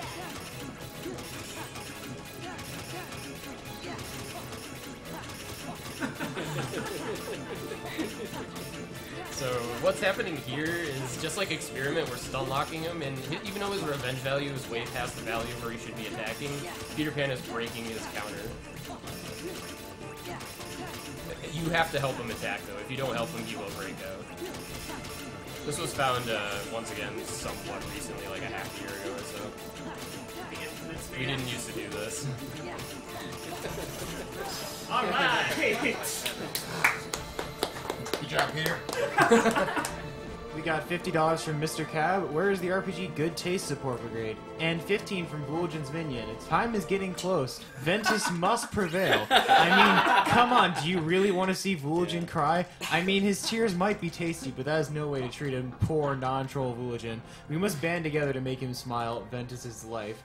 And let's see how that bid war is coming. We're gonna cut it off when this Terra, kills right? gets the final hit on Terra. We'll do one more refresh and then 2050 to 2008, 11 cents. Aqua to Ventus. So we are $42 off on Breaking Aqua. Armor the Master's met by quite a bit. Mysterious Figure is still not met, 167 out of 250. And No Heart is got 1 cent out of 125. No Heart's got really good music. Oh yeah. Whatever you think about the fight itself. I know. Awesome. I'd be It's a surprised. mashup of two of the greatest KH themes out there. I know. Why is that? Oh, this is. They don't one-shot you anymore, but you do got to be a little careful there. Yeah, with your momentum manipulated So away. yeah, this is quick run level 2. That's why we did it. It's a little bit faster.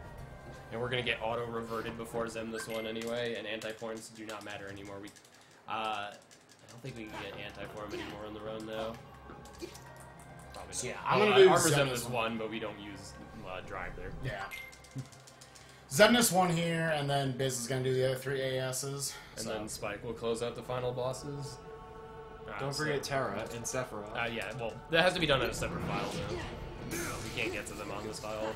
Again, he's gonna be finding them on level 1. Yeah, that too. So he always opens the fight with this. You can hit him with a slide dash at the beginning if you're lucky, but it won't really speed up the fight at all. You pretty much guaranteed you're gonna have to do this building RC at some point. Which is cool, because the RC we do is probably one of the cooler ones in the game. It actually, they buffed it in FM, so it does a lot more damage. Like in the original, we used to just do it the second one because it stunned them. The animation's faster. Yeah. So now we're gonna try to manipulate his revenge value just like most of the other recent bosses. We reflect through his attack to make sure we're invincible while guarding against it. We wait for it to end so the reflect damage hits him, so we can combo him. Spike wants to keep him away from the stairs because a lot of shenanigans happen on the stairs. Because of whenever you have like slopes, sometimes bosses can like slip on them and teleport or something or do an attack. Yeah, I guess so. We want to get him to basically just sub 2 bars or maybe a little bit above that. And then we can try to get the DM skip. He did the limit there to ensure he has enough damage. So now we're going to do the limit form combo you've seen a couple times. Okay. This is going to be like overkill now.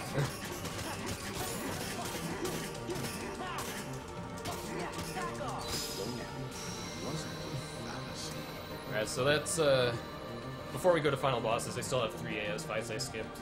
Because it's faster to do them now, provided they go the way they're supposed to. Alright, let's see.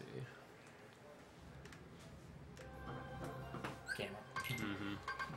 Always first thing to do. Customize, fire.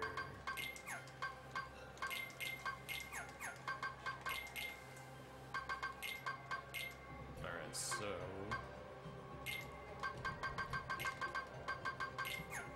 I think that's everything. Do you know, you see us with an extra accessory slot we get there from doing the ASs, but they're not actually worth it. There's nothing we actually equip will actually make fights go faster. Enough to make it worth it to grab it. Yeah.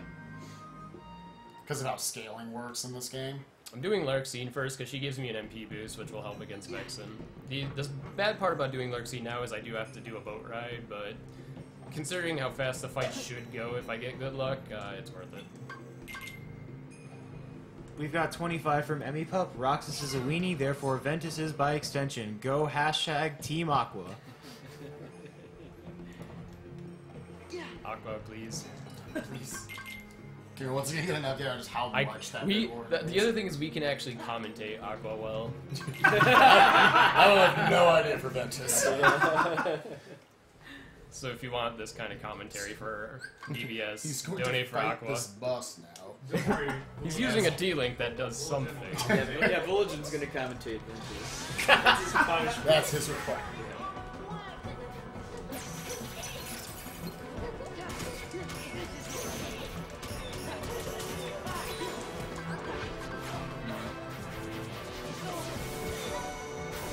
So if I'm lucky, she dies in technically this combo. But if she DMs, I have to deal with it and survive.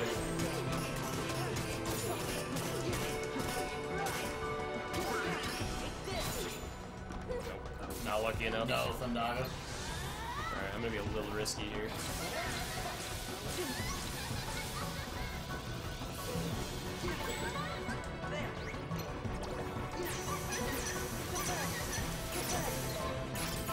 Nice. You got to see the DM, I guess. Yep. She has two options. She can either DM immediately or do Thundaga, and she would be dead if she did Thundaga, but she did DM. I came up with that way to dodge the DM to take only one hit, but I don't know if it's consistent. But because I'm doing this so late, I don't get like two-shotted anyway. Which is nice. Alright, so we're gonna Switching over to the Bond of Flames Keyblade that he got from the Axel fight near the end. We've got $30 from Fire Boost. Lisa Rocks. We need to hear Feral Pigman's angelic voice. So Vexen used to be the slowest AS fight, but putting him off this late and getting final form should help a lot. All I need is basically the beginning of the fight to not go terrible. So it's up to that. But the good news is the fight's like a minute and a half, so dying to it is not the worst thing ever. And the fire, I have 2 fire boosts on, one ability, one keyblade, so he's gonna take a crazy amount of fire damage because he's also weak to it.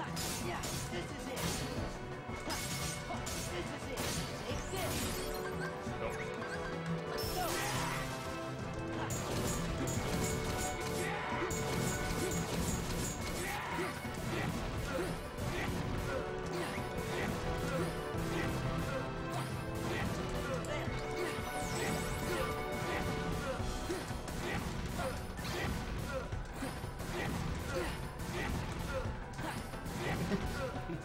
Yeah, he does have a revenge value, it's just higher than most enemies, so I can't infinitely do that.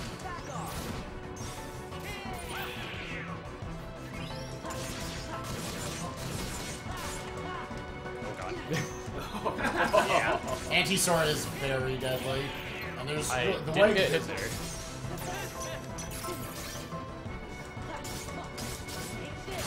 Alright, he should be dead. Not the spoil. Yeah, I already, like, Anti-Sword comes out based on the bars up there. And, I prevented level 3 Anti-Sword from coming out, but I have to deal with level 2 ones, so it's much faster to do it like this. Dealing with 1 and level 2 Anti-Sword is not that bad. I just have to keep an eye on Vexen to make sure he doesn't cheap shot me from behind. So now we just got, Zex left, and then Spike will... Oops. Thanks for wasting time. I don't do this enough to know where I spawn at.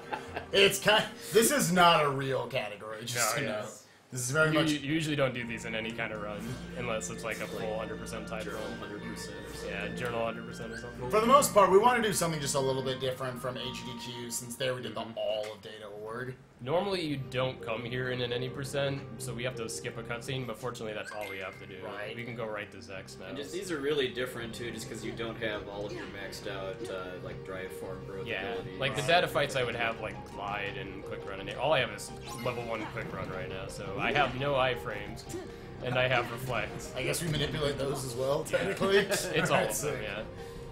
We've got an anonymous $10 donation. Ven shall win in the end. And a $50 donation from Big Sis 25. This goes to Ventus character choice. And a $25 donation from Mr. Cab with no comment. Alright, so Zex is, we're fighting this guy really late. You're not supposed to fight him this late. He's So. meant to be the first absent silhouette. you Yeah. fight.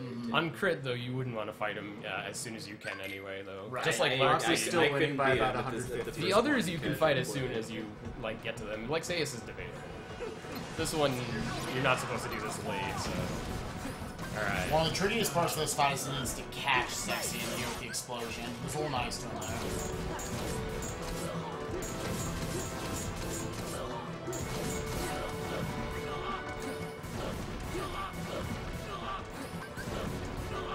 Whoops. I got it, yeah, that's my bad. Well, I'm gonna have to deal with the end. Yeah. He was trying to use Donald's combat ability there. You get to see what he really does, man. Yeah. Well, Don't just watch him die the whole time. This is a bit of a rough minigame, though. The control. It does 13 toggles through the spotlight. Yeah. You get the blue one, then you get out. Basically. I don't know if I can kill him here. I'm gonna waste an ether, I'm sorry. But now that you kind of have to find it. I don't feel like dealing with the DM. Oh, let me revert it. It's possible to DM skip them in the book world completely, but it depends on if Final Form accidentally adds revenge value anyway, so even if I chose the right thing there, it wouldn't have guaranteed the early kill. Did this strad rely on Goofy at all? Nah. 'Cause I think the data org one does. The data org one does. Alright, so I gotta revert this for Spike, hopefully. We've got an anonymous $10 donation. I wish the best of luck for all the runners. Thank you for the show. This is a great event. And a $10 donation from Korobe. Ventus must not prevail. We must band together now in order to secure Aqua as our chosen savior. She's still winning by about 150, so we're still a little safe there. It's so tangled. Alright, I think we're on like 420 base. So we should meet the I'm also not used to leaving from this area. So thanks again, everybody, for donating for the AS fights. That was all 5 of them now. Let's go to right. And the upcoming. Stick around after this because, again, we're nowhere near done with Cage Block yet. Bizkit will also be fighting Sephiroth and Terra. If you've enjoyed his bonus fights, they're coming right after this, and those will be on level 1. As soon as so Zemnis is dead, we are resetting for that. If you want to see the ending, watch YouTube. Yeah. Assuming it's not muted, which it probably is. Just buy the game for yourself. Yeah. And then Adam will be doing BBS of some sort of character. We don't know. Yes. There's a bit of a controversy about that. I mean, don't jump to conclusions yet. Before Terra comes out. $1 at a time. Everyone in the stream donated $5. We beat our goal. And what is our donation total right now? $24,119.54. Nice. Like Thank crazy, you, guys. guys. Thank you very much. Yeah, crazy. That's about 5,000, pretty much since Cage Block started, roughly. Cage Block for every year. Yeah, so the beginning of the final boss fights are a bit weird. You're not really fighting anyone, so you have to get through a couple like gimmicky stuff. And here you want to knock these things into the generator by the easiest way is magnet because it has like long-lasting hitboxes, obviously. So we have Stitch out to restore MP constantly as well, so we don't have to hopefully waste a lot of ethers. We didn't check that. Well, We have at that least 4. So As long as we have one other that's not in the inventory file. we're still doing that thing. Yeah. Maybe Probably have as many as we need.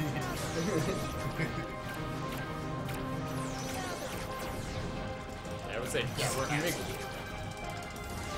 Yeah, I'll see if I can save one. Here, maybe. Yeah. Like, I'll summon Stitch. Don't risk if- dying to an assassin. Don't do that. Yes, it's just more charity. It's just more donations for charity in that case.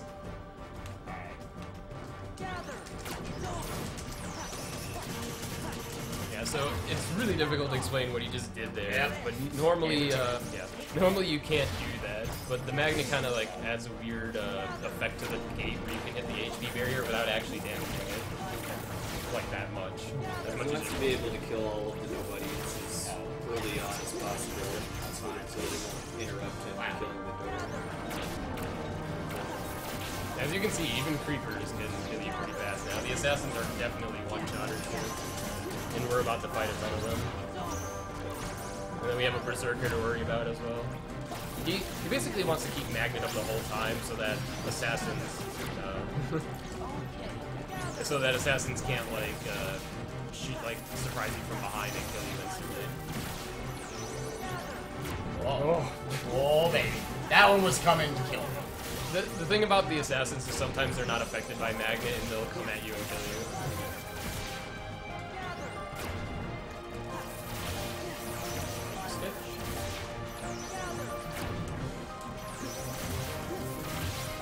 Alright, so he got past the hard part of the fight. Now we just have to destroy the core itself.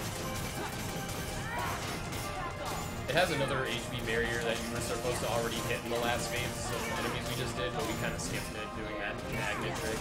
So you gotta do a little bit of catching up here. But the good news is, the reason is, Zeniths throws the dragon claws from behind and those one-shot you, so you don't want those out while you're trying to magnet enemies. It's an easy way to die immediately. And this is a safe way to dodge the claws that you see. They extend all the way to the gate, the core, so you don't want that to happen. And this tears through the gate as well.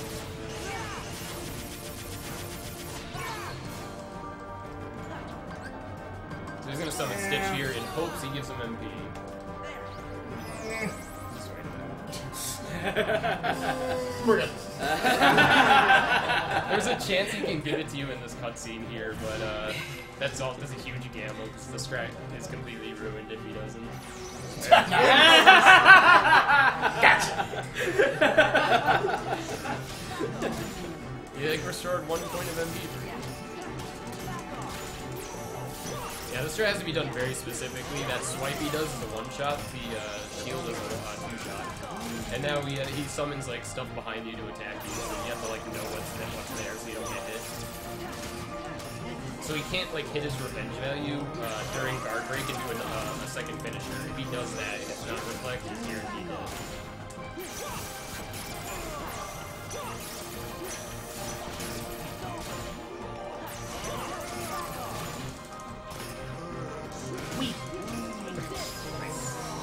Yeah, so that's one of them now.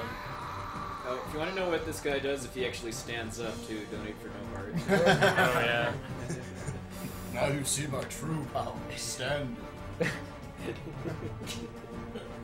Yeah, so now we have the last, like, kind of sluggish part, which is basically a gummy mission, but it's, like, kind of an interesting one. It's you can die. But, yeah, I wasn't you paying can die. attention earlier. Yeah, during practice, he was kind of talking to someone at the same time and died pretty easy. Didn't they lower his defense in Final Mix too? It feels like this goes faster. Yeah, Mega Yeah, Laser like that does a too, lot, too, yeah. Normally you would have to wait a cycle while he does some attack. I've got a couple donations here if we got time for them. Go Go ahead. All right. This is the intermission. We've of got the final battle. we've got a $5 anonymous donation, $5 more towards fighting No Heart because Super Boss : D.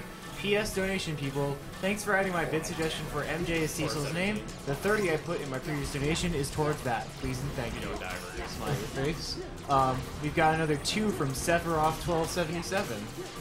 Sorry, I'm entirely broke. Sorry I couldn't catch more of the run. Good luck on the rest. Biz and Spike. We've got 20 from NIL8R, which I assume is like Annihilator. All these extra boss fights have been really fun to watch, seeing them handled so easily after I spent hours and hours on each one. Donating to at least help see some more super bosses in Birth by Sleep doesn't specify this one. I'm just going to put it to MF then. Great job with the marathon, and good luck finishing off even stronger this weekend.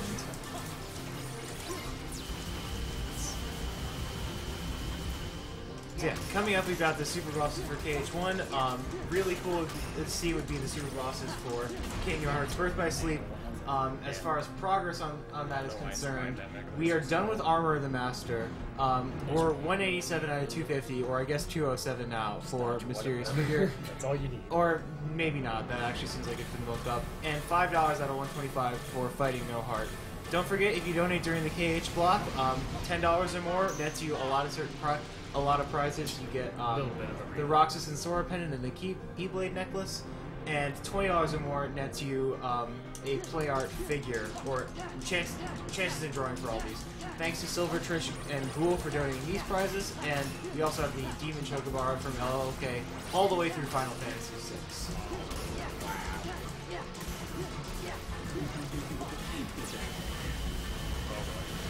I don't think it'll kill you. I won't kill you.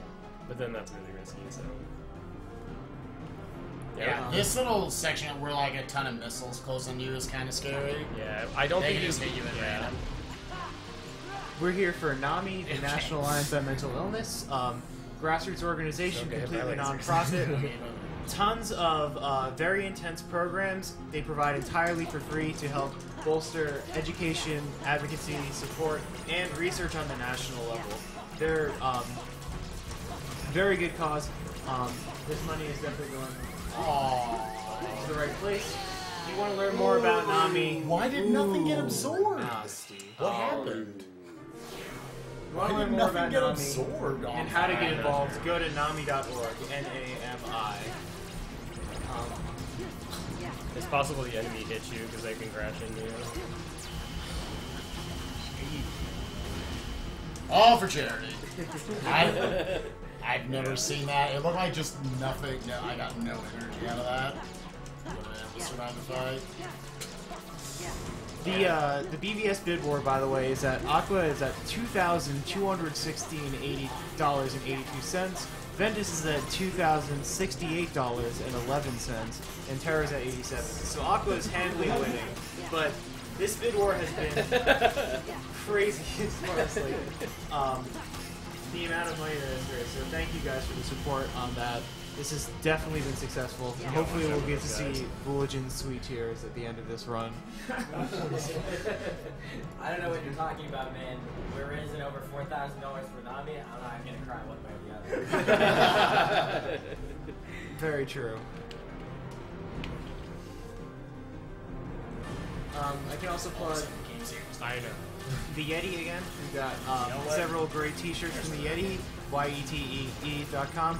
Donate, buy one of these t-shirts, and $3 out of each purchase will be donated directly to the charity as if you donated yourself here. Yeah, don't do it if it doesn't work.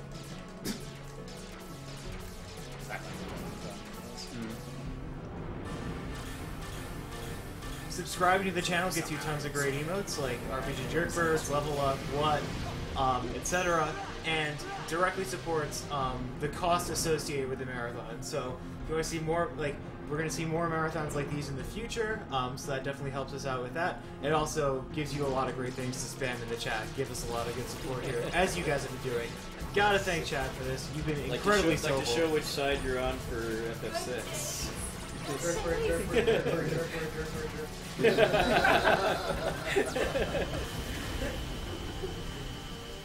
No cheap shots. I can only think it's because I've been doing the Keyblade thing since I've been here, so maybe that's something screwed up. You kind of, when you do that, you want to be moving probably. It'll help avoid trolling. Lastly, I want to thank all the staff and all the volunteers for helping. People have traveled all across the country here. You'll probably want to learn it eventually. But all across the country, from Canada, from Australia, to make this happen. People put tons of hours into tech work. People put tons of hours into donation processing, organization, schedules, everything. So This is a monumental feat, and I gotta thank everyone for allowing this to be possible. Everyone who donated prizes incredibly generously. A lot of them are really creative and really interesting prizes that, you know, make this marathon unique above all others. And Oh wait, no, I'm dumb. It's 417 now. you really have to appreciate all the effort everyone puts in. And now, the best music in the game. You still up for it? Yeah, we'll do it like maybe once or twice. I want to do it. You want to do it too? You do it? Gotta do it. You can. I mean, maybe. We'll figure it out. We'll wing it. We'll talk about it. Don't worry. We're just having our own time over here. I still don't know what to do when he does that.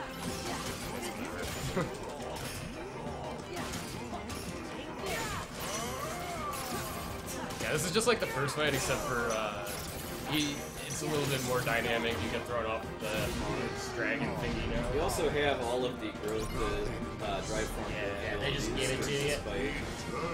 You have all the growth, even if you didn't grind for it, so you can dodge easily, I guess. But we shouldn't really need it, like, if we do the fight well.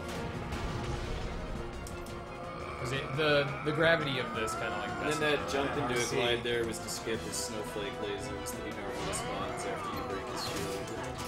I thought that was time with RC. No, it's that jump into the glide that skips snowflakes. Stand too close here. You gonna push him? Yeah, I wasn't sure what he was going to do there, so I decided to just bait it out. Yeah, you have some very strict HP gates. Takes you out. It's random what kind of building patterns they'll throw at you. So you kind of have to try to react to it. The ones that spawn like and stay in place are not random, but the ones Right. that come at you are random, where they spawn based on kind of your position a little bit too. So we kind of need to work around them because if they crash into us, they kill us instantly. This is only a 3-cycle fight to find the system of 4. Yeah, it's much faster than this. Also, he has less revenge value in the last phase, so we need to be very careful with combos. Yeah. We're doing something insane. Because So, we decided to make this a co-op run. I love it. To Call him out. Start. No. That was the slow. I'll try.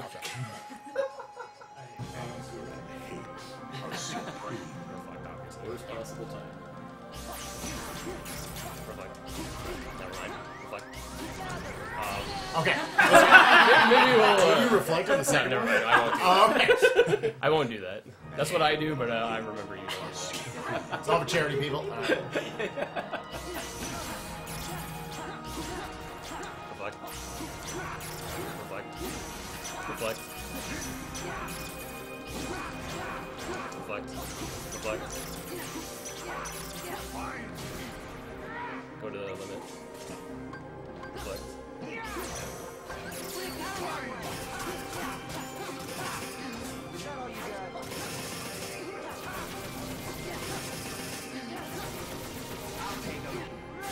Trying to keep him here in the center. It's a little harder with two people. It is possible to push him out of bounds and lose control of the fight. We're lacking a lot of damage anyway. You want to throw a potion?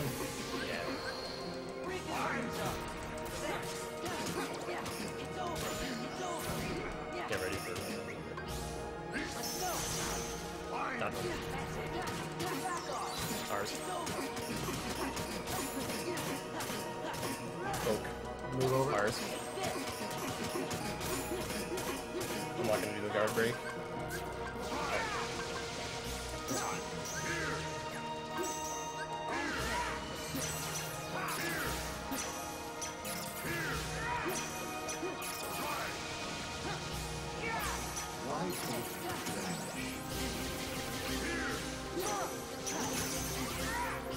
Triple.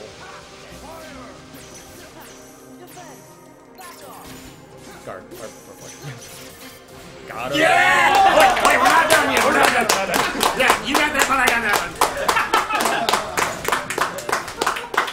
You know what time it is?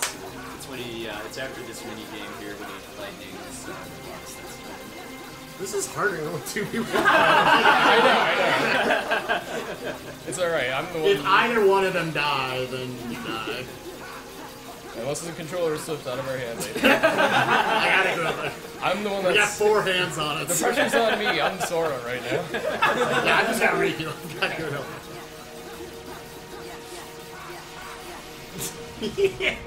Nice, dude. Oh, dude, we're not done yet. Oh, right. No. So we Sit out more. He's got to go through this cutscene and then he's out. Yeah. we kind of just made this Oh, up baby, last night. underestimate. Alright. Earlier today, Spike was like, I want to do this. So we practiced it for like 10 minutes.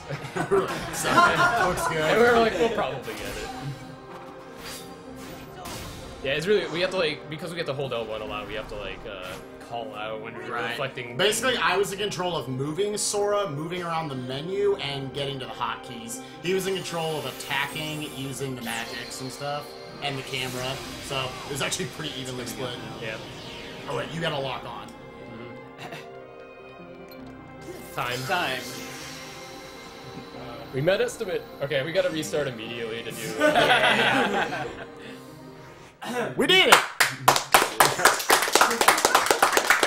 That's probably the most impressive thing we did so far. Spike. No, we made estimate. We made estimate, didn't we? 425.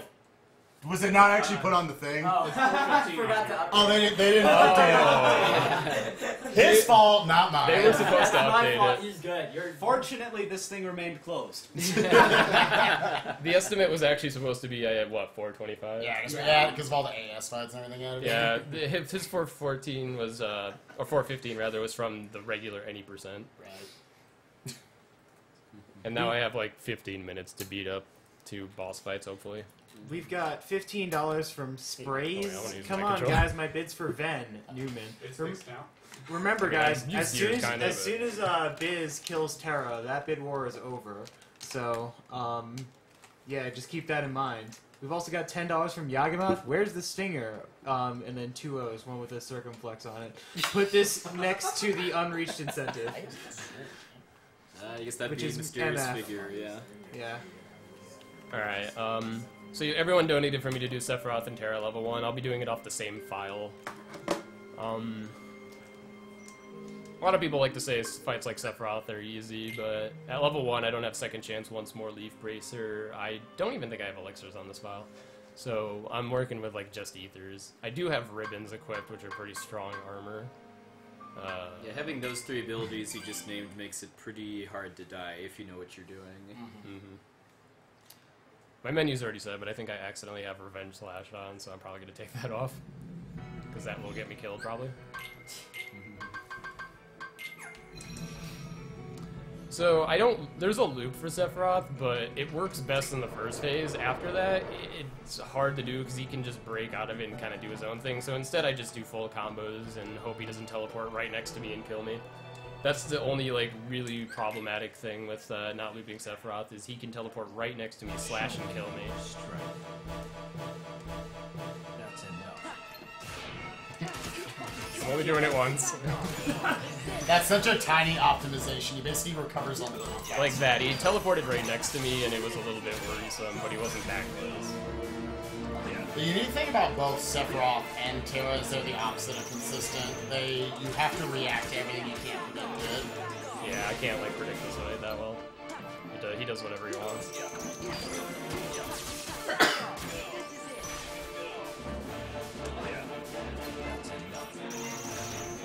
So now I'm gonna bring him in the next phase where he has a bunch of other attacks.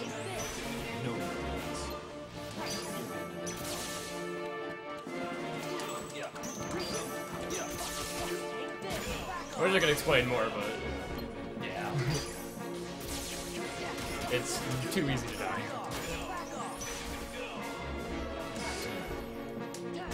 Yeah. What that attack is gonna do is it will send him to 1 HP and 0 MP. Yeah. Oh my god. Yeah. I tried to mash in, but I got stun locked. Again, you can't come up with a consistent strategy because Sephiroth and Terra will both do just whatever they want.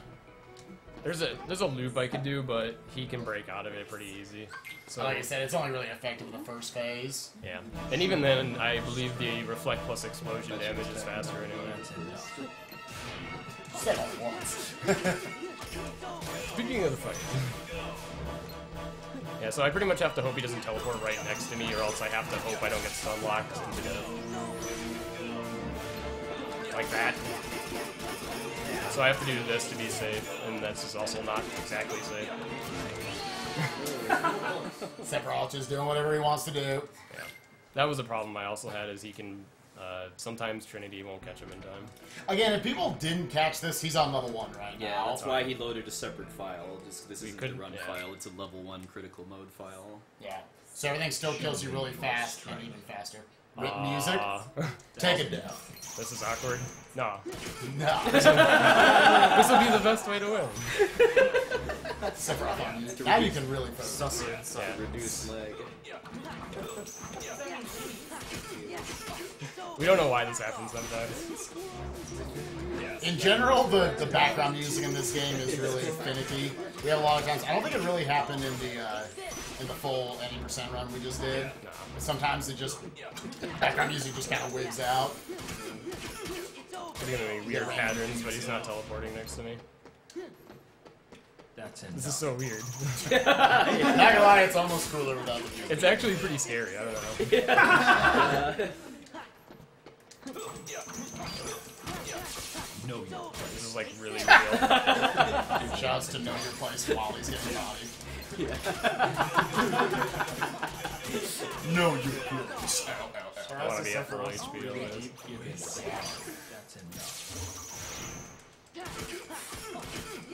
Hopefully this doesn't happen on Terra. Oh yeah, you're resetting if this happens in Terra. So there I had to react. He could have slashed me or did that move, so that's the scary part. Alright. Yeah, That just he's gotta happens. react fast though, yeah. You're taking damage so fast, he always wants to stay at full And now he's health gonna in this jump. fight. So. Yeah, you gotta be careful of whipping combos. It happens sometimes. If it whiffs, he can do like Fire Pillar too and try to kill me with that. Being pretty generous right now. Yeah. I like It's that. fine, It's the a free punishment's combo. really good on it.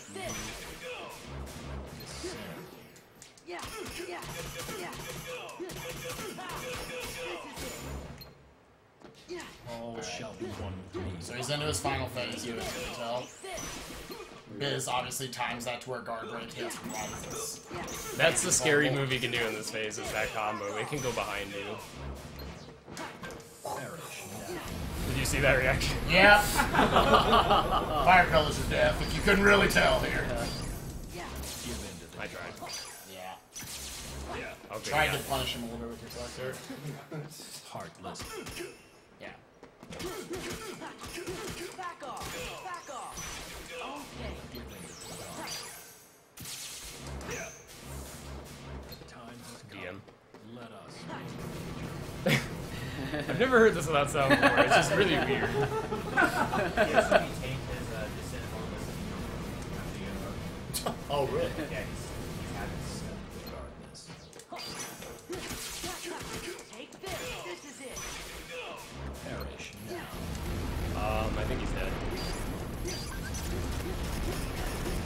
Where'd the sound effects go? Yeah! That was so sad.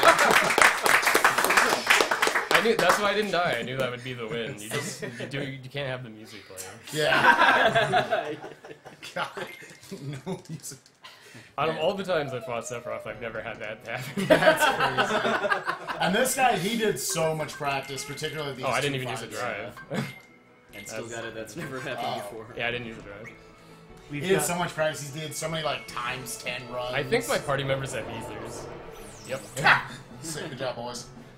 We've got $20 from Frazier Rogers, also known as Redrum and Coke. Loving the run, the runners in the cause. Aqua for crit. P.S. What are the odds of some ice cream musicals happening? J.K. Please don't. So just to know, as he's about to get into this, when he gets final hit on Terra, you'll do one more refresh, and that's the character he'll be playing as. Yep. Alright. So this is pretty much considered the hardest fight in the game for most people, especially at level 1. You have to loop him to or even remotely consistently beat him at level 1. And he has a phase, what we call the bike phase. If he does that, you can't loop him, so I could die at any time if he spams that. Do I have auto limit on? Sure. Okay. Yep. He had to do that because there's an attack he can use. It's completely random, one of like 4 or 5 attacks he'll use. One's that ultimate cannon attack right there. One, he can seal off certain commands for you. One we call lovingly Mike Terra's Punch Out, because he'll just literally run up to you and punch you in the face. And it one-shots you on level 1. Yeah. Here he'll do a whip after... Yeah, again, everything's random. He has to react to everything. He can't predict anything. Yeah, if I try to react to it, or I predict anything, I'll just die to like a mix-up. A mechanic about this fight, as he's doing these combos, he can get in... The way he's got his combos set up, he can do 3 full combos through the explosion. And Terra has this effectively armored. This first combo you notice does very little damage. The next one's going to do like a normal amount of damage. And the third one's going to do a ton of damage. Get a really high revenge, though. Yeah, I think it's like 25 or something, so you can hit them with a lot. They did that on purpose, obviously, because of the armor thing. I hope that's not too much. He's trying to effectively control where his HP gets are. This is the worst phase. You cannot predict this. You can't loop this. It means I can die at random right now. That's what this means. I'm gonna try something crazy. This is gonna kind of slow down the end, but this is my only reasonable way to get through this. He's basically trying to get as much damage as he can here. Again, popping the ether, you'll notice he has full MP at that point. Especially you're throwing the ether up in the air, you're using R's, and then it's landing on you, putting you back at full MP. Goofy, thankfully, oh, yeah, I guess. Okay, this is rough. You're supposed to save both of your 2 limit forms, the amount of drive you have, until the end of the fight with the DM. Unfortunately, he decided to use it there. The whip is very deadly, that's a one-shot. This is bad. I can't do anything with the lasers there, basically. Yeah. If I'm lucky, he won't whip after this, but I might die if I go for it. I'm gonna go for it, because I have no... Oh, okay. Just mixing it up. Like I said, he just does whatever he wants to do. Yeah. Oh. You might wonder why is he not dead. Stuff like... This is why I should have probably just took the death, but... Stuff like Quick Run and Dodge Roll have tons of iframes at a higher level, so... I mean, you can't just, like, infinitely do it, like you can, like, on maybe Broke by Sleep, but... He has to time it, and it gives him some good iframes.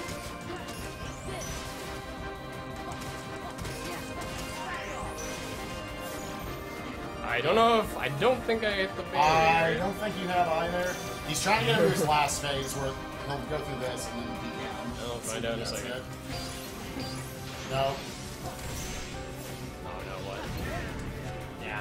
At that point, you don't want to get in a tennis match. Oh! By phase. If I didn't do the reflect there, I would have got it, but I had no idea what he was going to do after. Yeah. That was basically, he just got terrible luck. The bike phase is by far the worst phase. Yeah, I get it past it maybe like half the time, like I was really close there, but I was lacking damage. Just by a little bit. So is it just straight RNG for bike phase? Yeah. It's RNG what he'll do in the first I think it's like a phases. 1 in 5 chance per phase of the first 2. Like this is a good phase, but I would you prefer. love Rising. I would have preferred this later. Right. And the only reason I don't like doing this fight, or the only problem with doing it in a marathon is I can't control if he keeps biking me. So. Like if I were doing this casually, it'd be like whatever. I'll just redo it. Kind of want to win.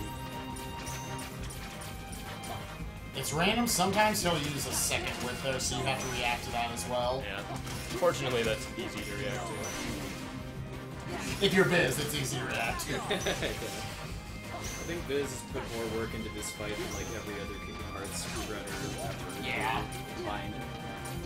Yeah. Second whip. That will hit me if I stay under it. And that is a one-shot. So.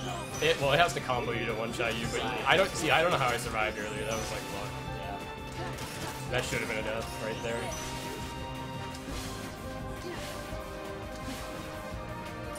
But yeah, you're supposed to fight this guy at level 99, not 1. I beat him on level 99 to note last night on my 70th try with him coaching me. So. Okay, I don't think I got bike phase so far. Yeah. I don't even know if I would have done it in 5 hours. We'll know for sure on the next combo.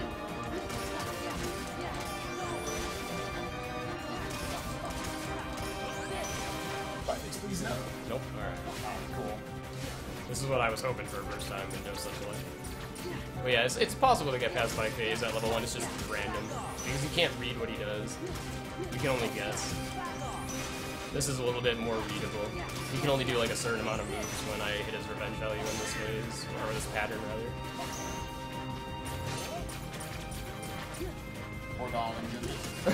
Oh yeah, they're pretty much completely useless in the fight.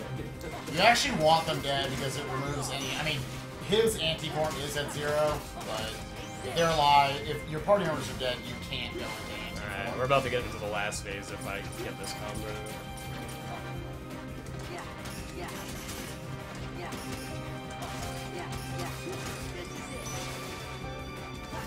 Again, doing those few just like single empty hits he did there was to make sure he got maximum damage out of his combos before he would auto-react. Alright, so all I have to do is dodge the DM. I reflect those just because it's safer. On the first one, anyway. Yeah, he always does only the one shot there. This kills you like instantly if it touches the other one. As you see, again, he wants to get into the corner here so that his back is to the wall, because Terra can warp behind you and attack you, and you really can't react to that. And he's wide open after Yep. And same sort of thing here. He can't take long in between the R's and the regular combo attacks, so he has to move forward slightly because he recovers very quickly. I believe when he's in DM phase, he does not want to hit his revenge value. Just let him recover. But then he'll do DM again instead of more stuff. Alright, so he's got to dodge it one more time. Hopefully get through it.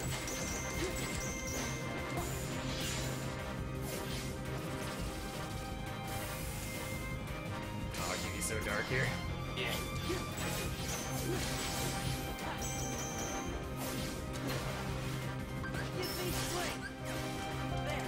That buzz To load the limit form faster.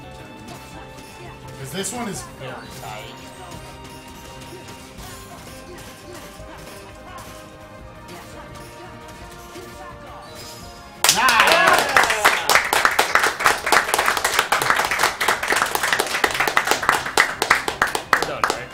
Alright, man. And thus also ends the bid war, which in total has raised $4,611.93. So, first of all, like, congrats on that, guys. Yeah. This is a very successful bid war indeed. Tell us Terra first. Yeah, exactly. In third place, we have Terra at $87. In second place, we have Ventus at $2,093.11. And in first place, we have Aqua at $2,431.82. That's awesome. Alright, I think I met the estimate. Terra supporters? And that's what, like maybe 20% of the total donations of the whole marathon so far. Cleaning up a couple of these donations, we had a $5 anonymous donation for Aqua because Ventus can't even hold a Keyblade right. $10 from Sonic Shadow Silver 2. Hey guys, it's Sonic Shadow Silver 2 again. Just wanted to donate $10 more towards Ventus before the cutout. So yeah, he tried to snipe it again, Adam. Good luck to Adam with his BBSFM HD run. And $200 from Bloody Bizkit. Good job, guys. Simply Kappa HD. Nice. Yeah, shout out to the entire Cage community. Thanks for your Yeah, generosity. thanks, guys. I didn't expect us to easily hit those incentives. Hey. We were a little worried like 24 hours ago that We thought the big we're going to go to a 90-second commercial while we set up the next game, which is going to be Birth by Sleep FM.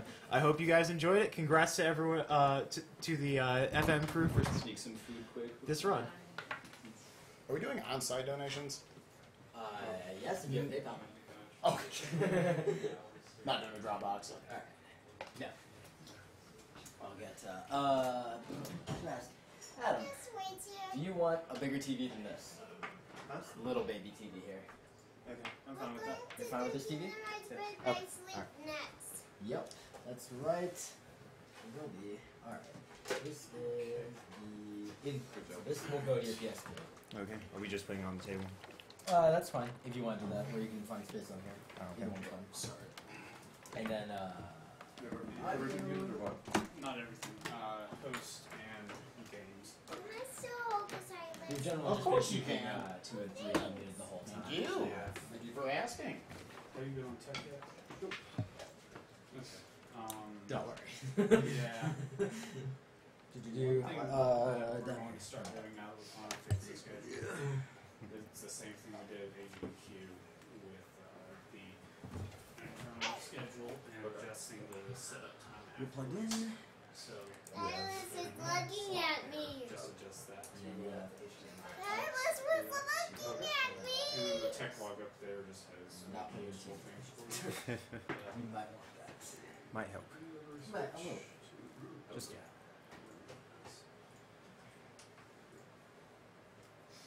Good catch. So if you want to change your volume, middle down these things. Okay. This set is offset. Mom, Please. Alice is waving to you. Oh yeah, got to edit splits. We had to do that because we accidentally stopped the timer. Awkward. Last time we had estimated where it was back at. I want you to come on. Big War had basically the effect that I was going for. Yeah. I want you One of the largest contributors with one of the smallest sums. Worth every penny. Hour and 13 run. So you're gonna sit here. So I I'm see fine the sitting chairs here. back here. Yeah. Go for it. Without clipping the fan this time. Oh, Maybe. also it's right here. Oh. Alice Okay. will sit right Said middle there. dial. Yes. There's no volume yet. No volume yet. Oh, okay. Yeah. It's just there we go. We just turned all the way down.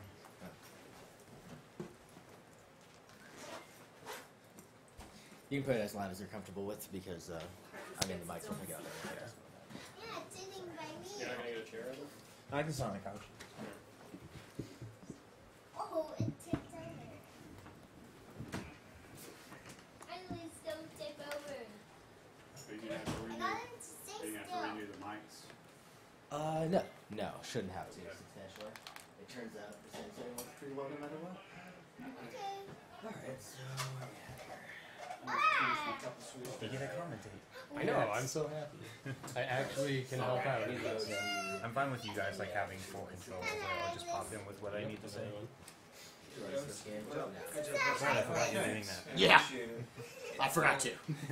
You were more or less announcing. Yo, everyone, welcome back to You want RPG to be Limit Break oh, 2015. wait, I'm so good. Yo, everyone, welcome back to RPG Limit Break 2015. I know, right? Who could have called that? Who could have? Hey, how are you doing? I'm excited. He's so much bigger than the other one. The real Albert. For whatever reason, the You small say that, but flat screen TV seems to be the best. All the bigger ones. Sure. Please, can I? The one I had to play Diablo 3 on. Can I sit by you? we're good. Can I sit by you?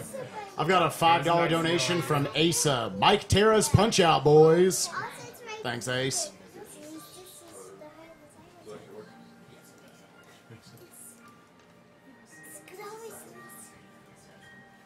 I want to once again thank everyone. That was awesome that we got to raise over $5,000 during the length of Kingdom Hearts 2 by itself.